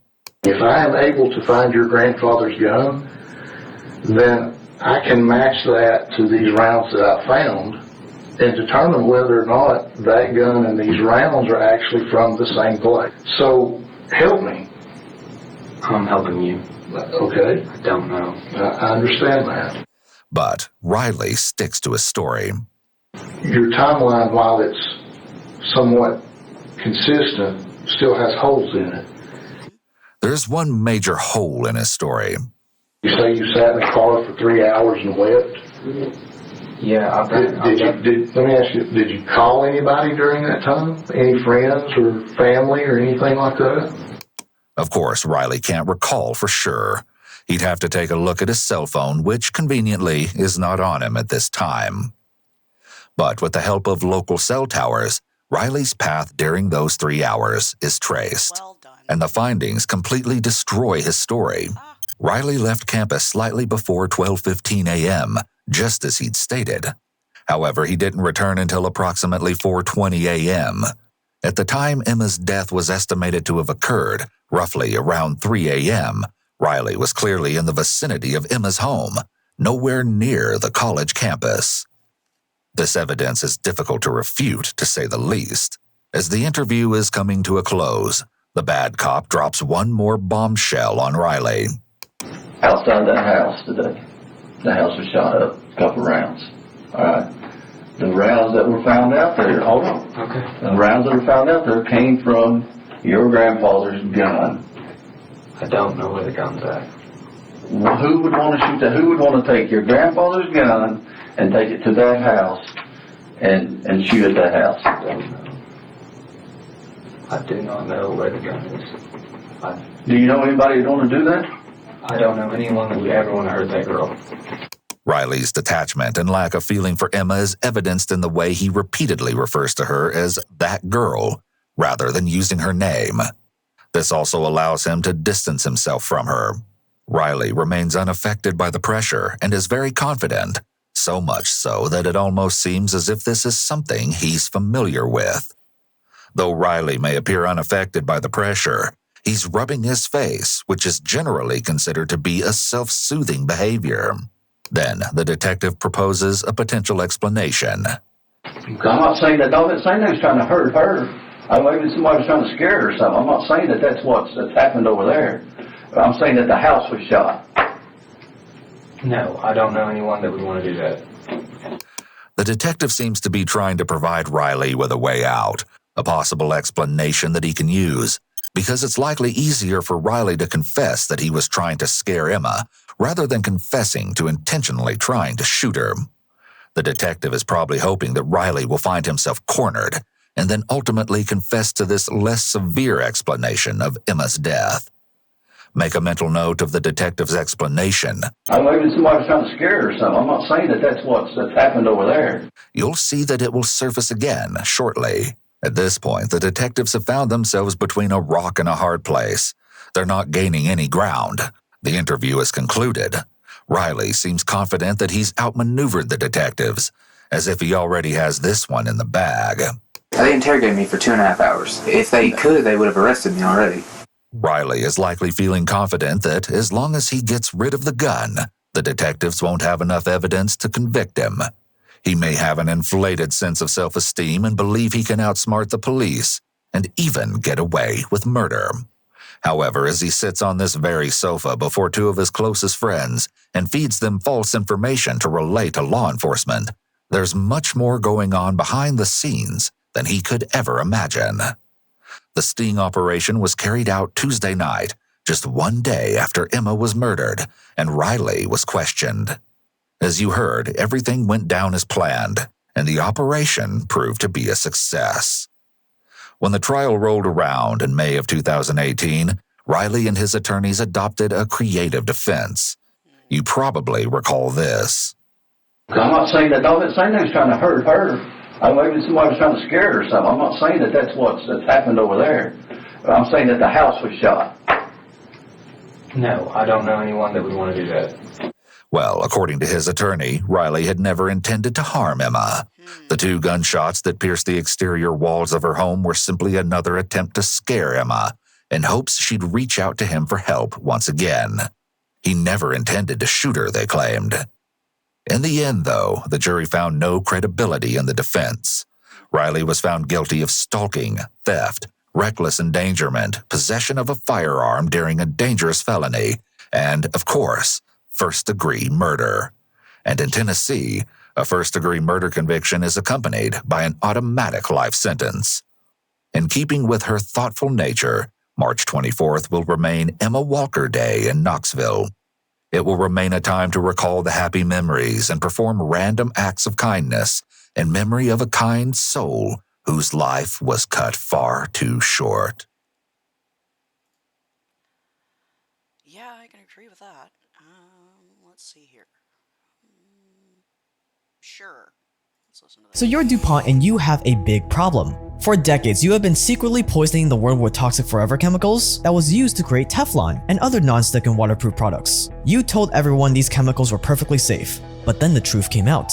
The area around Houston, Texas is back to normal tonight after a leak at a chemical plant this weekend left 4 workers dead, another hospitalized, and released a cloud of gas. The state of California is taking on some of the country's most powerful chemical companies, suing them for producing toxic forever chemicals used in everything from clothing to cookware to cosmetics. Research the chemical industry often kept secret, including on PFAS, otherwise known as forever chemicals. People were getting sick, animals were dying, and suddenly the lawsuits and fines came flooding in. Eventually, governments from all over ordered you to phase out this forever chemical called PFOA for good. People were cheering, the system really does work. DuPont's forever chemical was getting banned. Finally, people could drink water and breathe air without worrying about poisoning themselves in the process. But here's the thing. They didn't ban all forever chemicals. No, all they did was ban one forever chemical, PFOA. So what did you do? You did a little rebranding. You reformulated your beloved PFOA into a new forever chemical that's practically the exact same toxic thing, except with a slight twist in its chemical composition so that it's not illegal anymore. And you called it Gen X. Ah yes, Gen X. As if you couldn't have chosen a more sinister sounding name for a chemical. You then created a brand new company to offload all the production of this new chemical to the Netherlands, also that you can turn around to the public and say, hey, we listened to your criticism, and now our hands are clean. If you've ever wondered why you still see Teflon and non-stick products sold in stores, this is why. This is how the DuPont family is still getting away with poisoning the world.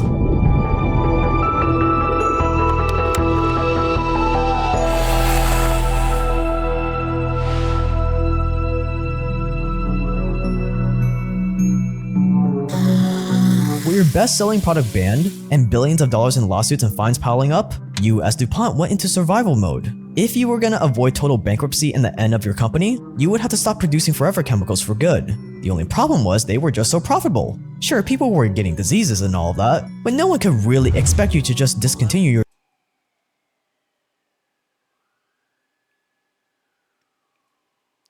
Gotta love sirens. biggest moneymaker now, can they? So in 2015, you created Chemours. Chemours will be taking over your Performance Chemicals unit, Performance Chemicals. A very nice sounding name to investors. This new company will take over your Gen X production, and it would bear all the brunt of the PFOA lawsuits. So with your shiny new product and your shiny new company, Chemours set its sights on Europe. You took an existing DuPont plant in the Netherlands, just right outside the city of Rotterdam, and changed the sign to say Chemours. However, that was not enough. Now you had to try your damnedest to convince Europe that you were nothing like DuPont, that Chemours is here to make the world a better place. So you say really nice sounding stuff on your website, like how you're in Europe to help create a better world through the power of our chemistry, that you're there to produce hydrogen fuel to save the environment, while conveniently forgetting to mention the fact that you were also producing different versions of the forever chemicals the world had just banned. And so the Dutch government welcomed Chemours with open arms. So while the Dutch government made a big deal about banning single-use plastics and how it plans to be carbon neutral by 2050, this plant started producing massive amounts of Gen X. And when anyone asked about these new chemicals, Chemours just took a page out of DuPont's book and promised that Gen X was completely harmless. And like sheep, no one questioned a thing. Within just a few months, Gen X chemicals replaced PFOA in everything from nonstick pans to plastic and food packaging. And within a few years, Chemours has spread all over Europe, and the forever chemical started seeping into every single little crevice of the continents.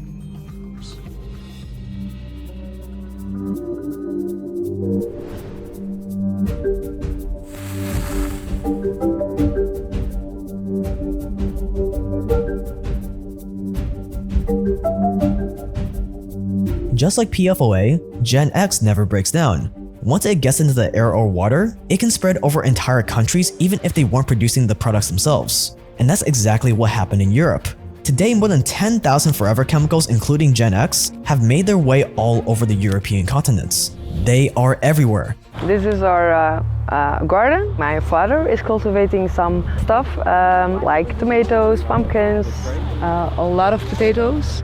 And this is all polluted, heavily polluted.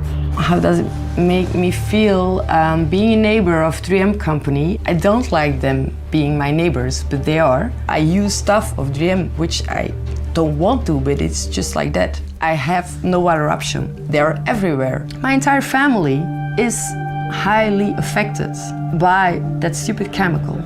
Forever chemicals have been found at 17,000 sites across Europe, including the UK. Almost 1,000 of these sites have dangerously high levels of these chemicals. And scientists are even recommending people who live near these sites to avoid eating homegrown vegetables and eggs laid by chickens in their gardens, just in case. And here's where it gets worse. When DuPont was producing forever chemicals in America, DuPont had to get rid of their forever chemical waste somehow, so they just dumped it into the ground and rivers. The same is true for Chemours in Europe. Producing forever chemicals creates a lot of toxic waste, and they had to get rid of this forever chemical waste somehow, and luckily Chemours had the perfect solution.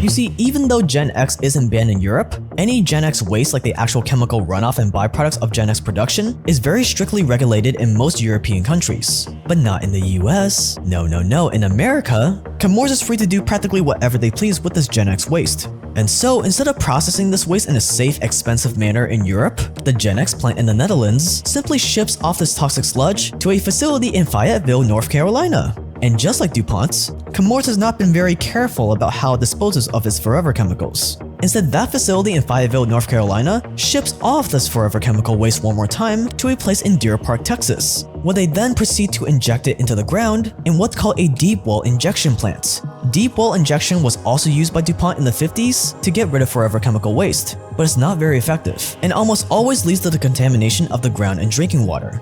The state of North Carolina is now suing two companies over damage the chemical compound Gen X caused to the state's natural resources. The complaint, filed in Cumberland County by Attorney General Josh Stein, said DuPont and Chemours knew the use and disposal of compounds like Gen X pose significant threats to human health and the environment. The suit also asked the court to void certain corporate transactions. Stein claims those transactions are designed to shield billions of dollars in assets from the state and others who the companies knew were damaged by their product. We're all contaminated. We made baby bottles with it. We made their formula. Like, that's what we did. When I take a shower, I am showering in contaminated water, that we are bathing and cooking and cleaning in contaminated water. Chemours is planning to expand production at its Fayetteville Works chemical plant that straddles Bladen and Cumberland counties. Public meetings about the expansion start tonight as legal battles continue over the decades of chemical pollution in North Carolina from Chemours and its parent DuPont. So DuPont offloads Gen X to Chemours, Chemours makes it in Europe to avoid American scrutiny, while also discreetly shipping the waste to be dumped back in America, and no one can do anything to stop it. A new study finds that nearly half of the nation's drinking water contains potentially harmful forever chemicals.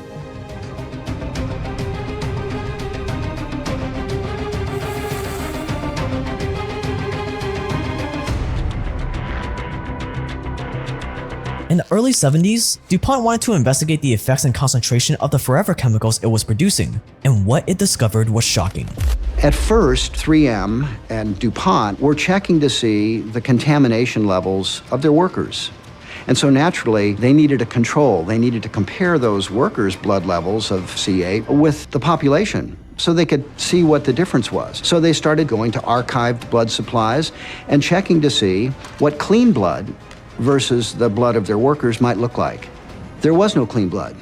They tested kids, they tested adults, they went to Asia, they went all over the world, and everywhere they looked practically, they found their chemicals in people's blood. And this is exactly what will continue to happen with Gen X. These chemicals don't respect political boundaries. They are found in every one of you. It doesn't matter if you've only ever drank from the cleanest possible water out of glass bottles. It doesn't matter if you've never lived in the city away from the pollution, or if you've only ever eaten organic food. Forever Chemicals, Gen X, and microplastics have made their way into the bodies of almost every single person on Earth, including you. Whether it's through the air you breathe, the water you drink, the food you eat, or even the toilet paper you use. That's right, not one toilet paper brand tested around the world came back free from Forever Chemicals. And these Forever Chemicals are wreaking havoc on your hormones and health.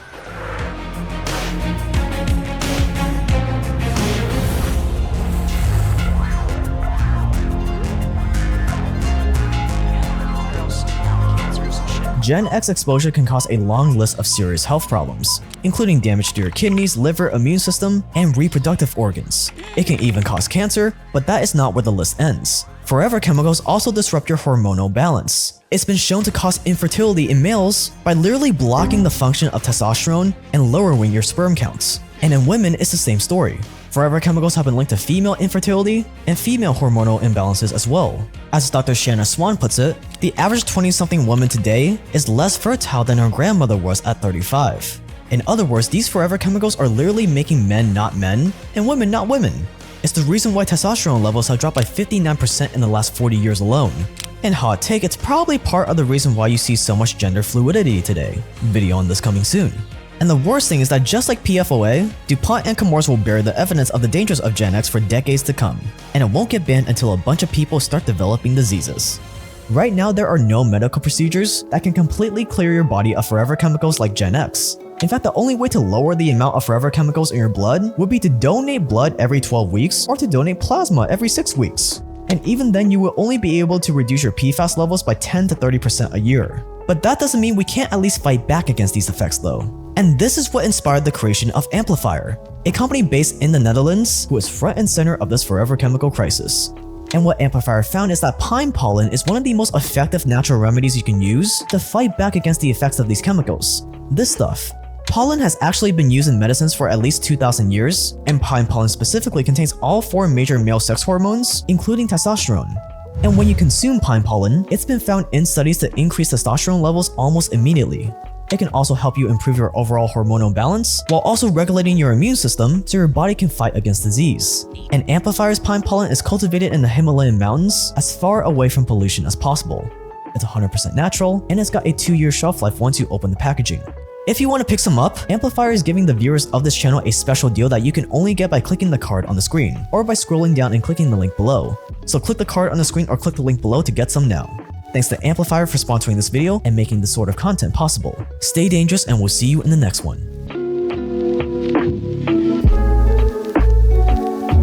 Welcome to The Mindset Lady. I have an interesting topic and I hope you enjoy it. How can we understand someone is lying to us? There are verbal signs and non-verbal signs, and we are diving right into it. I'm getting most of this information from 60 Minute X-Ray. I highly recommend this book if you are interested in behavioral arts. So deception means 3 things together: discomfort, stress, and uncertainty. In order to understand deception, we need to understand stress as well, because their signs are almost the same.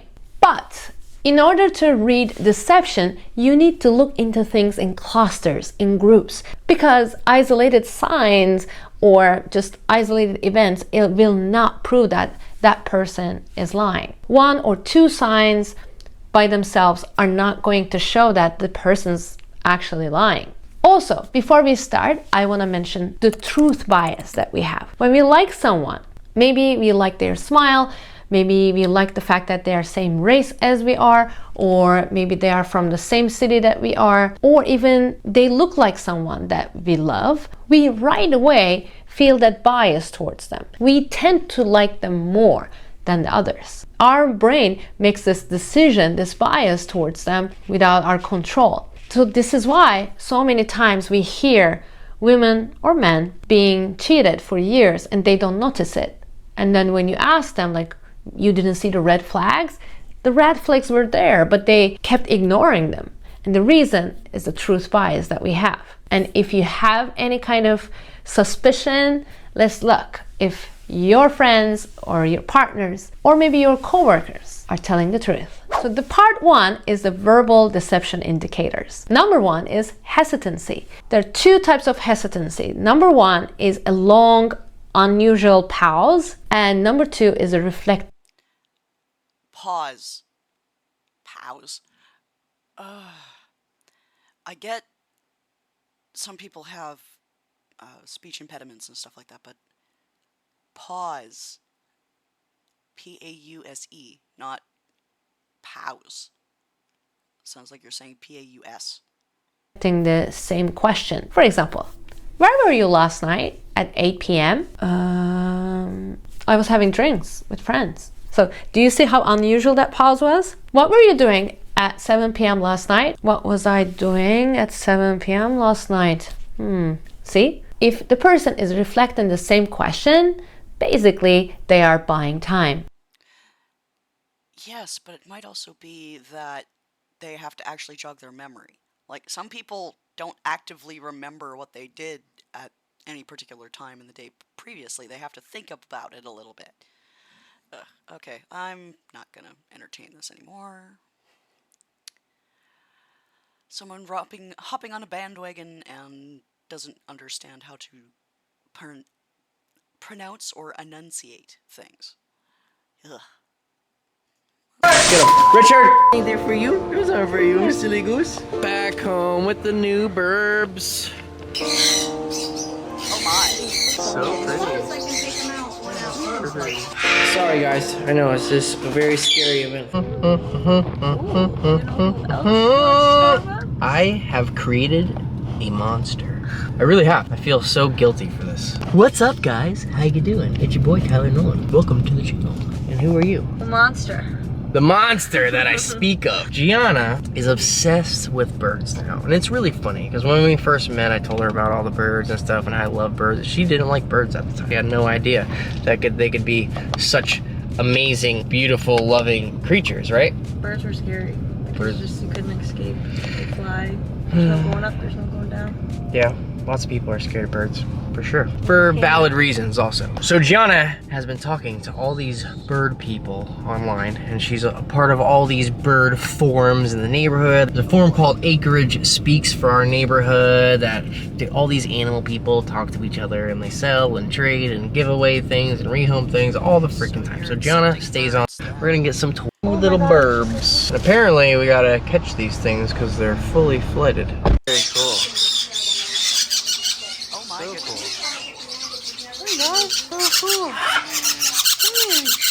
Very cool! 2 more birds to add to our list of ranch animals. Nice. So now we gotta go pick up my surprise snake and back home to set these birds up and show you guys how they act. I don't know how they're gonna act. We're just gonna put them in the cage. First impressions of that person that they got them from. Backyard breeders. And hopefully they chill out, alright? Beautiful birds. And now we got a new snake. Look, he gave me a PVC pipe that this guy likes to hang out in. It's his like favorite thing to hang out in. So thanks, bro. Appreciate it. Stay tuned, guys. You're not gonna find out what this is just yet. You gotta wait. Back home with the new burbs. Welcome to your new bird oasis, my friends. All right, so this is the cage that we are going to be setting up for them. Now we got them a bunch of toys and some food and all that good stuff to put in the cage with it. I have some bowls to put put in here for them as well. Give them fresh water, some fresh, delicious snacks. Gianna's gonna put these in here for now. I got the fans off and the lights on because we don't want them flying away and getting chopped up by a fan. Very, very important. Make sure, Gianna, if you ever take these guys out of here, you make sure you turn the fans off first, okay? Yep. Very, very important. They are bird killers. They'll be dead real quick. Yeah, that's a bird killer too. So we gotta keep them away from these little bird killers right here. You hear that, Richard? You stay away, or we're giving you away. Getting real sick of that dang wiener dog. Murdering chickens over here. Ah, I'm over it. What if it flies out? You're the star. What if it flies out? Hopefully it don't fly out. We're in a screened-in patio right now. It's not a good time to be a star because he's gonna bite. All right, let's see. Do the yellow one first. Okay, you're just gonna reach in like that. All right. Well, just be careful. What would you tell me to do? How would you do Just carefully get one to step up on your hand, and then just hold their feet so they don't fly away. Or you could just I don't want the blue grab ones. The one. blue ones biting me. Or we could just open up the cage and put it in that cage and let them go in there and let them get settled in. That's another option. Might be the best option. But you can try to get them out if you really think you can. You Might not be able to because they're freaked out. like this is my strong hand.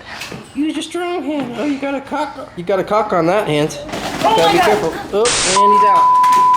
All right, let's get him. Richard, get away. Whoa, how'd you feel? How'd that feel? Oh, did you get bit really good? Oh man, that was crazy. Oh. Get your dog. Hey, Richard. Are you okay, baby? Are you all right? Yeah, they're just gonna be freaked out right now. You guys are just gonna be freaked out. We're gonna lock those dogs up so they don't mess with them. You're okay, baby. It's all right. Sorry, dude. You just gotta relax. It'll be okay. You'll be okay. Are you okay? Look at that. Let me see. Hold on. Bended my finger. Let me see. Oh, let's give that. Ooh, dang, yeah. Got you good. Gotta be careful. You're the one who likes to eat birds. You want to do this one? You want me to do this one? I'm not grabbing this one. You grab it. Oh, yeah.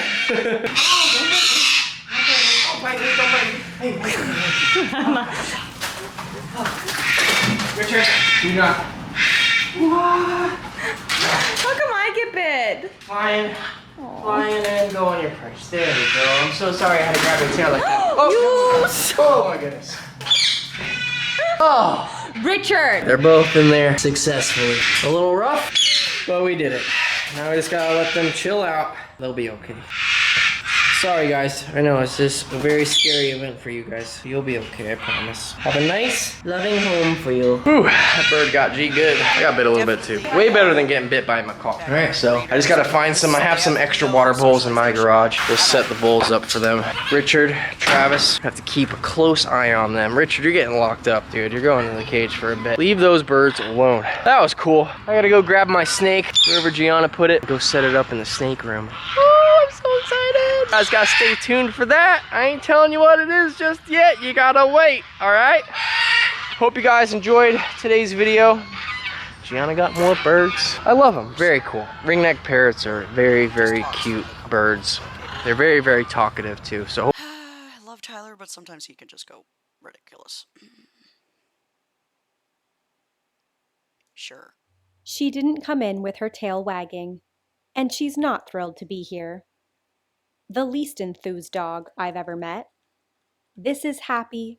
She's a 9-year-old Jindo mix, and she is not very happy. I do not want. But she does like treats. You're shedding a lot. Look at all this. We need to give you a bath. Okay. Sit. Nope. After multiple escape attempts, Happy reluctantly accepted her fate.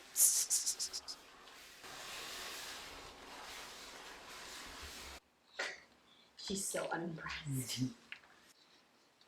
Okay, it's safe to say you really needed this bath.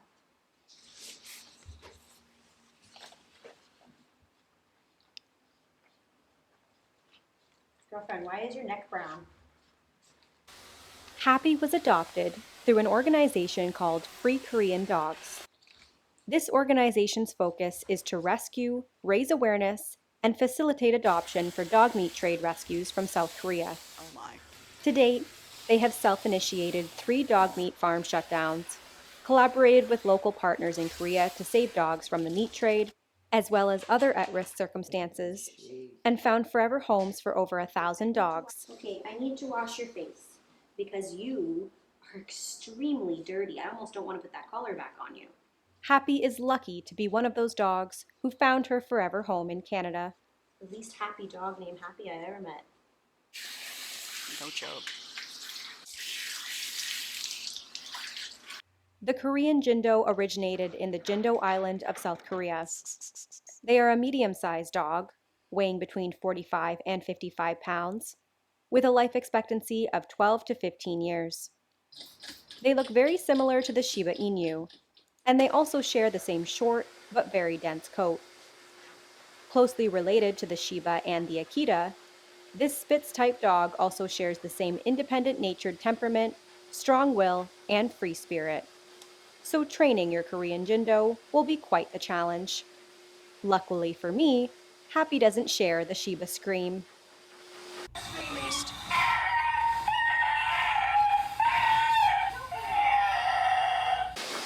But she does share the absolute insane amount of shedding that honestly supersedes most other dog breeds. My goodness.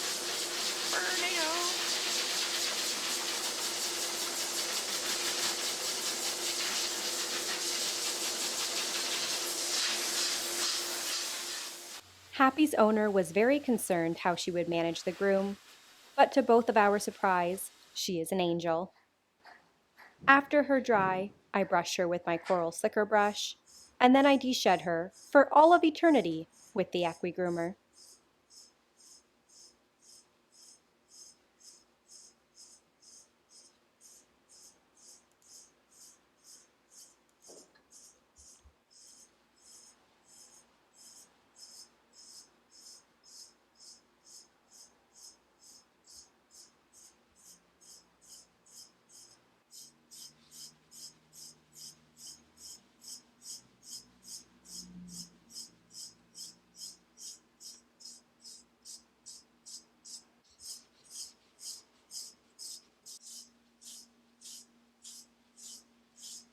Good lord. This is insane.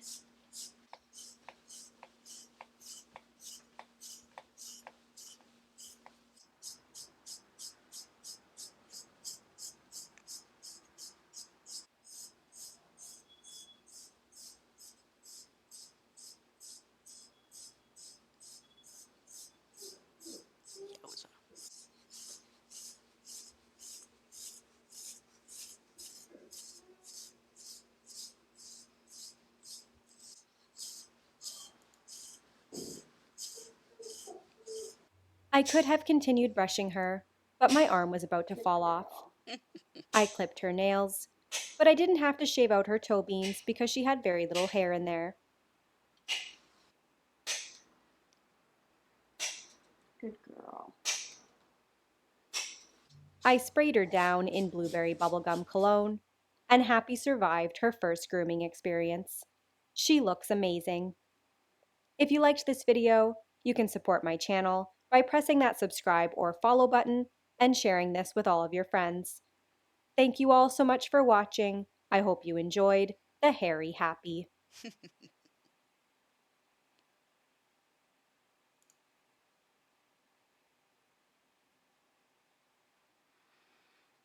You know what? I'm feeling. Hey guys, Ron here, and once again I brought together 3 other artists, gave them a prompt, and we all had to create some Pokemon that embody the description I gave them, which was fiction versus fact. You know how medieval art would inaccurately depict foreign animals with human faces, or animals that they thought were unicorns but were actually like rhinos? Or how we have cave paintings of monsters or aliens, but in reality there is some kind of realistic explanation for what these cavemen saw? Well, that's the challenge. My guests must create a piece of art that inaccurately depicts some kind of Pokemon, and then show us what the actual Pokemon looks like. Now we're finally gonna reveal our Fakemon to you guys and each other. Let me introduce these amazing artists. Once again, Jack from Subjectively graces us with his presence, Nordist has honored us with another appearance, and our new guest, Bilsu Art, famous for his Zelda-based region, is the perfect artist for today's challenge. Check the description for the links to these wonderful creators. Now let's finally see the results. But before that, consider leaving a like if you enjoy so I know to make part 10. And check out my Pokemon art playlist, which has tons of videos like this one where I create new Pokemon. This is the first time it's just all boys. It's a boys session. The boys. Oh, boys, just us boys. Nice. This is just gonna be us going crazy. The first thing, I guess, is that both of my Fakemon just so happen to come from the same region and environment. Our first piece is a photograph taken of a cave painting found in Unova. Okay. It depicts these. Ooh. Okay. Basically, these towering figures with glowing eyes near what this is cool. Can be described as like flying saucers. I love the shadow, as if it's a real photo. Oh yeah, I see that. Yeah, the cast shadow. And like the halo. Yeah, I didn't know if I wanted to do like cave painting or like a religious painting, so I kind of combined it. It's like a religious cave painting. Yeah, very ominous vibes. Ooh, I'm excited. This face is getting me very excited. Oh, I like this. That's another problem with this challenge that I realized that you guys are going to be excited for something that's obviously completely different. That's true, right? It's like, what could it possibly mean? It's completely opposite of an alien. It's just a plant. I think it's going to be an insect. So I want to make a humanoid rock-type Pokemon inspired by the idea of cowboys and aliens in Southwest America. He's going to be made of the same type of rock formations you can find in places like Arizona and New Mexico. He'll have a cape-like poncho as well as a sombrero that it can control using psychic powers, which looks like a UFO in the sky. It was very tough trying to implement a flowing cape, since at this point I didn't know what it would be made of. In the end, I had the idea to give it a static cape made of protruding rocks. I originally wanted to put it in a pose where it's holding its hat, but that may be too confusing. I tried to make his mustache and sombrero patterns the same, a little cohesion between different elements in his body.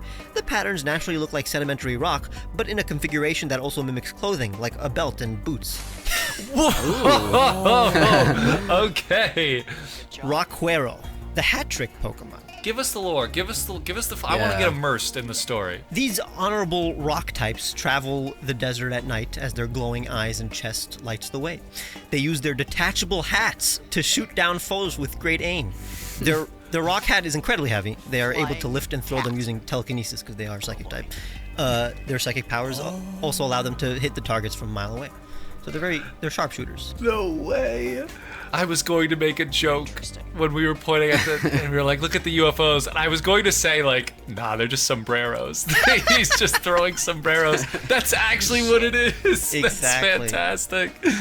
That's fantastic. So thank God they look like sombreros. I'd love to see this like in motion. Yeah, right? Is there like some sort of like light emitting from like underneath the hat when it's in the air? Yeah, so I assume that under his hat is another light source, like one of the patterns that it has. That's pretty cool. That's awesome. I really like the mustache kind of, but mouth kind of look. It just so happened to work out. Like I didn't want to do a mustache, and then I saw a mustache. I'm like, oh, let me do that. Isn't that funny how that works? If it's not obvious, it's based on the concept of cowboys and aliens. The rock pillars in like the Monument Valley. Yeah. As well as the vaqueros, which are basically the original cowboys from Spain and Mexico. Also, technically, where the term buckaroo comes from, vaquero. Oh, okay. So that's a complete bastardization of that word. Yeah. I love the different layers of Earth. You immediately get that desert vista. The compacted layers of Earth that you could see in those big mesas. Yeah, it's also like easy to do. So it's like and it's like it also easily looks like clothes while still clearly being natural. So it's like it's a cheat code. True, I just noticed the belt when you said that. Exactly. Belt and pockets. Little holsters. That's so great. smart. I can see the comments now though. There's at least 50 comments right now. That should have been a ground type. Yeah, that looks more like a ground type than a rock type. There's always those. There's always going to be those comments. And if you had made it a ground type, they would have been like, that should have been a rock type. Originally, it was going to be a steel type. It was going to actually be a UFO. But then I'm like, it would look too much like BHM, if it would look too much like an alien, and it was going to be very Gallade-like. It was going to look like just a humanoid that didn't have like any element on it. But then I'm like, okay, I have to make it natural. So. And then, cave painting is like the easiest thing to do, so that's why I chose that first. But then you put so much effort into that. It looks real, so. Yeah. Thank you. Yeah. The next one, is my favorite type of antique style in terms of just, I definitely wanted to recreate this kind of style. The next peak is antique art from a 1,000-year-old Colossian manuscript. So from Kalos, it tells the tale of an expedition to a land near Unova, where travels witnessed this. Yes. I love manuscript. this. I just love the people in the little castle. That was the favorite part, yeah. They're so small and they look like they're just accepting this. They're just like, yeah, no, we're in this little fortress on the back of this insane creature.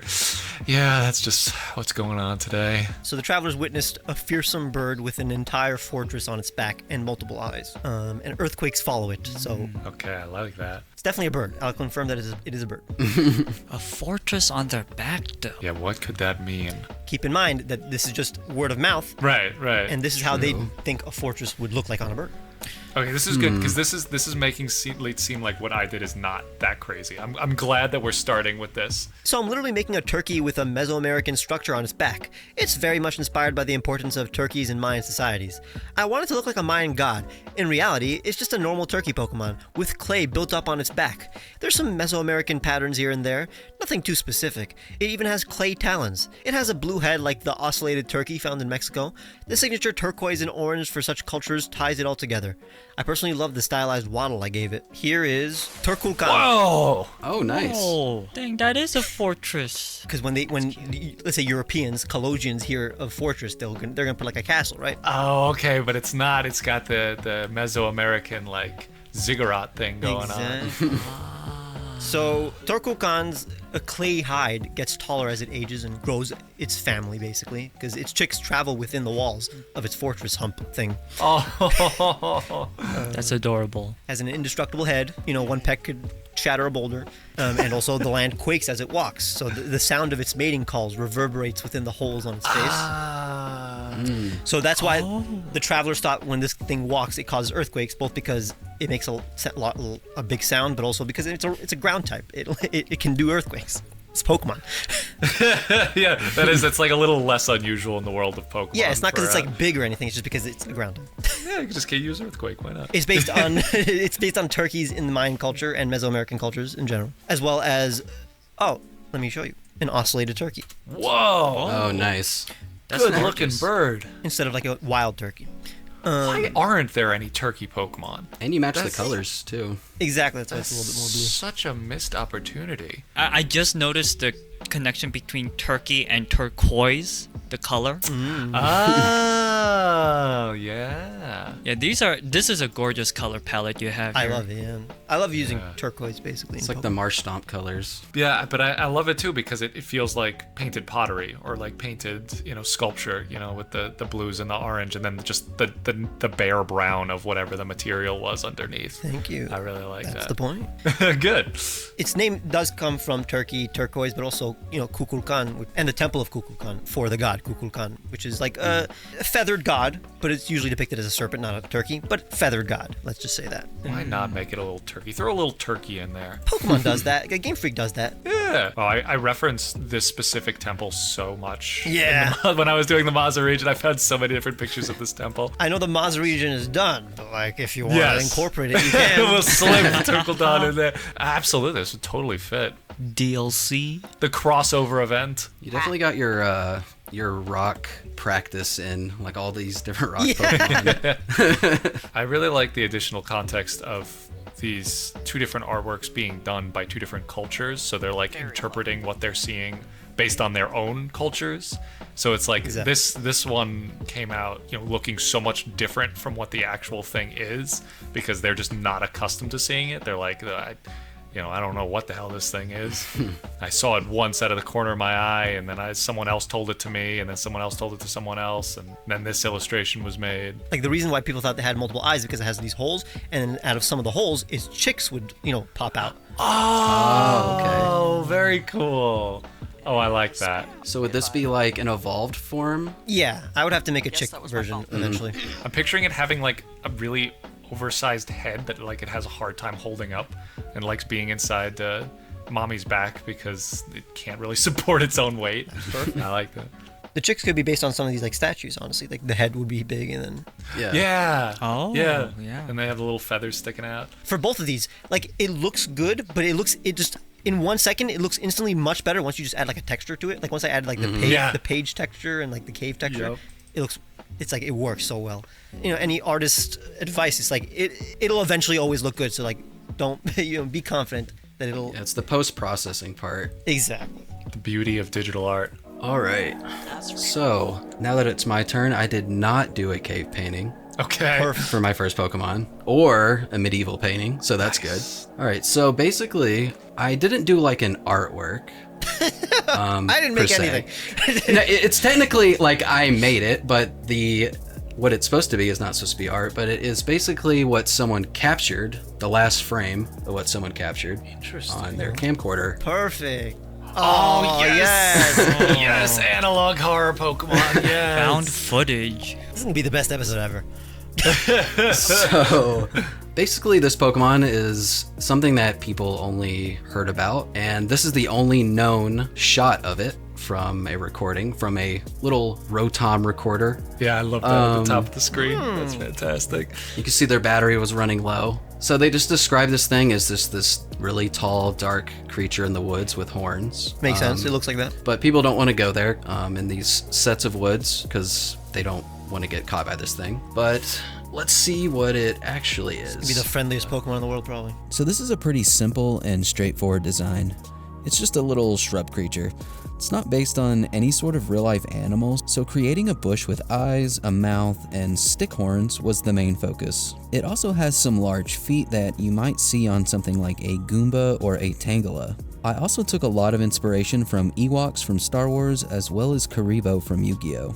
And giving it a very sad little expression, similar to something like Whismur, was really important to contrast what other people saw when they saw this creature, which was for some reason a very terrifying, dark, tall entity in the forest. So this is Shrubble. Oh, Shrubble! So Shrubble's it's a grass and dark Pokemon. It's pretty much not really based on any specific animal. I think that's the one thing that I do that's like pretty different. It's funny that you have like me and Nordist here, because Nordist is like the extreme science guy, and I make like the fantasy kind of stuff. That's perfect. I love that. Let's go. I would say it has inspirations from Karibo.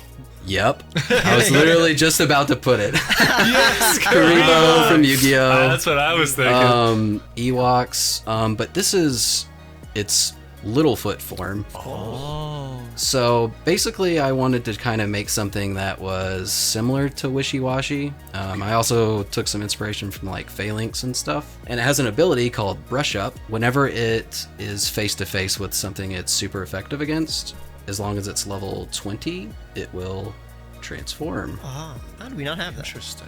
So the reason Shrubble is so simple and doesn't match the description that people gave this Pokemon in their sightings is because it's actually a combination of Shrubble joining together to create a Sasquatch. This is very similar to Wishy-Washy, but it doesn't quite have the aesthetic that Wishy-Washy's school form does. I chose to try and have a bit more fun with this design of Shrubble and piece together elements of its design to create body parts, like the horns being the fingers, its feet now being the toes of the Sasquatch, and even an eye in the middle of the chest. That way it has a little bit more variety in the design. I even gave it meaner eyes and removed the mouth, that way it looked a lot more intimidating. I just loved how essentially I was playing Lego with this design, so it was really, really fun. Wow! It's Bigfoot form. Bigfoot form! Oh, So fantastic. big now. So this is multiple Shrubbles. Yeah, technically. Oh, wow. You're right. Yeah, I see that. Wait, the so like, little feet yeah, the finger of the build up the body. that's perfect. And you can see each one of the toes in the Bigfoot form is just one of the feet. Yeah. You know. In the Littlefoot form. I love how it, even in the Bigfoot form, it's still kind of cute. Like, it's still not, like, yeah, if I saw it in the middle of the night and I just saw the glowing eyes, I'd run away. But, you know, it's got that classic, you know, you call it Pokemon, you can call it just collectible monster feel, where it's like, I wanna sit in the woods and just have a picnic with it too. You know, Yeah. it seems friendly enough. Shrubble's name just comes from shrub and shuffle. Okay. So they're just really scared Pokemon. And when they go and travel about, they just form this creature. Yeah, that's how they get from place to place together. When you first showed off the Littlefoot form, Like, I thought it would evolve, but then I read this Pokemon does not evolve. Yeah, it's like very explicit. How? But it comes together like Voltron. With a whole bunch of other troubles. Yeah, I definitely took some inspiration from some like Bionicles and like robots and stuff like that. Nice. Yes. Which trouble makes the middle chest glow? It's like one of its eyes. See, I was imagining them doing like the Megamind meme pose with the one eye sticking out. No bitches. I like that. Yeah. You know, I like these colors. True. Yeah. And I do like your signature, like, extra light source. I used to do Sugimori style a lot. It's just like elevated Sugimori style. It's like next step. It's more like I'm like, what if they like changed it? Oh, we have another Pokemon. Shit. So this one I probably had the most fun with, I think. It's kind of only really been heard about as like a myth. But there's this little boy, and he claims he's seen it before, pretty much close to his house, but his parents are always telling him, like, that's just a myth, that's not real. Because the way he describes it is, he describes it as a red Luxray with a Go-Goat body and a Seviper tail. This is what he sticks on his fridge at home. Oh my god! It's a child's. Oh, that's fantastic. That's fun. Those were always like creepy when you see like art of like. Yeah. It's the Babadook. Exactly. Yeah, that's the Babadook. I was really just like, what is just a way I can draw this as if like I was just a kid. I was like looking. It's weird to like reference little kid art. Yeah. Yeah. To just see how they're doing like humans or just animals. Yeah, you have to like forget so much about what you've learned as an adult about illustration and just go back to. I love the choice of brush here though, like the marker that's scribbling over itself. Like and it's got that bleeding? overlapping. Yeah, it's actually a Procreate default brush. I was gonna ask. I'm like, no, I use Photoshop. Yeah. I'm just like, I hope the colors are similar to what is drawn here. That'd be sick. Yeah, that's why the parents didn't really believe him, because it didn't make any sense. It's a chimera of some sort. Sorry, now I'm noticing that this whole challenge makes no sense in the Pokemon world because anything could be real. Yeah, true. Yeah, it's like how unbelievable is unbelievable in the Pokemon world? Exactly. Well, maybe all the parents just know, like, they're like Gen 1ers. They just know their. True. This isn't a rock with arms. It couldn't possibly exist. So this design might end up looking somewhat familiar, and that's 100% intentional. It draws from design elements of Pokemon like Solgaleo and Type Null. It's a chimera, but it's also a fusion of organic and synthetic material. But despite it being a chimera, I wanted it to look very streamlined and unified. I wanted to make sure that the majority of the shape language meshed together pretty well.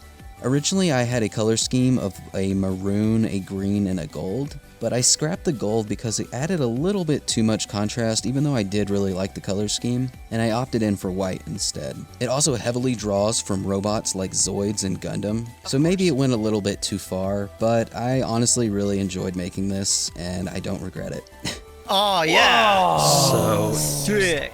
This is Chimerex, the Chimera Pokemon. It's Steel and Dragon. I took a lot of inspiration from... Well, Solgaleo is the shiny, basically. I love Yeah. this Solgaleo shiny. and Type Null, but it also has a similar backstory.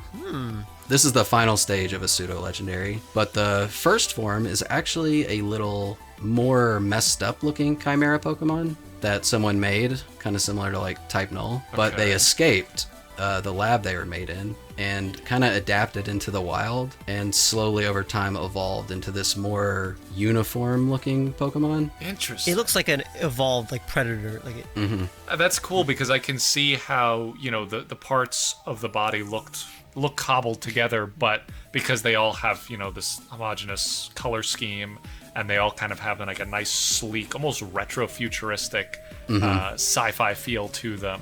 You know, it doesn't look out of place, it doesn't look unnatural, but it does look like, you know, you can see how it would have come from something that seems unnatural. Yeah, they definitely feel like you could kind of pull them apart like Legos.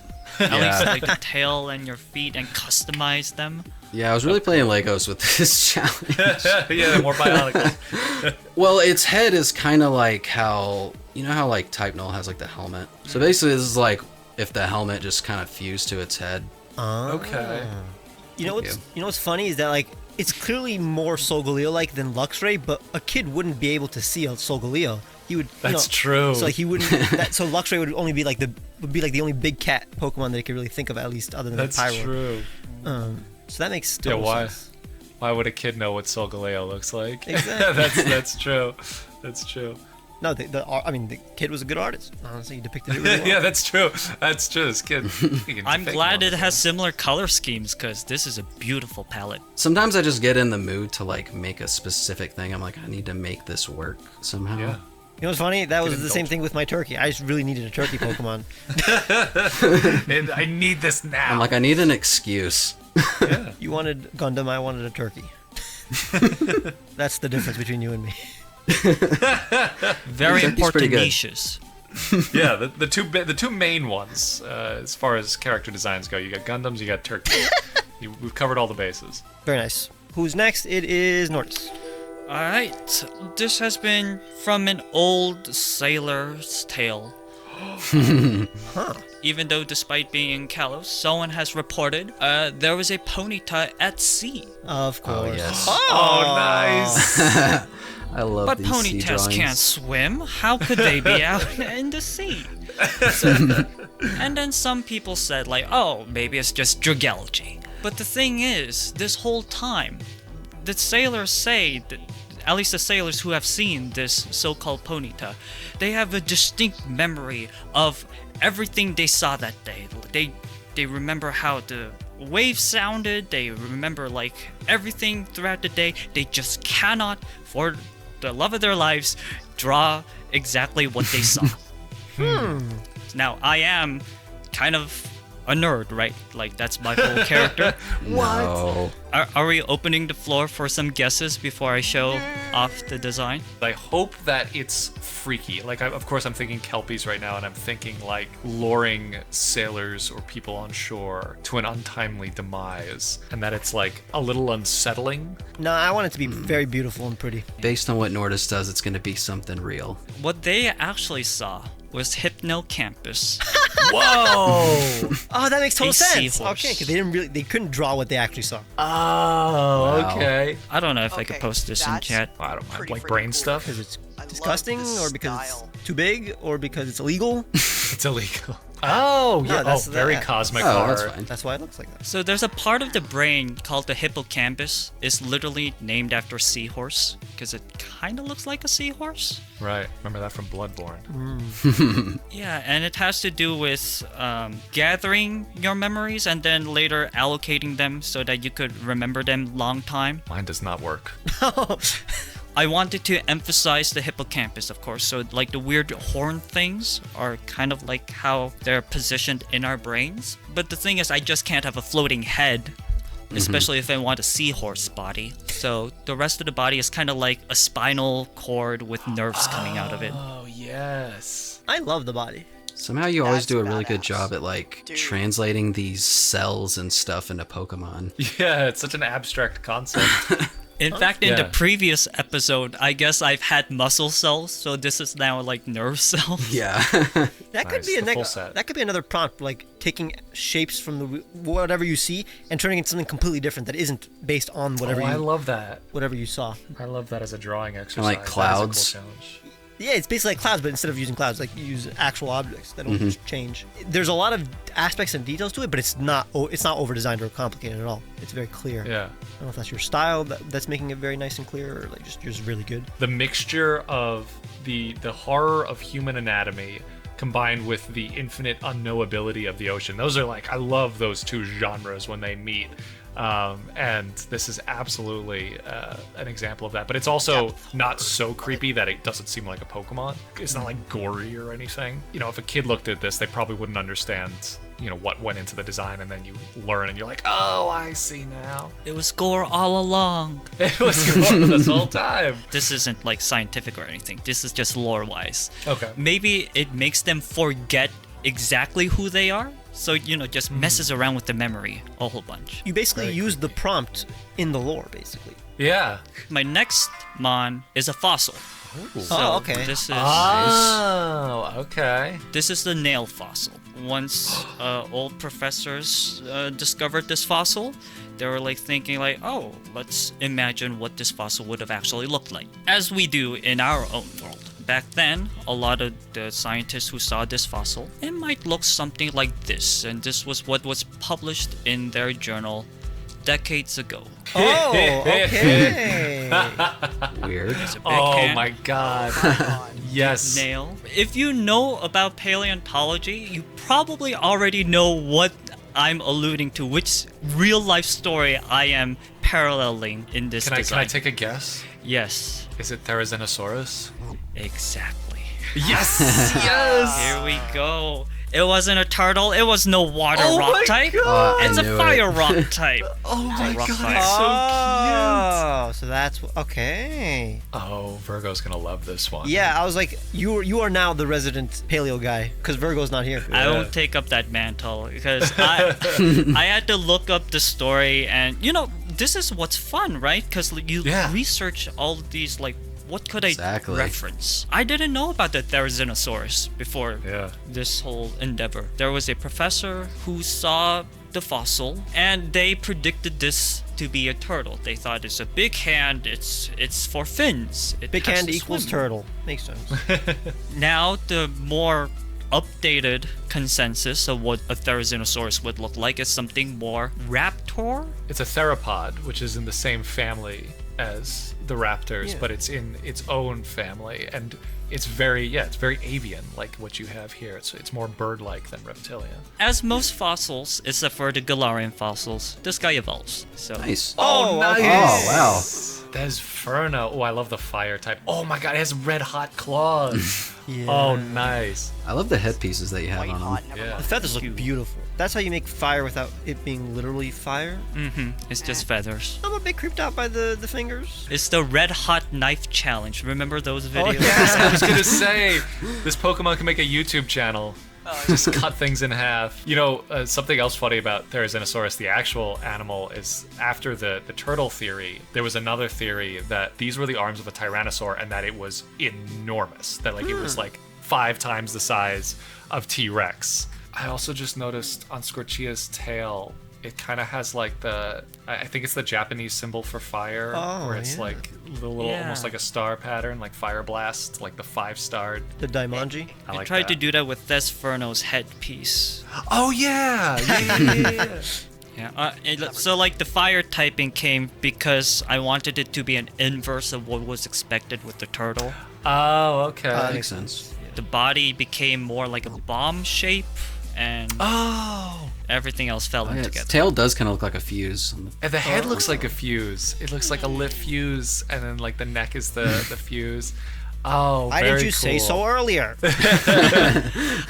I do want to see more fire types that are like charcoal color with red accents. I think black fire types are sick. Yeah, yeah. And that sells that bomb a lot too. Did we all do completely different kinds of unique art of antique art? So far. Oh, okay. No, I'm gonna ruin our streak.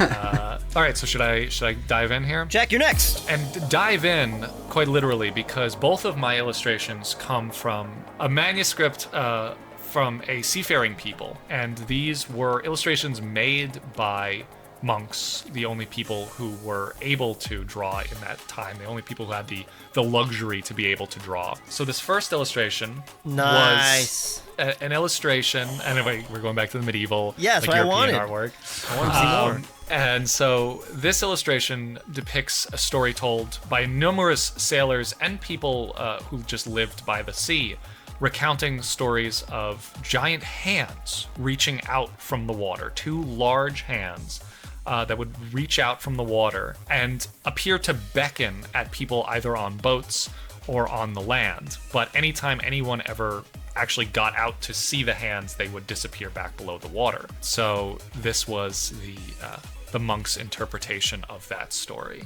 How ominous. Yeah, Very kind of weird. I mean, this guy seems to be fine with it. He's pointing at him. It's like, I see you. I just loved recreating how like placid every medieval human is in any artwork. Like they get stabbed in the head and their face just looks the same. Just all that. So that is what they thought they were seeing. But now modern scientists know that this is what it was. These hands would turn out to be not hands at all, but the two heads of one Pokemon, Nemonesi. This concept was a little old school and kind of straightforward, but that made it a little bit more fun to design. I allowed myself to go crazy with the shapes, really playing with the movement of the two incredibly long and thin necks. It took me a while to figure out how I was going to do the decoy fingers on the character's head, but the curled feathers were very cute shapes and they worked for my purposes. Having the two heads also allowed me to convey in one piece of key art that the character was able to curl and uncurl these feathers, thus creating the illusion of a hand and fingers opening and closing. Oh. Ooh. An actual Nice. fantastical beast. Very much not what people believed it to be. So Nemonesi is a two-headed Pokemon that has these feathers on its head that it can curl and uncurl, sort of either to mess with people or for some other unknown reason. But they seem to understand that people like the way it looks when they curl and uncurl their feathers, so they do it intentionally and then swim away before people ever get too close to them.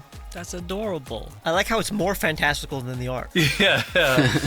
And of course there's some like Loch Ness Monster, but I just started thinking about how little people in medieval times understood what sea creatures were. True. And, you know, they could only relate it to what they saw on land. And the closest comparison that they had was hands, human hands. So that's what people thought that they were. First, did you make a whole new layout for this video? I did, yeah. Wow. Not really. I just kind of reformatted things so that it looked like a medieval manuscript. The challenge was originally going to be just, hey, everybody draw medieval Pokemon art.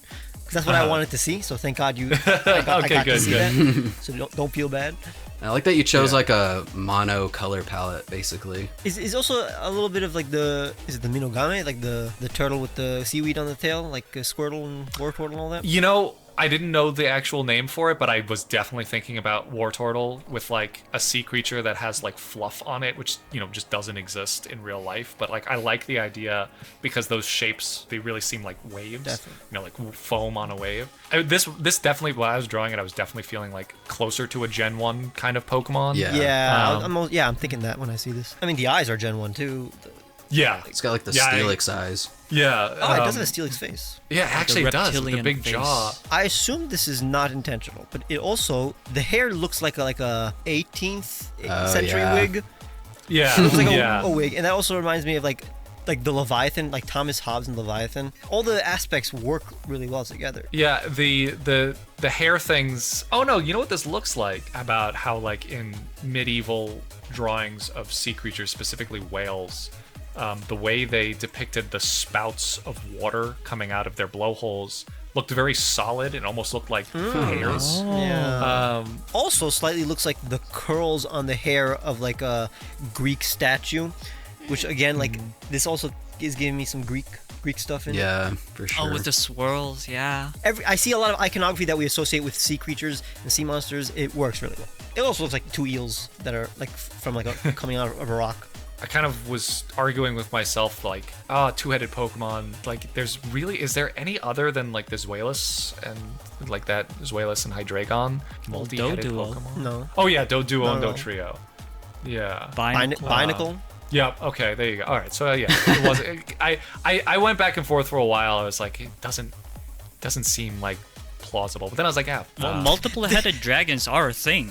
Or Yeah. like- This guy said multiple heads on a Pokemon. Impossible. All right. Go ahead. Cancel me in the comments. It's coming now. It's coming. This guy said it wouldn't work. It just doesn't look like a Pokemon. You know? This is the most Pokemon-looking Pokemon I've ever seen in my life. You know, my insecurity about it feeling not official enough that's why I gave it those Gen 1 eyes, because I was like, oh, that just upped the Pokemon factor so much. Now all of a sudden, now it's a Pokemon. Cool. Wait, hold up. What is this shiny? This beautiful candy colored. Yeah. In every episode, when I see someone's Fakemon, at least one of them looks like candy to me.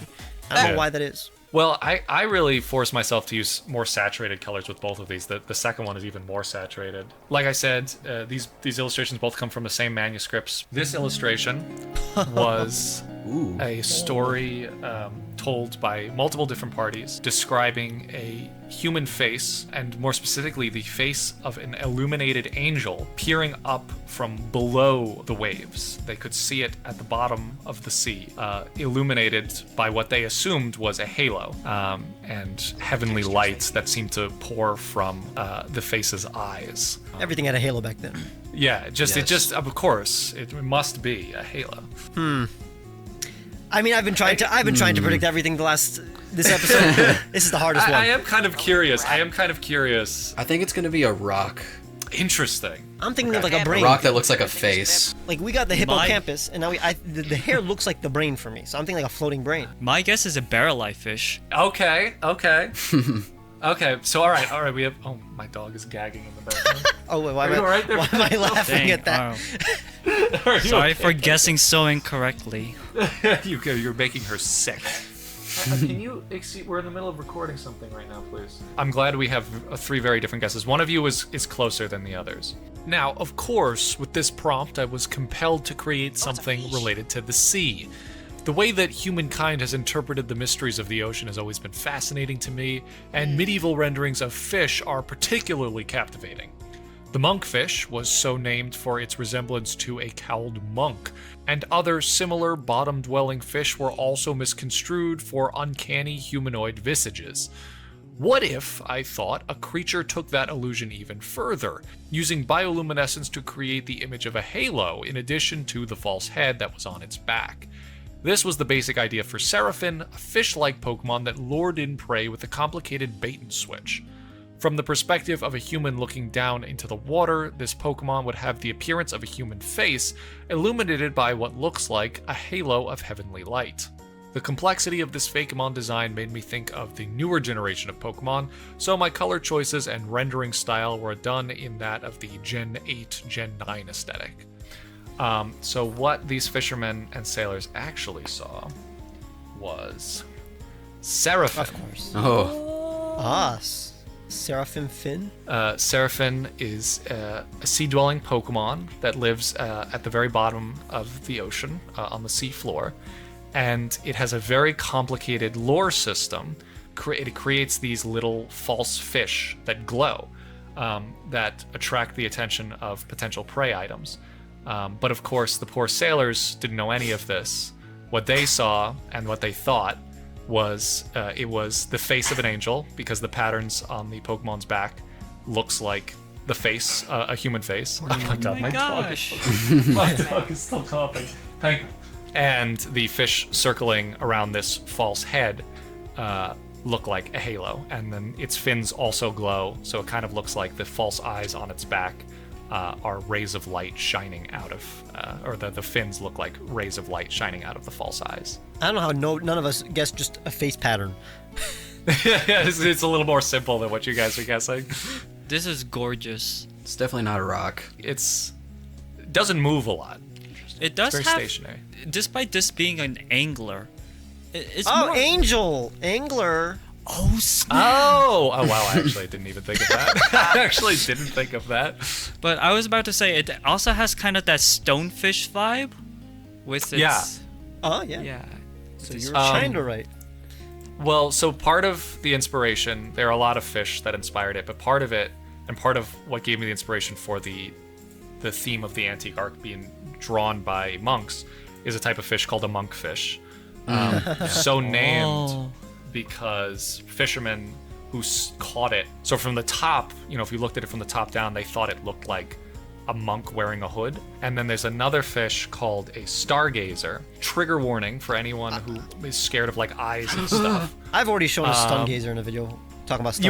You have. But like if you look at their backs, like it almost looks like they have a face pattern in addition to their actual face. I see a whole human. Wow, weird. I see little legs and hands, a hat. Yeah. Okay, Lorena, I can't quite see what you're seeing there, but I see almost a skull with like two eye sockets. Yeah. It's intentionally trying to fool fish, unintentionally fooling humans. Are the little fish like they're just like things of light? Yeah, they're little like balls of energy. So I made it a fairy type because I feel like fairies have a lot of like light manipulation. There was all that thing where like, oh, fairy is like the light type. I love ugly, and so, ugly like, fairy types. Those things are only circling around its little lure for as long as it's sitting still. But then when it like swims away, they just kind of just like pop and disappear. Oh, so they're like holograms? Yeah, I they're love like that. little like will-o-wisps. Two things. Very First, nice. the pattern kind of looks a little bit Mediterranean. I like it. Like the colors too. Second, when people think of like contrast, usually you think of like color or like shapes. But for me, this is a new kind of contrast that we're dealing with, which is like the body is very static because it's just sitting around, while the lure is very like it's a lot of movement to it. So it's like very exciting. And that's a good kind of contrast. I like it. Thank you. Yeah, I actually wasn't even thinking about that, but you're right. Yeah, like there's implied movement in the little fake fish around the lure, but then yeah, the Pokemon itself is completely still. And I like the perspective of it. Little foreshortened. Honestly, the face kind of looks like Jesus. I see Jesus. Biblical inspirations all around. Yeah. Oh, wait, Yeah, wait. It wasn't the first symbol of Christianity a fish? Yeah, well, I mean that's always like the ties to the sea and Jesus. I think. Yeah, right. What is the significance of the fish in Christianity? I know there is one. Maybe he gave someone a fish. He produces fish. And fish That's and his power. loaves. That's his claim No, to fame. I swear to God, I don't want to like offend anyone's religion. It's fine. I grew up Catholic. It's fine. I can insult Christianity. I forgot or that misremember it at the very people least. get offended by that. Yeah, no, I totally have the right. Yeah. It's like a starving village, and he just makes fish appear. I swear to God, that's.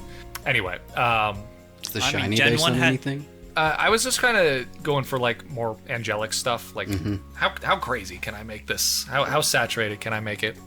Yellow's pretty crazy. Yeah, Very wacky. That's like warning yellow. Now, I was going to ask what a wobgong is, but I looked it up while you were talking.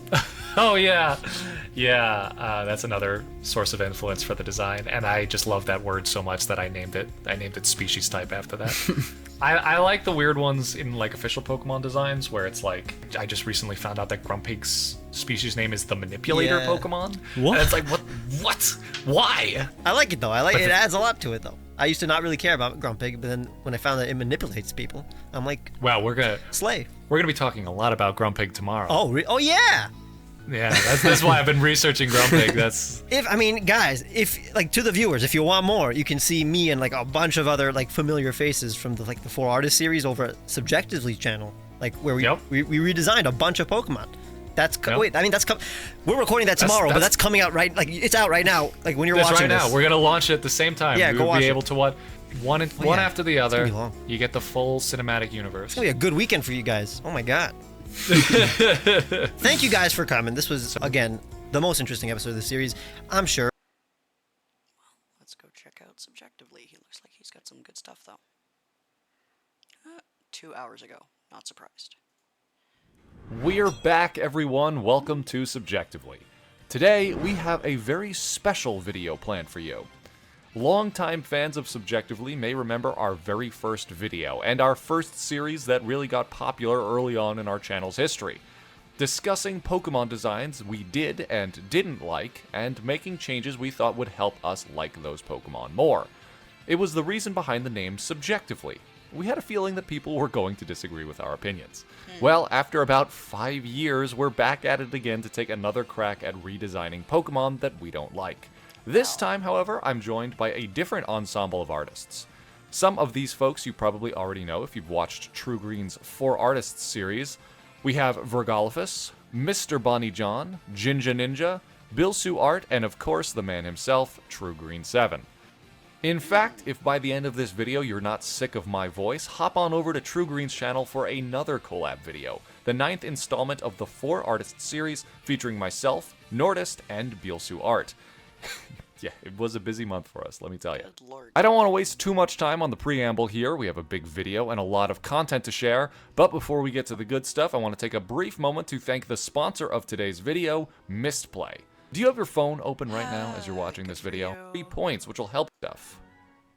Now, just a reminder before we get started, everything we're discussing in this video is subjective. Just because we don't like a certain Pokemon doesn't mean that it's a bad design. Everyone is entitled to their own opinion, and as you're about to see, some of us don't even agree with each other when it comes to which Pokemon out there need to be redesigned. Each of us picked the mons that we did to change them so that they cater more to our individual tastes. You may like that we made less than the official design, and that's totally fair. In fact, be sure to leave your thoughts on our changes down in the comments, and let us know which Pokemon you would change if you could. With that said, let's cut the chat and take a look at the changes that we made. I hope you enjoy the video. Okay, so I will go in chronological order throughout the Pokedex. So the first Pokemon that I picked that I wanted to change was Grumpig. The thing is that there are very few Pokemon from Gen 3 that I really don't like. And I love Spoink. You know, Spoink is adorable. But Grumpig has always bothered me because it just seems so, like, half-baked. Mostly what I don't like about it is its face. Like, it feels so confusing. I can't tell what it's trying to convey. It's like kind of smug, kind of cheerful, a little cheeky, like it's kind of like a prankster. But as it turns out, its Pokedex species type is the Manipulator Pokemon. You'd think it's like, I don't know, the bouncing pig Pokemon or something. No, but it's the Manipulator Pokemon. All of its Pokedex entries talk in some capacity about how it is able to like coerce other Pokemon to do its bidding for it. And so it's like kind of this hypnotic bully, and I kind of wanted to latch onto that a little bit, make that personality show through really clear in the face. And then also something I wanted to do, because like I said, I really like Spoink. I wanted to sort of bring in the springtail. Like Spoink's whole thing is that it's bouncing on its curly pigtail.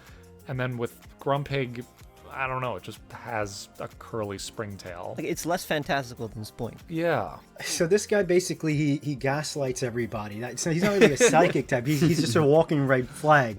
Now, when I look at this guy, first of all, looks like someone who I would swing on sight. I do not trust this man whatsoever. Many of the Pokemon today I will be fighting in the parking lot.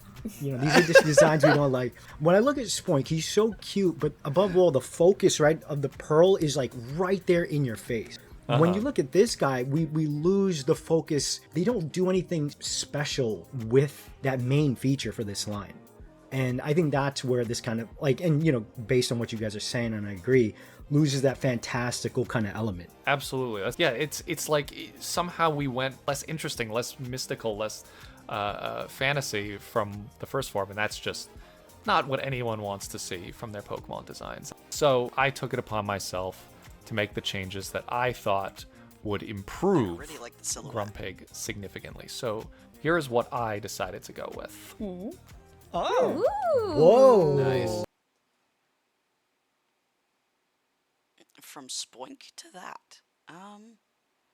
Well, it does definitely have the pig bit, but the eye kind of,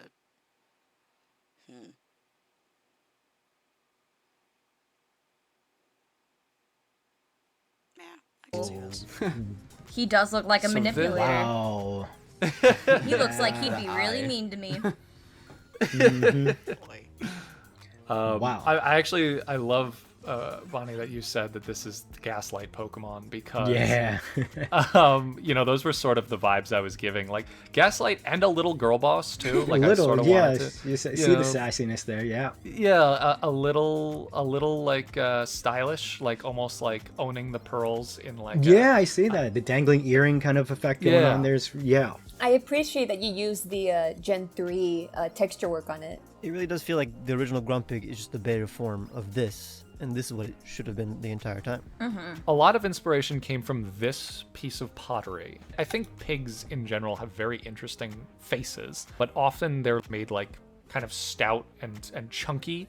You know, at least in America, we're used to like the big farm pigs that have these big fat bodies and kind of short snouts. But I liked like a lot of Mediterranean depictions of pigs where they have these long, kind of more predatory looking snouts that are a little fearsome with the tusks sticking out. I had this idea in my head about this Greek fable about a pig that lives on an island that can hypnotize you to do, you know, its bidding for it. And that kind of influence seeped its way into my design. And I didn't really change anything about the lore. It's still, you know, the Manipulator Pokemon.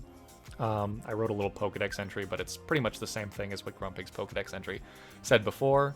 And it's just kind of trying to make that vision a little bit more clear. It's beautiful. I think elongating that face really allows, this new expression to live in all that real estate. And especially for a Pokemon that's bouncing on its tail, like much of the movement in that first design is stout.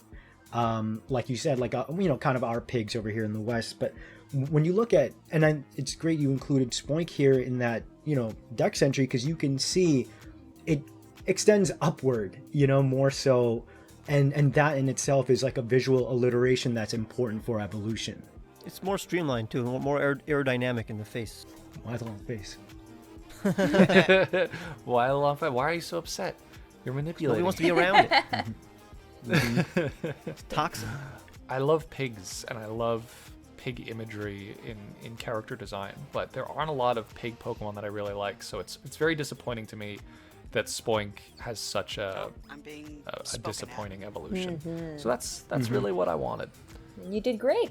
I was expecting like an evolved form kind of look, but you really did. It's literally just Grumpig, but like better. You like reshaped it. Yeah, so that's Grumpig, and now for my second design, I skipped ahead a bunch of generations, and I picked Rillaboom. And I know, stand with Jack. Fuck I know that we Rillaboom. have some Rillaboom enjoyers. How dare! Cinderace.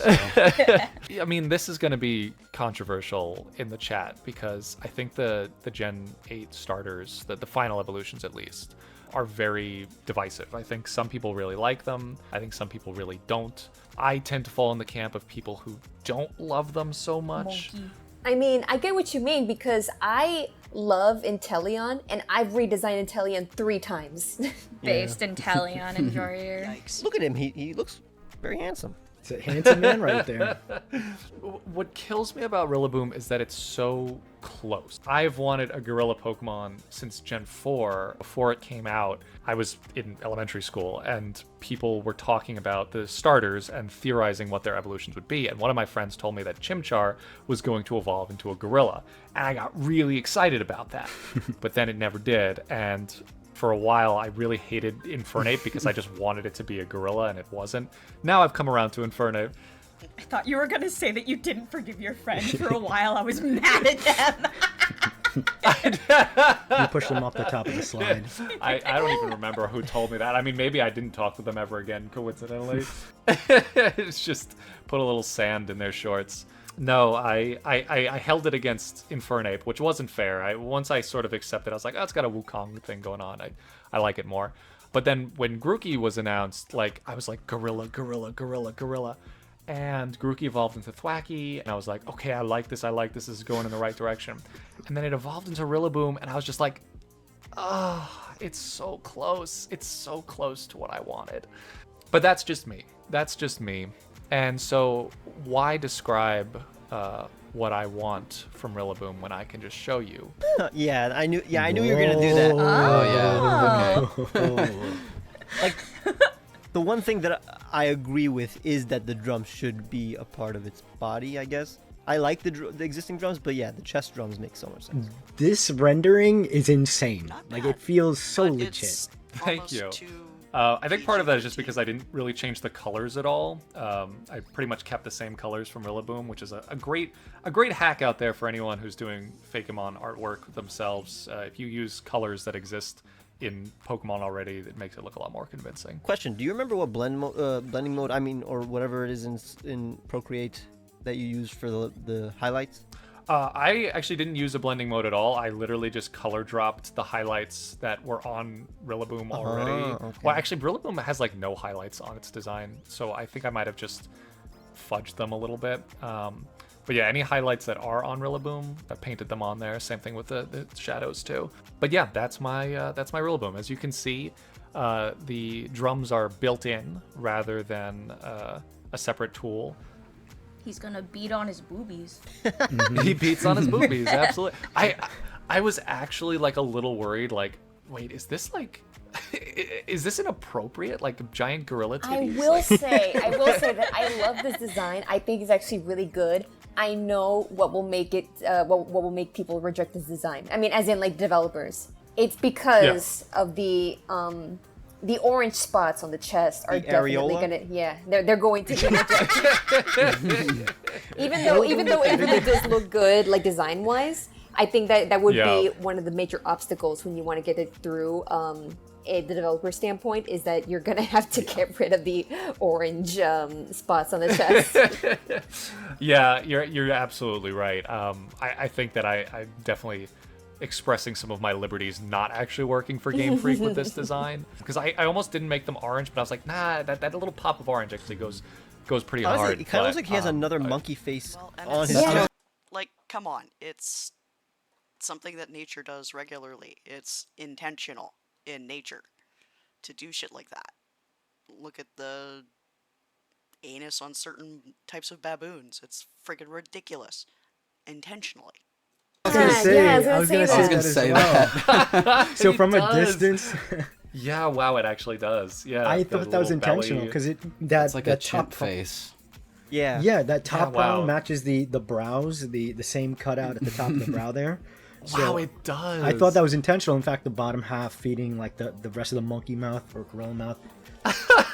So No, that was entirely unintentional. I was mostly... So I was trying to replicate some of the patterns on Rillaboom's chest because I like how they're somewhere between like forest leaves, but also kind of like punk rock attire. And as you can see, like the punk rock part of it, I kind of nixed that. I think that would be another thing that would just get this rejected by the art director at Game Freak, because they were clearly going for that look. Like they wanted Rillaboom to be in the band with Obstagoon and Tuxtricity. And I get that, and I like that. But my ideal Rillaboom would be he pounds his chest, and he's just a little happier. The other thing I don't like about Rillaboom is that he just looks so angry. He's very static. It's hard not to defend Rillaboom. like I could tell you like why, but like it doesn't matter. Tell me, I want to hear the Rillaboom defense. Tell Well, me. I just like the dynamic between how he is in this and how he is in the game. So like it's just more personality when it could be both angry and happy, because it's like it's a protector, but then when you get to know it, he's a very nice guy. Yeah. I mean, you made him a nice guy too. So like I like what you did. It's just, they're two facets of Rillaboom. when you look at the key art, when I look at it, and you're so right, and a lot of like quote unquote bad Pokemon design or just design that we don't like, it's always just a touch off. It's not so much. I've found, like, I've been polling a lot of people about what they think about like the most quote unquote hated designs, and it comes down to people actually enjoying them through extended media. And so looking at this key art of Rillaboom that they give us, he's very stern. You don't see the drum, you don't see the sticks. I'd argue that's probably my biggest issue in the default state, right? Because you could say that there's like a default state where he's just standing around, and then incorporating like that drummer motif is through an external set of accessories, right? Now, if we had, say, a built-in drum set like you've put in here for his chest, or sticks that's like hanging like maybe in his hair, right? In the same way that through line exists in Grookey and what's the middle guy, Thwackey? We'd have like a visual like movement across the lines. That would be like my biggest issue as far as fixing the motif of what we've gotten.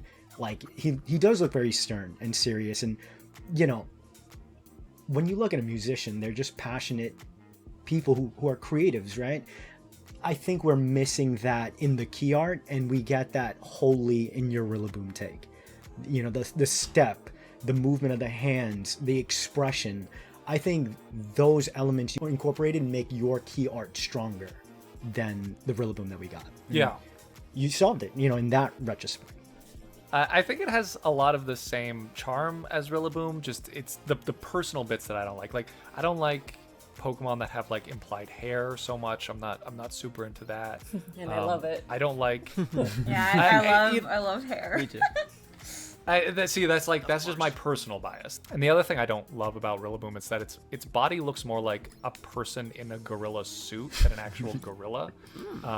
Its legs are so long. Because when I saw Rillaboom, this is going to grow on me. And I was like, I had it in my camp with me, and I was watching it like run around, watching it run around on 2 legs, watching it run around on 4 legs, watch it play with the other Pokemon, and it just never grew on me. I was like, it just looks awkward, and I don't like that it has human feet and not gorilla feet, and I don't like that its legs are so long, and I don't like that it has abs.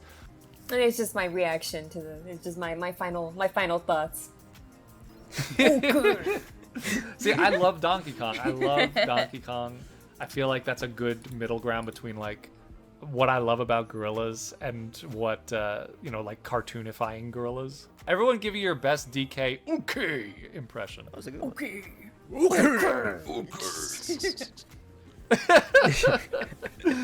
All right. That better go in the video. Those are my guys, and they're pretty great. Thank you. Nice job. Nice job. All right, June.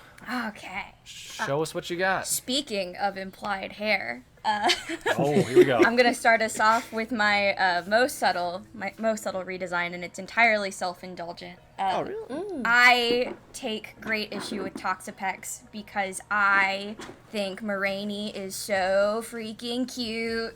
That is the cutest little patootie I have ever seen. It is a baby. So cute. It evolved into Toxapex, and my heart just broke a bit because I understand things can't always stay cute. But man, is Moraine adorable. Thank God for Evilite, because I never want to evolve Moraine ever. With Toxapex, other than the cute thing, my other big issue is when I look at Toxapex, I'm immediately confused on the perspective. Like, it registers to me as smaller than Moraine. Yeah. It looks like the body shrinks instead of the hair growing.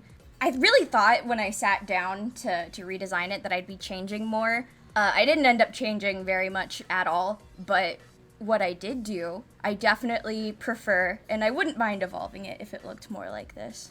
So here's my subtle Toxapex redesign. Oh.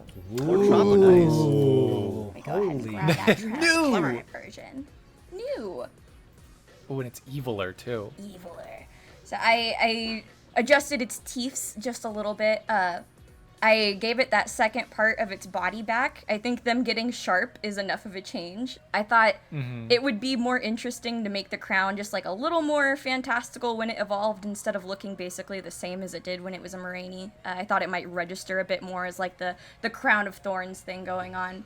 And I like implied hair, and I missed it on Moraine. So Toxapex has these like these little arrow-looking things on its face. I gave it bangs. Don't be ashamed of that. Don't be ashamed. I like it. I like him like that.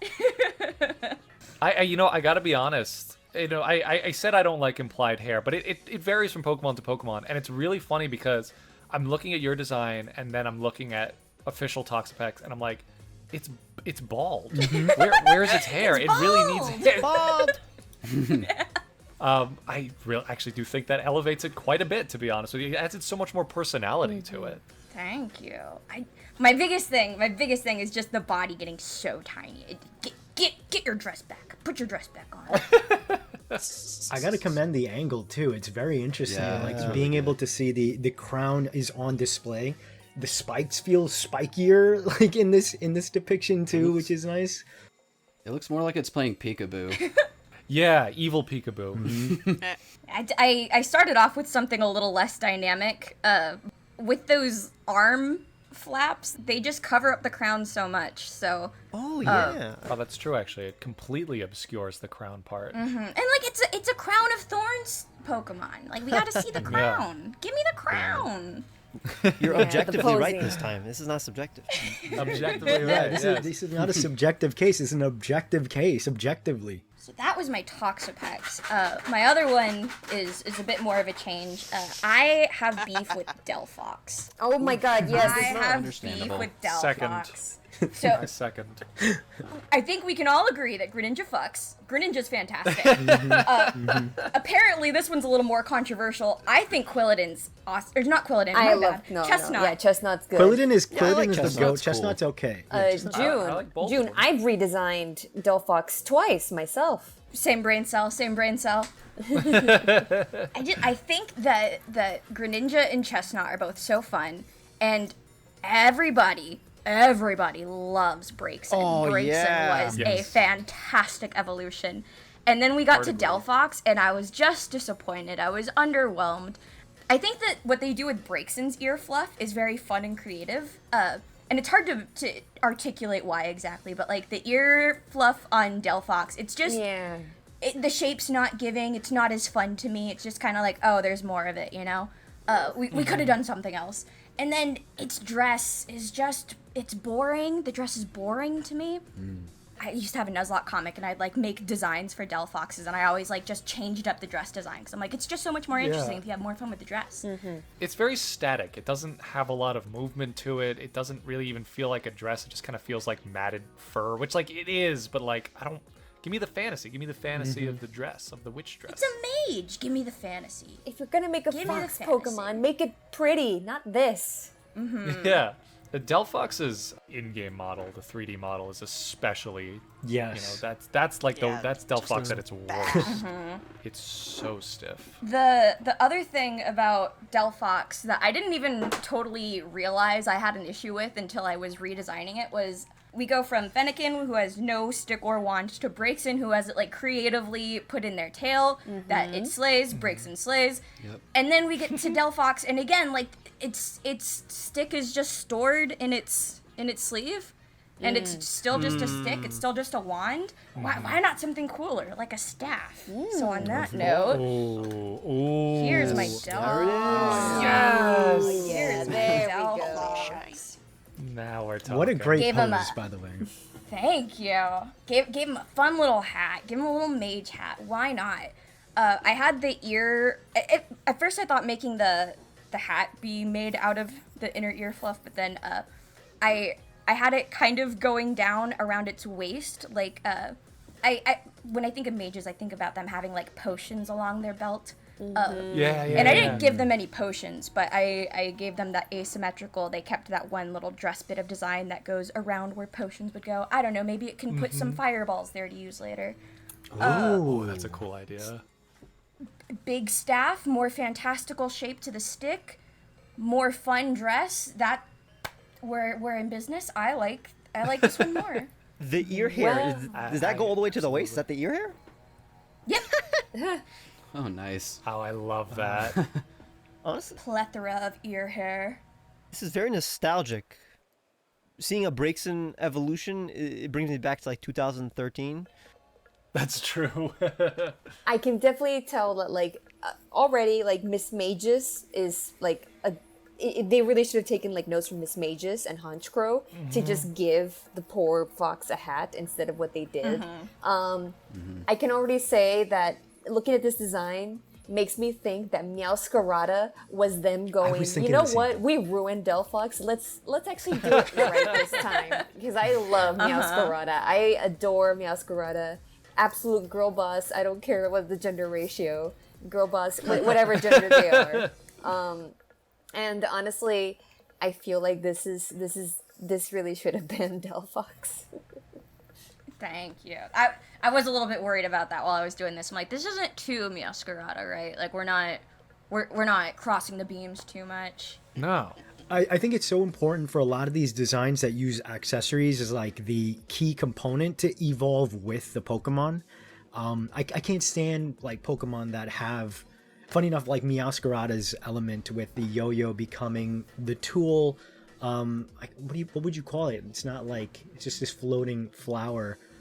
Like, some magic thing. Some magic prop. Some magic thing. The magic thing. Like with Timber, that line, you can see a very clear progression of like a building tool, right? It's not my favorite progression of an item, but I thought the exact same thing where early on, you know, Grookey is like an obvious case where, yeah, it doesn't need to do too much. Eventually the sticks like are banging against the drum, but like I've always thought with Braixen, like this, you know, that witch's stick, the wand, the wand, the witch's, you know, the trusty witch's stick.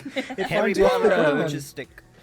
Don't say it too quickly, though. No. It sounds like something else. But to evolve that sense of like grandeur, right? Especially like you said, fantasy, like lean into the wand becoming a staff, like elevate that part of the design. It's as important as the Pokemon itself.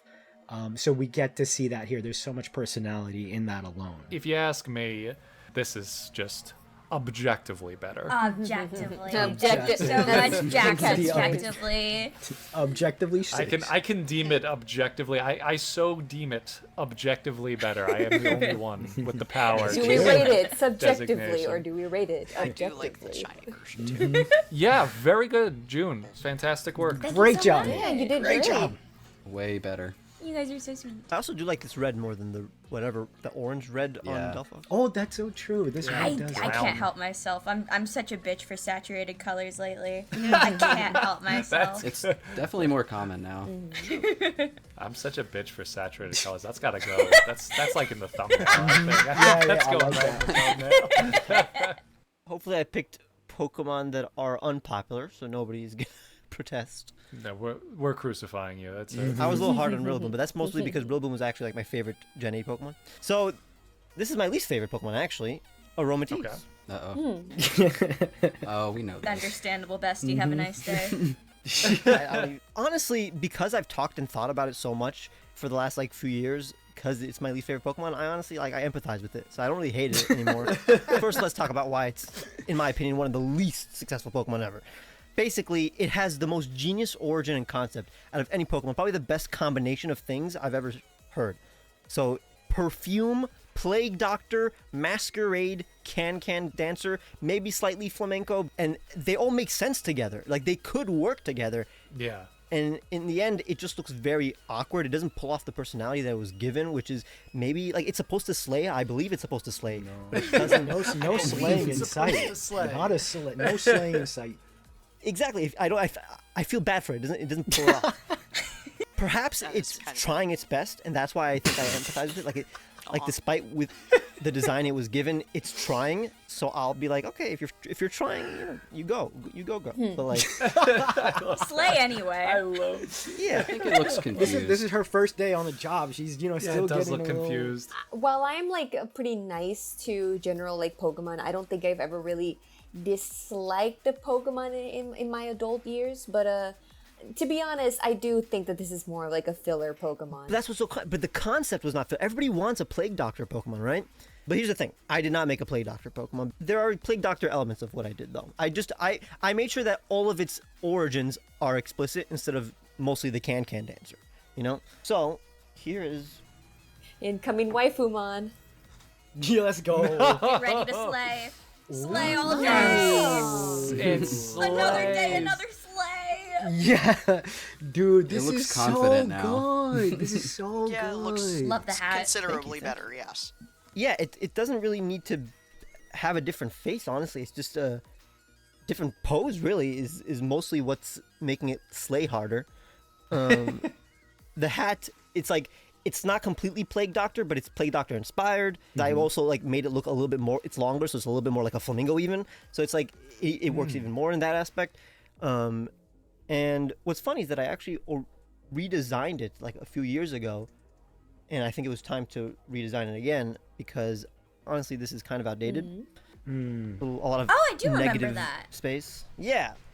It's interesting how much of this does persist over into the newer design, that's though. true. Like you've taken the good parts of this and sort of modernized it with got, your like, so much better too. It just yeah, samurai style. you've just The improved. render style is godly. Yeah, it's like I went a little too much in the previous redesign, but now it's like I appreciate some aspects of Aromatisse. So it doesn't need to be long. It doesn't need to be too like feminine or human shaped. It just needs to have more confidence, I guess. No, dude. So yeah, subjectively tip, and you can put a little ding sound effect here. I think why this is so effective is because Ron actually paid homage to the original design, right? A lot of people might take things that actually did work for the Pokemon and just kind of shove it to the side. Over here, you can see the original Aromatisse in here. Like if the team kept pushing with a few more passes, and genuinely, I think so many of the awful designs, they just need a little more work, just a couple more passes. This design, the way it's built, like it's still got that kind of not scrunched in, but like it's still very stout, but it feels more expressive because the silhouette gets open because of the new pose.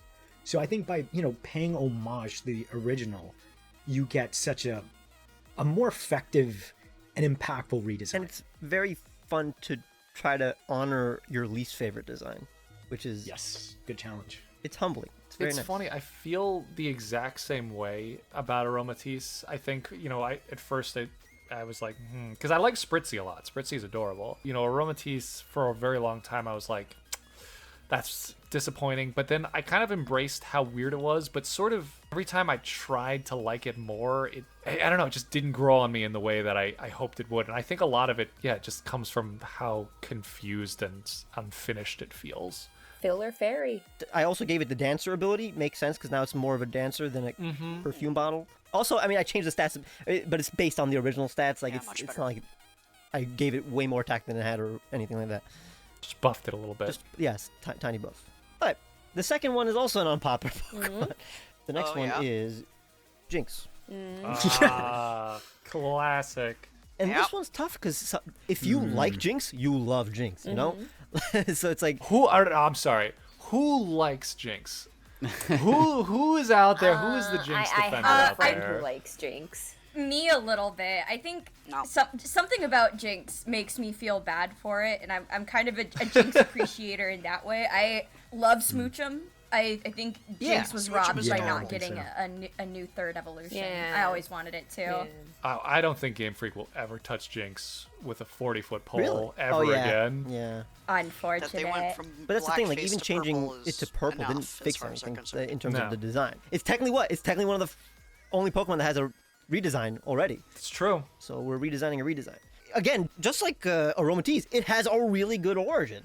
The concept could have been perfect. So it's, a combination of the Yuki Onna, Yamamba, Ganguro fashion, also like a bit of like... But unfortunately, it also originally took design cues from Blackface. People don't really see it, but it's there. Valkyrie with like the breastplates and stuff, which makes sense for like an ice type. So it's like European looking, but it's also 75% Japanese based.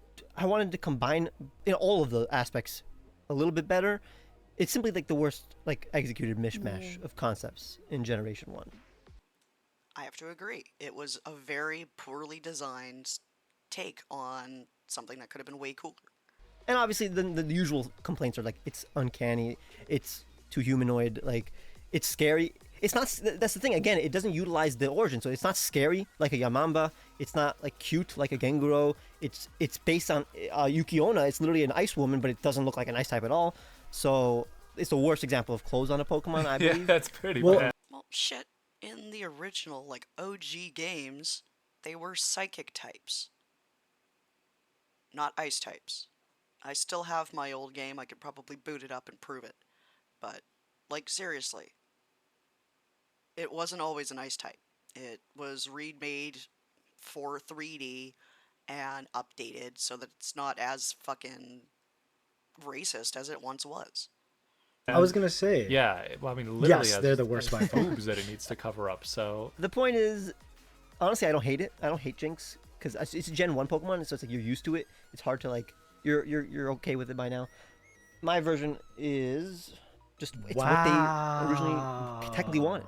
Wow, this is amazing. Whoa. I like that. that. I love the wing hair. Like, takes away the arms entirely and the hands. Looks at, or makes it look more like a friggin' spirit. That's friggin' clever. Yes. That's pretty great. That's awesome. I mean, the wings are more of the Valkyrie aspect, and since it's slightly more European on the head, I made the body slightly more Japanese with like slightly more of kimono, but it's still like a And the hair comes off as a pair of wings. There you go. It's like a combination of European dress and like kimono at the same time, which I think is interesting. And originally I was gonna give it wing hair, but also like arms. But then I decided to do this. But then honestly, it's very much Frostlass. yeah, a little bit. Yeah. But they're based on the same thing, so I can't really not do that. And that's the thing. It's like we have Frostlass. It already is a better execution of the same concept.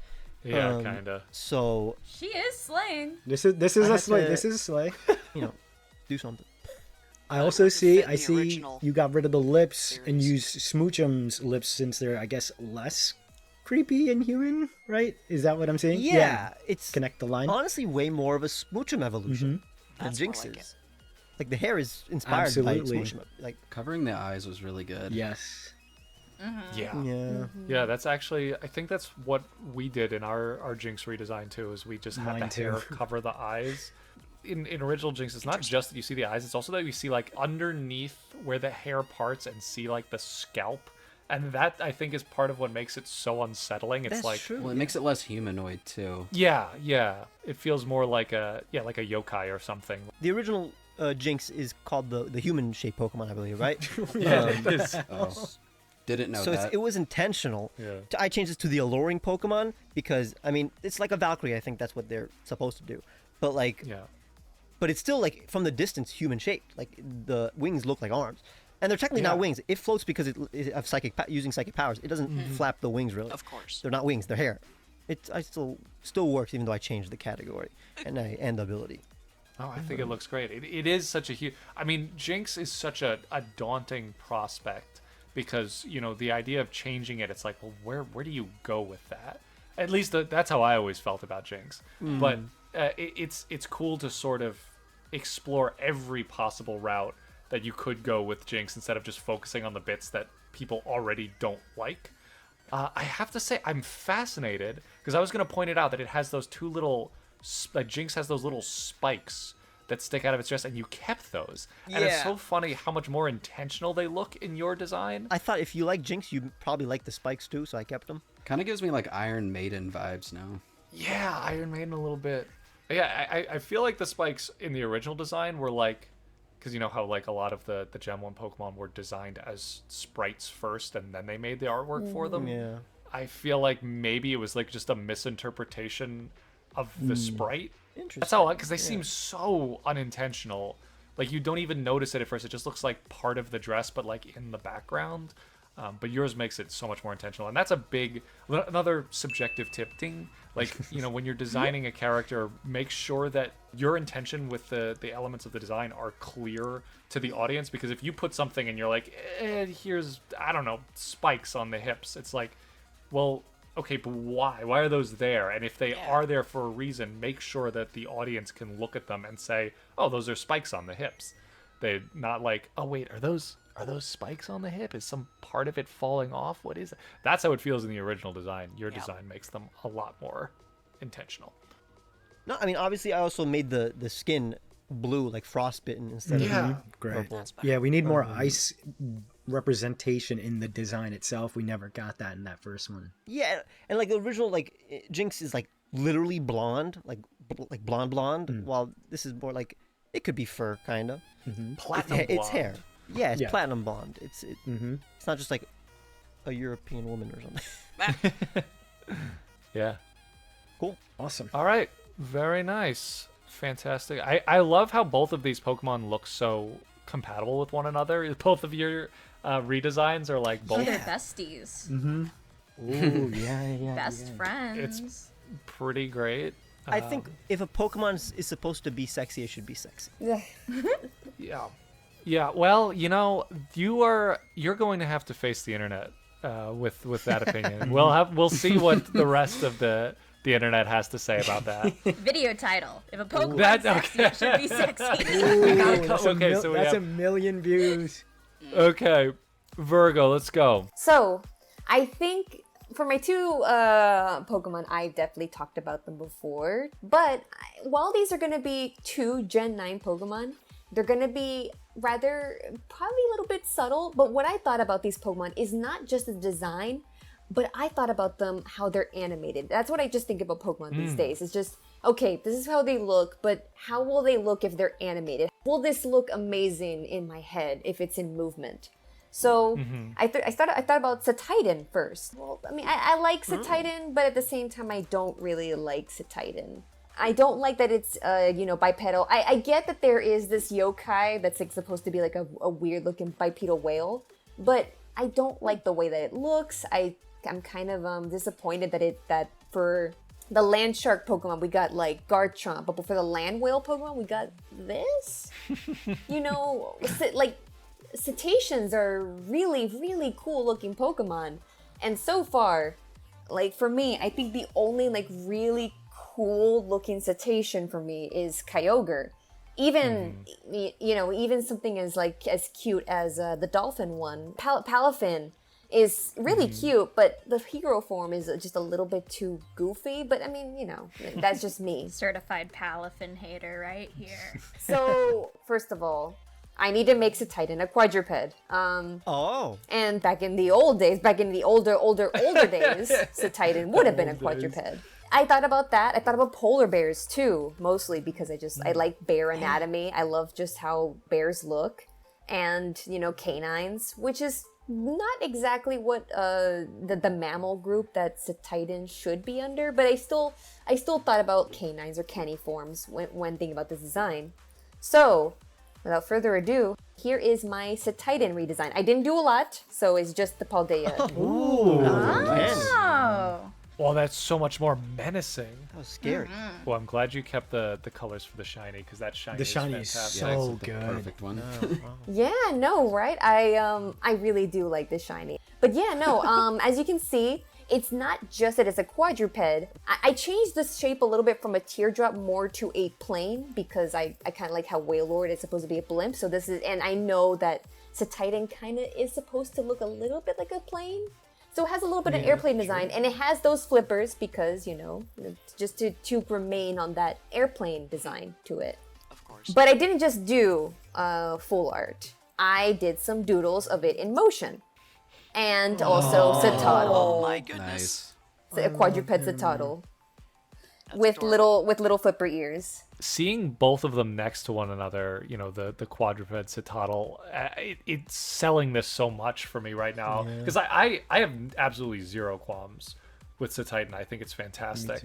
But this is kind of growing on me now a little bit where I'm like, wait a minute. I never even thought of the possibilities of it being not just quadrupedal, but a little like dinosaurish too. Like it's kind of, you kind of use sort of the similar conventions that they use in the prehistoric paradox forums, where it's just kind of like give them some spikes and some claws, and I kind of like, it's so simple, but I kind of love that. I didn't really think about paradox Pokemon too much. I actually thought about Gen 1 design quirks. And when it comes to the spikes on its back, I think I sort of like continued on the spikes or the horns because, well, like the whales or these kinds of whales, they do have the barnacles growing on them. So they have a little bit of that rougher skin. Which it does kind of displace a little bit of like a very smooth body. It makes it a little bit, you know, craggy, little bumpy. But you know, still decent enough to ride like a little bobsled. So this is not really an all-terrain whale. I don't think it can swim all that well because it's no longer a swimming whale, but it can glide through the snow. It is a very good alpine Pokemon for where you find it. It slides down and it can turn itself into a toboggan. It's aerodynamic in that sense that it doesn't fly, but you can see that the way that it's like a plane design, it can glide down the mountain as best as it can. And I do like the idea that like if it's chasing you around, if it's following behind you, Citadel, this is kind of like, you know, trotting along like a little puppy behind you, and like the big guy is like, oh, kind of like bulky, like an ankylosaurus or something like that, just kind of like walking behind you on all fours. And because of Grusha, I also thought about like Grusha. Oh, well, yeah, I could also see Gym Leader Grusha, you know. Oh, yeah. Probably, maybe Gym Leader Grusha would have like slid down on one of these things back in the day when he wasn't injured. You gotta draw that. I love his big meaty legs. Yeah, it's so bulky. What's funny is that I do like Citadel a lot, and I actually like your design better, but I actually do not like Citadel, and you ended up making me like Citadel way more. And that wasn't even your intention. That was like a side thing. It's got like the puppy dog energy and the dog energy from this. Yeah, because of my designs being relatively subtler, I decided like I have to make sure that the animation or the motion side of them is like popping off a little bit more. This is such a cool thing because most of these Pokemon, I've agreed, I don't like them in their original state. And so like I was expecting to be impressed by the changes, but this I was like, I don't know if you're going to convince me that what you've done is better than Titan, but I'm actually pleasantly surprised. I like this a lot. Yeah, I like Titan too. So this one's just like that much It's more just better. more Titan. Yeah. That's what I did for my designs. Yeah, is like basically. I see these designs and I decided what can I make it so that it's more of this, you know? Yeah. More of what you like, not less of what you don't. Mm-hmm. Sometimes like simple is the way to go. Well, thank you so much, and I guess I will move on to the second Pokemon. Let's go. So, okay, right off the bat, you will understand what Pokemon I'll be doing, which is Bombardier. And I thought about Bombardier, and I like Bombardier. I actually really do like it. I know people are like, oh, I hate the skin flap, but I'm like, I like the little feathery apron. It's a maid, but it's also a stork carrying a baby. It depending on like where it's, if it's landed or if it's like, you know, carrying its little flap. It's just that something wasn't complete with it. And I still like it. I think I was thinking to myself, I would never change Bombardier's design. But I thought about the perfect way to change Bombardier's design. And people were going to say, are you sure this is a redesign? Yes, it is, because it's the same Pokemon. It's Kangaskhan again. Yes. Oh, yes. Wow. It's got a baby. Yes. Yes. So let me see if people I are can gonna get- love that this. bow tie is incredible. Yeah. Oh my god. Does the baby have a name? No, it's just Bombardier. The entire thing is just Bombardier. It's just the chick, you know? Yeah, it's like Kangaskhan. That's So I did not change the Titan's dex entry, but I changed Bombardier's dex entry a little Okay. bit to change to what it should be. So it's Bombardier uses the apron on its chest to bundle up its precious cargo and carries it around. The chick enjoys being dropped on unsuspecting passerbys. Yes, let's go. That's great. Let's Basically, let me get the doodles out. Yes, more doodles. This is what Bombardier, the redesigned Bombardiers would look like. Oh my god. Oh, that's so smart. I'm so glad that it's still like evil, like just like subtly evil, because that's one of my favorite things about Bombardier is that it's like, you know, the concept is so innocent, you know, the stork delivering babies. But what if the stork delivering babies dropped rocks on people? Yeah.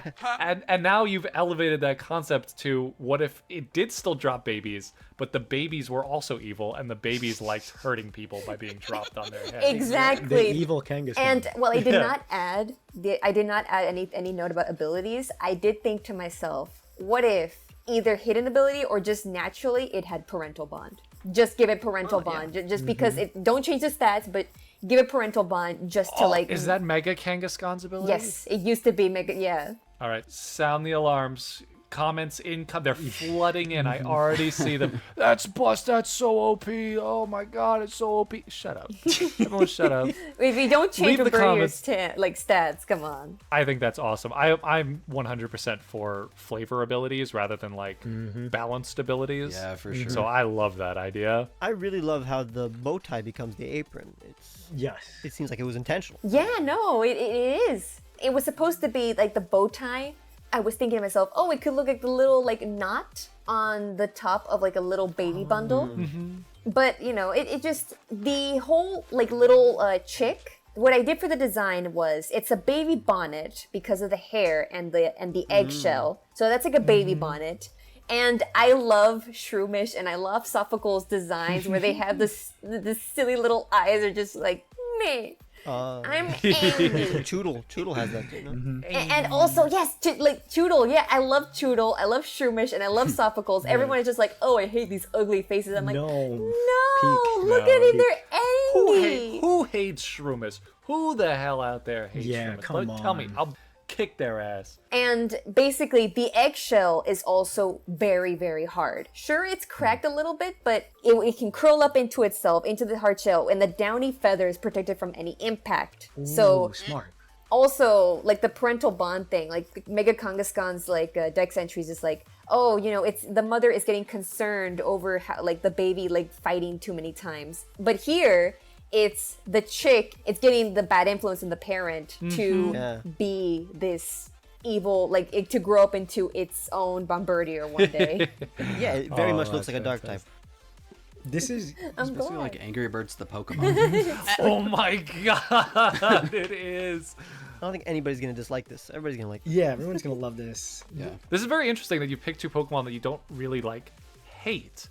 You're taking the things about Pokemon that you already like and you're just making them so that you like them even more. I kind of love that. I love that you know, so far we've been like, I don't like this Pokemon because this, and you're sort of like, well, this Pokemon is fine, but imagine if it had this too. Yeah, no, the thing is, whenever I redesign a Pokemon by my own, it's always the ones that I love, but I feel like they could be even better. I try to unlock that potential of that design to be even better than they could ever be before. Like that's something that is more memorable than they are like at the moment. I feel like Bombardier really could have been this. And you know, it's still kind of cool that, it can throw rocks at people. But I just feel like it's even better for it to have, this Dragapult situation once again, where it throws a baby that wants to be thrown. All right. Fantastic stuff child. from Virgo. Yes, good job. Very cool. You look great. What have you got for us, Bonnie? Okay, so what's going on, Subjectivists? It's your boy, Professor Bodhi, aka Mr. Bonnie John.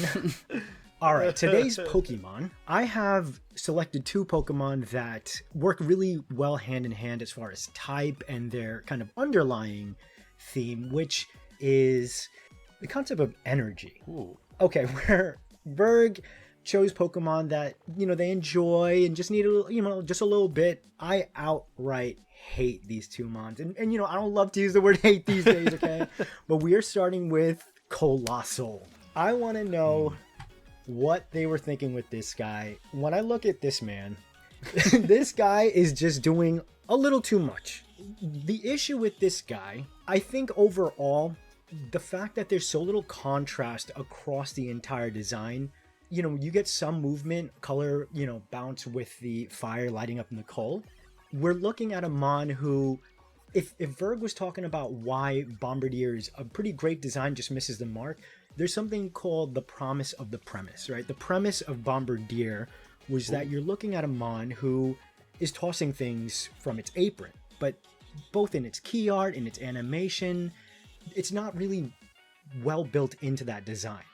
And I would say that when we look at the Colossal line, it's, I don't want to say a failure, but when I polled my audience, everyone kind of said the same thing. We see that they expect something more out of the line. I think already people were really disappointed with Carkol. When you look at Carkol and the line as a whole, we have something that looks like this, where we have a wheel and then a minecart that has legs for some reason. I don't know why we tossed the wheels aside. And then you get a kaiju, right? A kaiju, and that genre of Pokemon is amazing. I absolutely love them. They're quite often like very ambiguous designs, right? They're like a whole bunch of different kind of animals or monsters, usually, inspired by a kaiju of some sort. And, everyone wanted a train. I saw plenty of great train designs, and what do we do when you have something that people have done already? You've got to find new ways to make it work, right? Do we go with kaiju? Do we go with a train? The answer is both. Exactly right.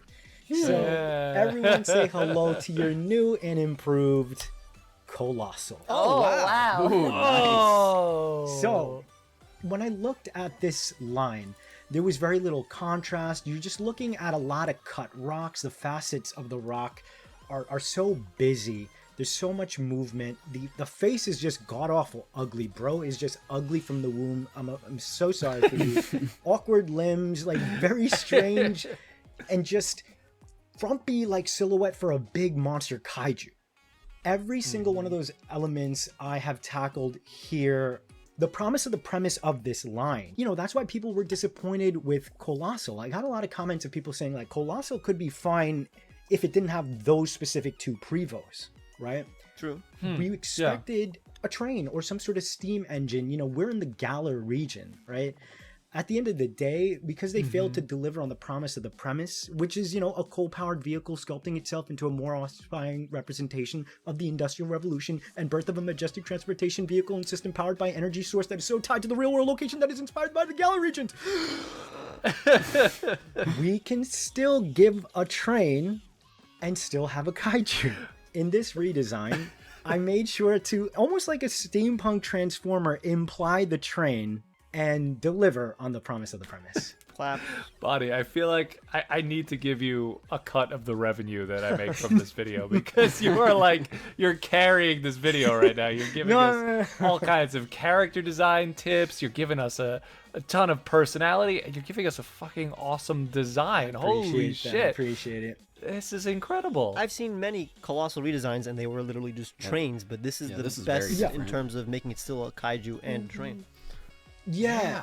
And you know what? Funny enough, going back to, I love how everything is connecting. We have like the Rillaboom and the Delphox with the sticks, and talking about items and the evolution of accessories alongside the Pokemon. Carkol, you know, is carrying a whole bunch of these coals, but then the way they evolved that concept in Colossal is that it just remains that same triangular shape. I thought, that's kind of lazy. Like, we don't really get an evolution in silhouette. Let's think about form and function. And so now inverting that triangle, which you can see in that silhouette, creates the chimney of the train, right? For that, you know, that visual representation of like the vehicle. Yeah. The face guard is the cow catcher of a train. It also implies teeth, because something I thought was really a success here in this design. The face is now fully integrated into the coals. If you look at Carkol, its body is kind of like being consumed by the coals. Become coal. So let's have, revert to coal. You know, no, we want green energy around here. I wanted to have the face, because the face was like, in my opinion, like a really bad part of the design. The eyes are kind of like janky, like, and so having the coals, having them lit in that red, lets that negative shape imply a face. And again, it's kind of like buried into almost kind of like, it looks like a knight helmet. Even the body kind of has this motif of train tracks. So if it were to lay down on the ground, it would press into the ground to make train tracks. It looks like it would transform. Yeah, because you have the wheel Yeah, shapes on there too and everything. I really do like this design. This design is great, but it is definitely something that they would not have done due to the fact that they were designing Colossal with the unfortunate handicap that some of these Pokemon were going to have G-Max forms. And the very unfortunate factor was that G-Max Colossal is the ultimate Colossal. It is the final Colossal. Oh, what? I was going to say that, but I think Bonnie's prepared. Oh, what? He's definitely ready. Berg, who you talking to, bro? Berg, I've got you. I don't let anything slide. The idea is, I wanted to give you a Pokemon that was both train and a kaiju. And if in the way that this Pokemon doesn't need to be a train in this evolution, let's have fun. Let's have some fun. I love how he's got redesign the G-Max. Yes, I'm being extra. I will not apologize. Hope you like choo-choo trains. Oh boy. Introduce to you now. Come on, you thought I was gonna skip out on a Colossal G-Max, baby? Let's go. Oh my god! Oh my god! Holy crap! So we did not need to make a secondary form for Colossal, knowing that G-Max was on the way. So, looking at the G-Max form, I knew that I had to deliver on the promise of the premise, right? Awesome. I get it. They didn't want to lean full into the train. In fact, I believe for sure we would not have gotten Revavroom if we never had at least some exploration for Colossal. It felt like for it to drive, this guy needed to walk, as in very slow for a kaiju. But I really looked at the Colossal G-Max and I thought, you know what? That furnace concept is a stronger visual design than the actual, final stage form. If you go back, the reason why I chose that specific red for the furnace is that's G-Max red. I wanted to infer that in its base design, this is something we didn't get in that first form. Why are we storing all this coal, right? Is it just to evolve? Maybe. But let's have fun with this scenario. So for the G-Max to be this mountain of coal with an ever-shifting amount of Carkol, and the face is of course Colossal. I brought back rather the eye of roly-poly, so we have like a kind Yeah. of visual point. And then I also switched up, it might be sacrilege, the notion of all the G-Max having that swirling red cloud. I decided to put it as puff of smoke for the chimney. to show I was wondering, I was That's like, very cute. I couldn't tell if that's what you did. Yeah, that's fantastic. I think it is different, like where it's placed on each Pokemon is always different. Oh, is that true? Yeah. Oh, I always thought, okay, never mind. Perfect. The way I picture this animating is that almost like a roller coaster, a whole bunch of these tracks kind of stacking in front of themselves, kind of magically. Everything is kind of rotating and near misses of all these carts. And then, you know, the head of the train is where your fire attacks and whatever rock attacks might come from. It's one of those things where you look at it and you're like, of course, like, yeah, obviously you're going to go with an entire mountain being mined, but then you would never think of that. I mean, you would think of that, but I would never think of that. Because this is a blue sky like YouTube video, this is excelling. You know, this for this video, this is absolutely like the best of the video. The 3D modelers are going to hate you. Oh no, 100%, because now you're gonna have to animate like all these things. But I think this has gone way too long. I think we're Yeah, good. yeah, I was gonna say, like, this is fantastic, and I'm sure we could talk about it for another hour. But Yeah. we should probably keep moving. Keep this train on the tracks. Yes, I love that. So we will jump right into the next mon, and like I was prefacing early on, there's a nice underlying connection. And you know, I'll speed run it. Like I said, we're on the tracks right now, no breaks. This is speed running? We have this is speed running. I'm sorry. Hey, listen. Listen. I made the slides, baby. Let's start from the beginning. Let's start. So in the beginning, right? They say Arceus had like 1,000. And I think that's like more like kind of a nod to anyway. Sinnoh, legendaries, mythicals. There's too damn much of them, and when you have too many, they start losing the importance, the weight, right? In the words of Syndrome from The Incredibles, how does that quote go? If everyone's super, no one's super. Thank you very much. Exactly. Yeah. So if everyone's legendary, then yeah. When we look at this batch of Pokemon, you can break them down. At least you can break them into groups and start imagining this primordial soup and where they fit into the greater part of the world. And then you look in the corner and you have the biggest, this fucking doofus, Heatran. I love him Heatran. just sitting in the corner. The nerdy kid just in the corner of the room, just like Heatran. No one wants to say he can't sit with the cool kids. I found out Heatran is 5'7". I'm taller than Heatran. I'm swinging on. I told you in the beginning of this video, many Pokemon are getting. I'm swinging on Heatran. You know, in the same way with Colossal, I polled my audience. They largely said the same thing. Thankfully, we're on the same page. Some people didn't even realize he was a legendary. Above all, everyone kept saying the same thing, that Heatran felt like a design that needed one context, right? Context is very important, especially for a legendary Pokemon. For a Pokemon like Heatran, everything about it does not, at any stage of its design or conceptualization, feels like it was meant to be a legendary Pokemon. Both in the fact that it's got so little lore, there's no fanfare to it. Its design just overall feels very, very frumpy. I would look at this Pokemon and I struggle to see the fire and the steel type. Okay, to be fair, let me clarify. It's more so that they do not feel represented as well as they could be. Not living up the potential. Correct.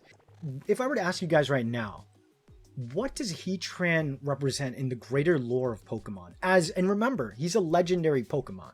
It's the same thing as Articuno, Moltres, and Zapdos. They are very rare Pokemon that require such specific habitats and very specific and very so rarely breed, to the point that this is a legendary, to the fact that no, it's not a god. It's not supposed to be a god. It's supposed to be this very rare animal. Well, I'm going to argue with you when you're done. Yeah, because Ron's coming up with another answer. It's not that it's the god of the metallic core, but it's its domain. Literally, the entire core of the earth is this Pokemon's domain. It would be legendary, even if it's not like a god of anything. Okay, I like that. And both answers are valid, actually. That's a good point that Virgo is saying, that it's like, you know, a lot of people conflate legendary Pokemon with like the equivalents of gods, because a lot of them do have that stature. But there is also the other side of it where it's just a legendary Pokemon could just be an incredibly rare Pokemon. And for some reason, Heatran is one of the few legendary Pokemon that has genders. It, for Weird. some reason, can either be male or female, which it's like the one thing I've liked about Heatran. It's just been so intriguing to me. I'm like, what? Why? So there's actually, and I couldn't get like a proper source, so I don't want to spew anything out that's not true, but apparently there's this thought that they were supposed to be like a multi-stage line, and then they were eventually elevated to a legendary status. And so therefore, I guess because they couldn't get either the design to work, it was programmed to, if it were more of a run-of-the-mill Pokemon, be, gendered. And, at least with the birds, right? They might be incredibly rare, but once again, there's context in that they belong to a trio. They have a trio master. They fit, even if they are very rare, into the larger fantasy kind of world building of Pokemon, right? Even across regions, right? If Lugia is their, trio master, so to speak. So I think above all, we just need a lot more context and a way to kind of fit this Mon into the world. And so I have prepared yet another little treat for you guys. I will present to you the legend of the mountain. Okay. This guy. Oh my, look at this. Just a little teaser. Just a Oh my little God, teaser. it's gorgeous. In Beautiful text, piece of artwork. Thank you. In text dated around the founding of the Hisui region, a tale was discovered that had since been lost long to time. For a long time, the region of Hisui was covered in snow and ravaged by blistering winds and ravenous cold. Humanity, as it were, was never equipped to deal with the conditions, but those that persevered were paid in kind by Almighty Sinnoh. From the ground, they raised a mountain of red, a stark contrast to the blinding white of fallen snow. In an instant, the heat of this entity began to tame the blizzard, and the people were saved. Time passed, and the barren land made by snow had soon become fertile, and in fact, so wealthy in nutrients that life began to thrive almost immediately. The people thanked Almighty Sinnoh and began to leave offerings for the mountain to keep them safe from the weather. That was the first tale recorded of the mountain. Legends of it soon began to pop up all over Hisui, recorded by the native people, and then soon the migrants and refugees that would make the region their home. Time and time, tales were recorded of miracles that depicted the mountain, the stark red glowing with streaks of amber. The records indicated various discrepancies when it came to the strange orb sealing the top of the mountain, however. While it was always described in the tale, only once was it recorded to be illustrated as searing gold, and it appears in a tale ending in calamity. At the height of the war, the people of Hisui found themselves in civil unrest. The lands provided bounty, but humanity found themselves on two sides, and the fertile land was soon disgraced by actions indescribable. The mountain had seen enough. Seldom any records exist during this event, as it seems fire and smoke erase the darkness brought by mankind. Tales suggest numerous descriptions of the mountain. It came to life, ravaging the land it brought to the people it once saved. Other depictions claim the orb exploded, scattering across the land and bringing ruin not only to the village it overlooked, but all of Hisui. When the rampage came to a halt, the people realized it was never a mountain at all, but a volcano, brimming with near limitless energy. The once tall and proud Boon began to produce lava, surrounding itself and burying itself until it grew bigger and bigger. Soon, disconnected to the world, the mythology of a terrifying power grew as revered as the legend of the mountain, and Almighty Sinnoh let their child recover its strength in the womb of a sprawl of earth that the Sinnoh region of today call the Stark Mountain. As for the legend of the mountain, it goes by a new name today. The transfer of heat that set up the beauty of Hisui up in flames now patiently waits so it can be reborn again. That Pokemon that once blessed the lands and that ravaged it is now only referred to as Heatran. Whoa. That is the legend of the mountain, and a little better look at what I'm calling Heatran's dormant form. Oh my goodness. Catch that entire story on the Patreon. Yes. The concept that I wanted to push with this, you guys are right, not all legendaries need to be gods and such. But I think above all, the issue, or not so much issue, is, contextualizing this Pokemon. Yeah, so you can see here the elements of Heatran's, the splotches of those original patterns, the stones that kind of litter its body. Mm-hmm. It feels a little more intentional, and I think by giving it a dormant form, or some sort of, in the same way, many legendaries have multiple forms, right? Like Hoopa and Xerneas. I thought doing something like this recontextualizes this Pokemon to just feel that much more interesting. And so in the world of the game, I would imagine that you would hear the story. Mm-hmm.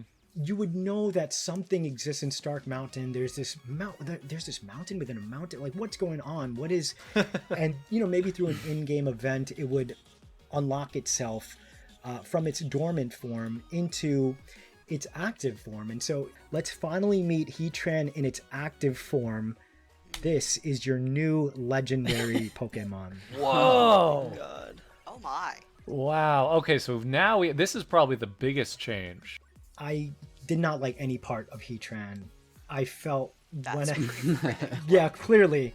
So you can meet the new Heatran here, the Living Forge Pokemon. So having a connection to Regigigas, which by the way, it is paired with, even the Pokemon Company put out a video with Regigigas and Heatran at one point. So they have this soft relationship, and I thought, okay, let's recontextualize this legendary Pokemon by connecting it to other legendaries. You see between the two forms, the dormant form and the active form, the top is an iron ball. And we get the image of or inner core rather, is now perfectly smelted down to represent like just pure energy, pure heat. And its body is this crucible that is like, contains just, again, near infinite energy. And I could totally imagine this thing shaking the earth as it walks. And so for such a sturdy design, I wanted some movement. So you get the nice shape of the orb on the back, you get some flowing magma in the mouth, and even the hooves, so to speak, represent mountains or like the movement of lava. So I wanted to undercut that sturdy rigidness with movement, and that's my Great Heatran. design. Should have been a new Pokemon, Definitely. in my opinion. Yeah. Well, we have our resident Heatran defender. So actually, Virgo, why don't you dish? I really love this design. I love the design. I love that you made so much lore for it. I think you did a great design, but I think you lost a little bit of Heatran along the way. Actually, a whole lot of Heatran, which is what you wanted, because you wanted some. I mean, yes and no. I mean, I actually do see a lot of like the Heatran that remained, which is definitely the lower jaw, the body shape. It's definitely a more refined Heatran. I guess it's subjective. It's a subjective opinion. It's subjective opinion. It is my subjective opinion that I think what is really nice about the original Heatran and what I personally like in Pokemon, I actually don't like it when Pokemon makes gods. I love it when Groudon and Kyogre were apparently deconfirmed by the devs like a long time ago before the primal retcon, that Groudon and Kyogre were just recent Pokemon that are super powerful. And I don't believe that Regigigas pulled the continents. I like to believe that Regigigas is an ancient creation by ancient humans, and was because of a game through telephone. We just made all of these legends about these creatures that we don't understand. So in my personal opinion, I don't like it when Pokemon are gods. I like to think about the greater mystery of the universe. But because this is fitting to, with the whole Hisui, and that there are more legends, and this is your personal opinion, it's a design that excels and will have a lot of people who will love it, who will absolutely adore it. Yeah, and for sure, I definitely hear you, and I suspect, there'll be as many people who like this as they dislike it for moving too far away.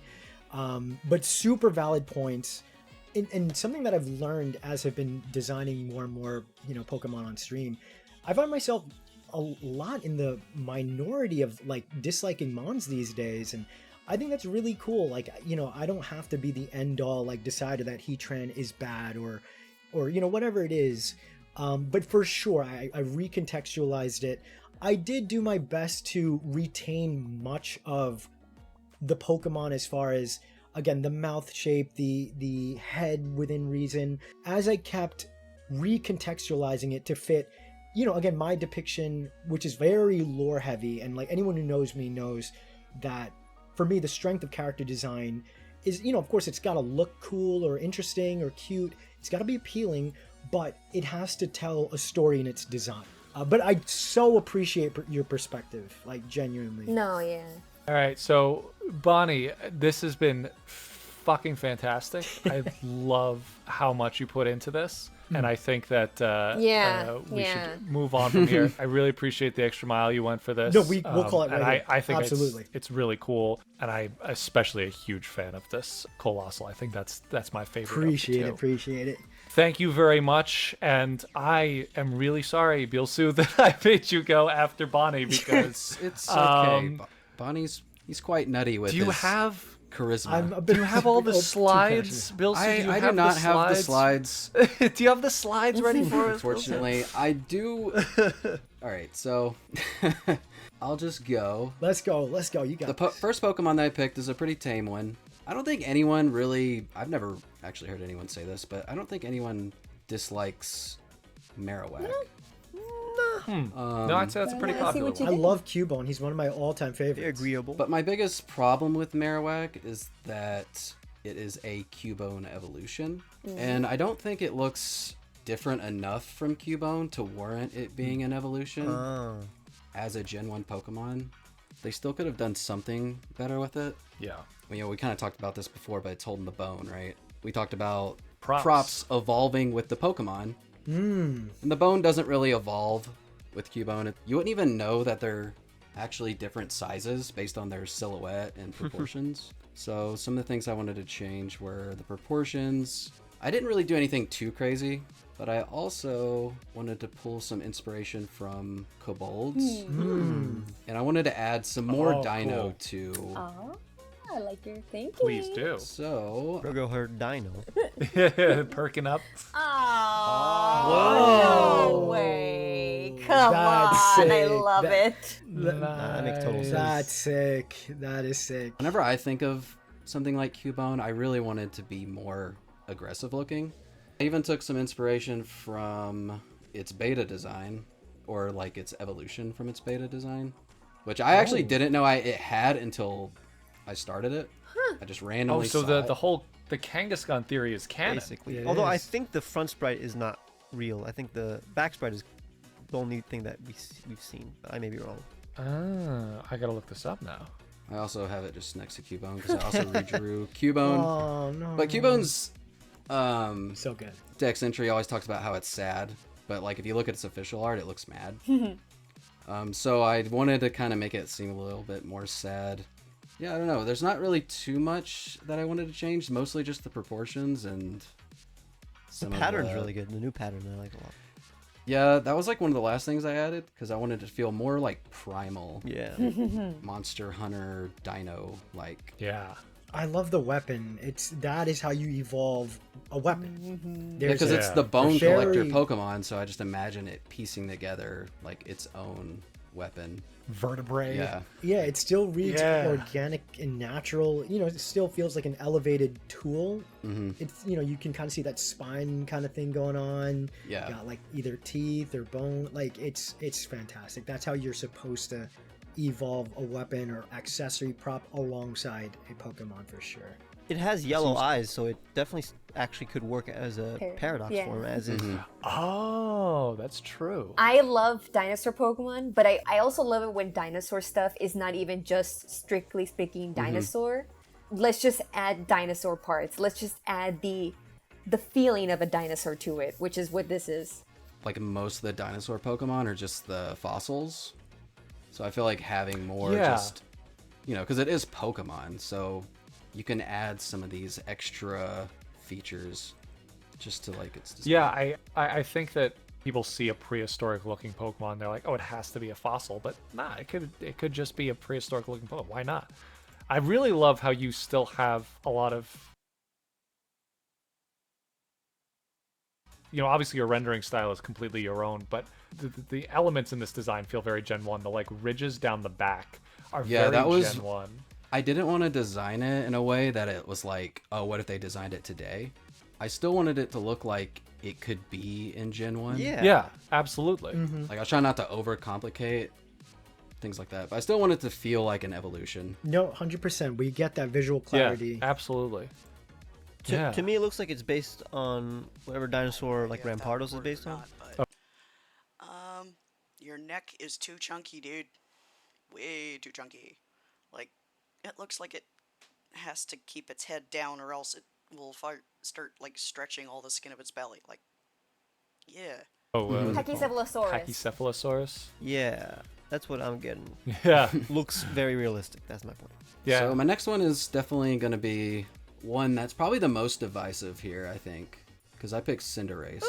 That's And I know a lot of I people like it, but I think even people who like it still understand that it could be redesigned. Yeah. I personally, like, when I picked Scorbunny, I loved it. Like, I love Scorbunny. It's probably, like, my top 3 favorite fire starters. Wow. And I even really like I Raboot. love Raboot, yeah. I love the energy Raboot that it is has. great. But something about Cinderace just doesn't feel like it's a soccer player. I like the concept of, you know, Firestarter Bunny, but also I feel like the Galar trio not having a secondary typing was just a missed opportunity. Yeah, it's 'Cause interesting. They all kind of feel like they had one potentially. Cinderace has like this random ornamentation on it, on its Yeah, I leg, do hate that. on its head. I don't really know what that's supposed to be. If you look at any soccer player, you don't really see Yeah, that's anything like that. interesting. I'm not sure what they were going for with that. And also one thing big about its design is that they try to pose it in a way where you see the bottom of its foot. Because each stage has the bottom of its foot. That's true. I feel like this pose is like a little weird. Yeah, the perspective is weird. Definitely for Pokemon. So I tried to do more of like a that's a nice traditional pose. soccer pose. Okay. Whoa. Holy. Oh, say it's got rocket boots. Oh, Yeah. that's smart. Wow. That's how Rocket you boots that are also fire. cleats. It's my guilty pleasure to put fire on fire Pokemon. Yeah, I love it. It's You- totally you have okay. to. I know it's like the one thing that people don't like, but I'm like, I really like it. Well, It's But, allowed. It's funny when I redesigned. I also made like an electric fire, Yeah. Cinderace kind of thing too. Yeah, I gave it fire electric. Yeah. Cool. I just wanted to change some of the proportions and like honestly think I removed more things from it ultimately than I added. But I wanted its like pattern from Scorbunny to kind of carry over. It works. Try to make the clothes look like patterns rather than like pieces or like fur. Yeah, that's the hardest thing to do, and people are so adverse to it, the idea of implied clothing on Yeah. Pokemon designs. And you found a nice middle ground here where it serves the same purpose as clothing in that it breaks up the silhouette at key points where it's like, you know, it adds a little pop of contrast here, it adds another shape here, but it's not explicitly clothing like shorts. And I even have just a little image of all of them next to each Oh, other. that would be good. Yeah. Just because I know my style's like. Oh a little wow! different, so- Wait, that's Yeah. I like this style way more than Sugimori, which is funny. I mean, it's technically not Sugimori Yes. style really anymore. Actually, you know, getting all that navy blue in there from Raboot, I never liked the way that blue sit on regular Cinderace, and the way you've used it, it kind of counteracts how bright and white the original Cinderace is. Yeah, that was like the one thing I didn't like about Cinderace, and I wanted its face to look more cool No, or yeah. more like it's like competitive. More aggro. I'm in love with this art style. Yeah. I'm still like mesmerized. I love that it is the Raboot, like, you know, kind of like a little bit of an emo touch to it, because I like that. I really do like that. I love that. Yeah, that was my Raboot favorite is so part. good. I also like how you went back into the first two stages and you gave the yellow parts of them, which people were kept saying on Scorbunny looked like someone threw a piece of cheese at its face. And you kind of give it a little context as if, you know, it's some sort of glowing cell on the body of the Pokemon Yeah. that will eventually erupt into flame. You know, on Rabbit, it kind of looks like a sweatband or something. Yeah, headband. It's meant to be a headband. Yeah, like a bandage. Then on Cinderace, I'm like, well, screw it. It's just gonna be on fire. It doesn't care about sweating. I love the feet having like the burners or like the thrusters. Like you can see on the other foot they're like deactivated, and like I can picture every attack kind of like finishing with like wisps of flame. Like that spike is so nice. Like it almost looks like football cleats too, which is great. Yeah. I was looking at cleats for Hell yeah. soccer players and stuff because I really like Pyro Ball. Like I like the animation. So good. Yeah. I wanted it to be more like energetic. No, the pose is more well, I guess it's got similar energy, but it reads so much better because there's not so much of that confusing foreshortening, which was so interesting that they went for that look with the key art. Like I feel like if this was a Fakemon design, so many people would be like, that does not look like Pokemon key art.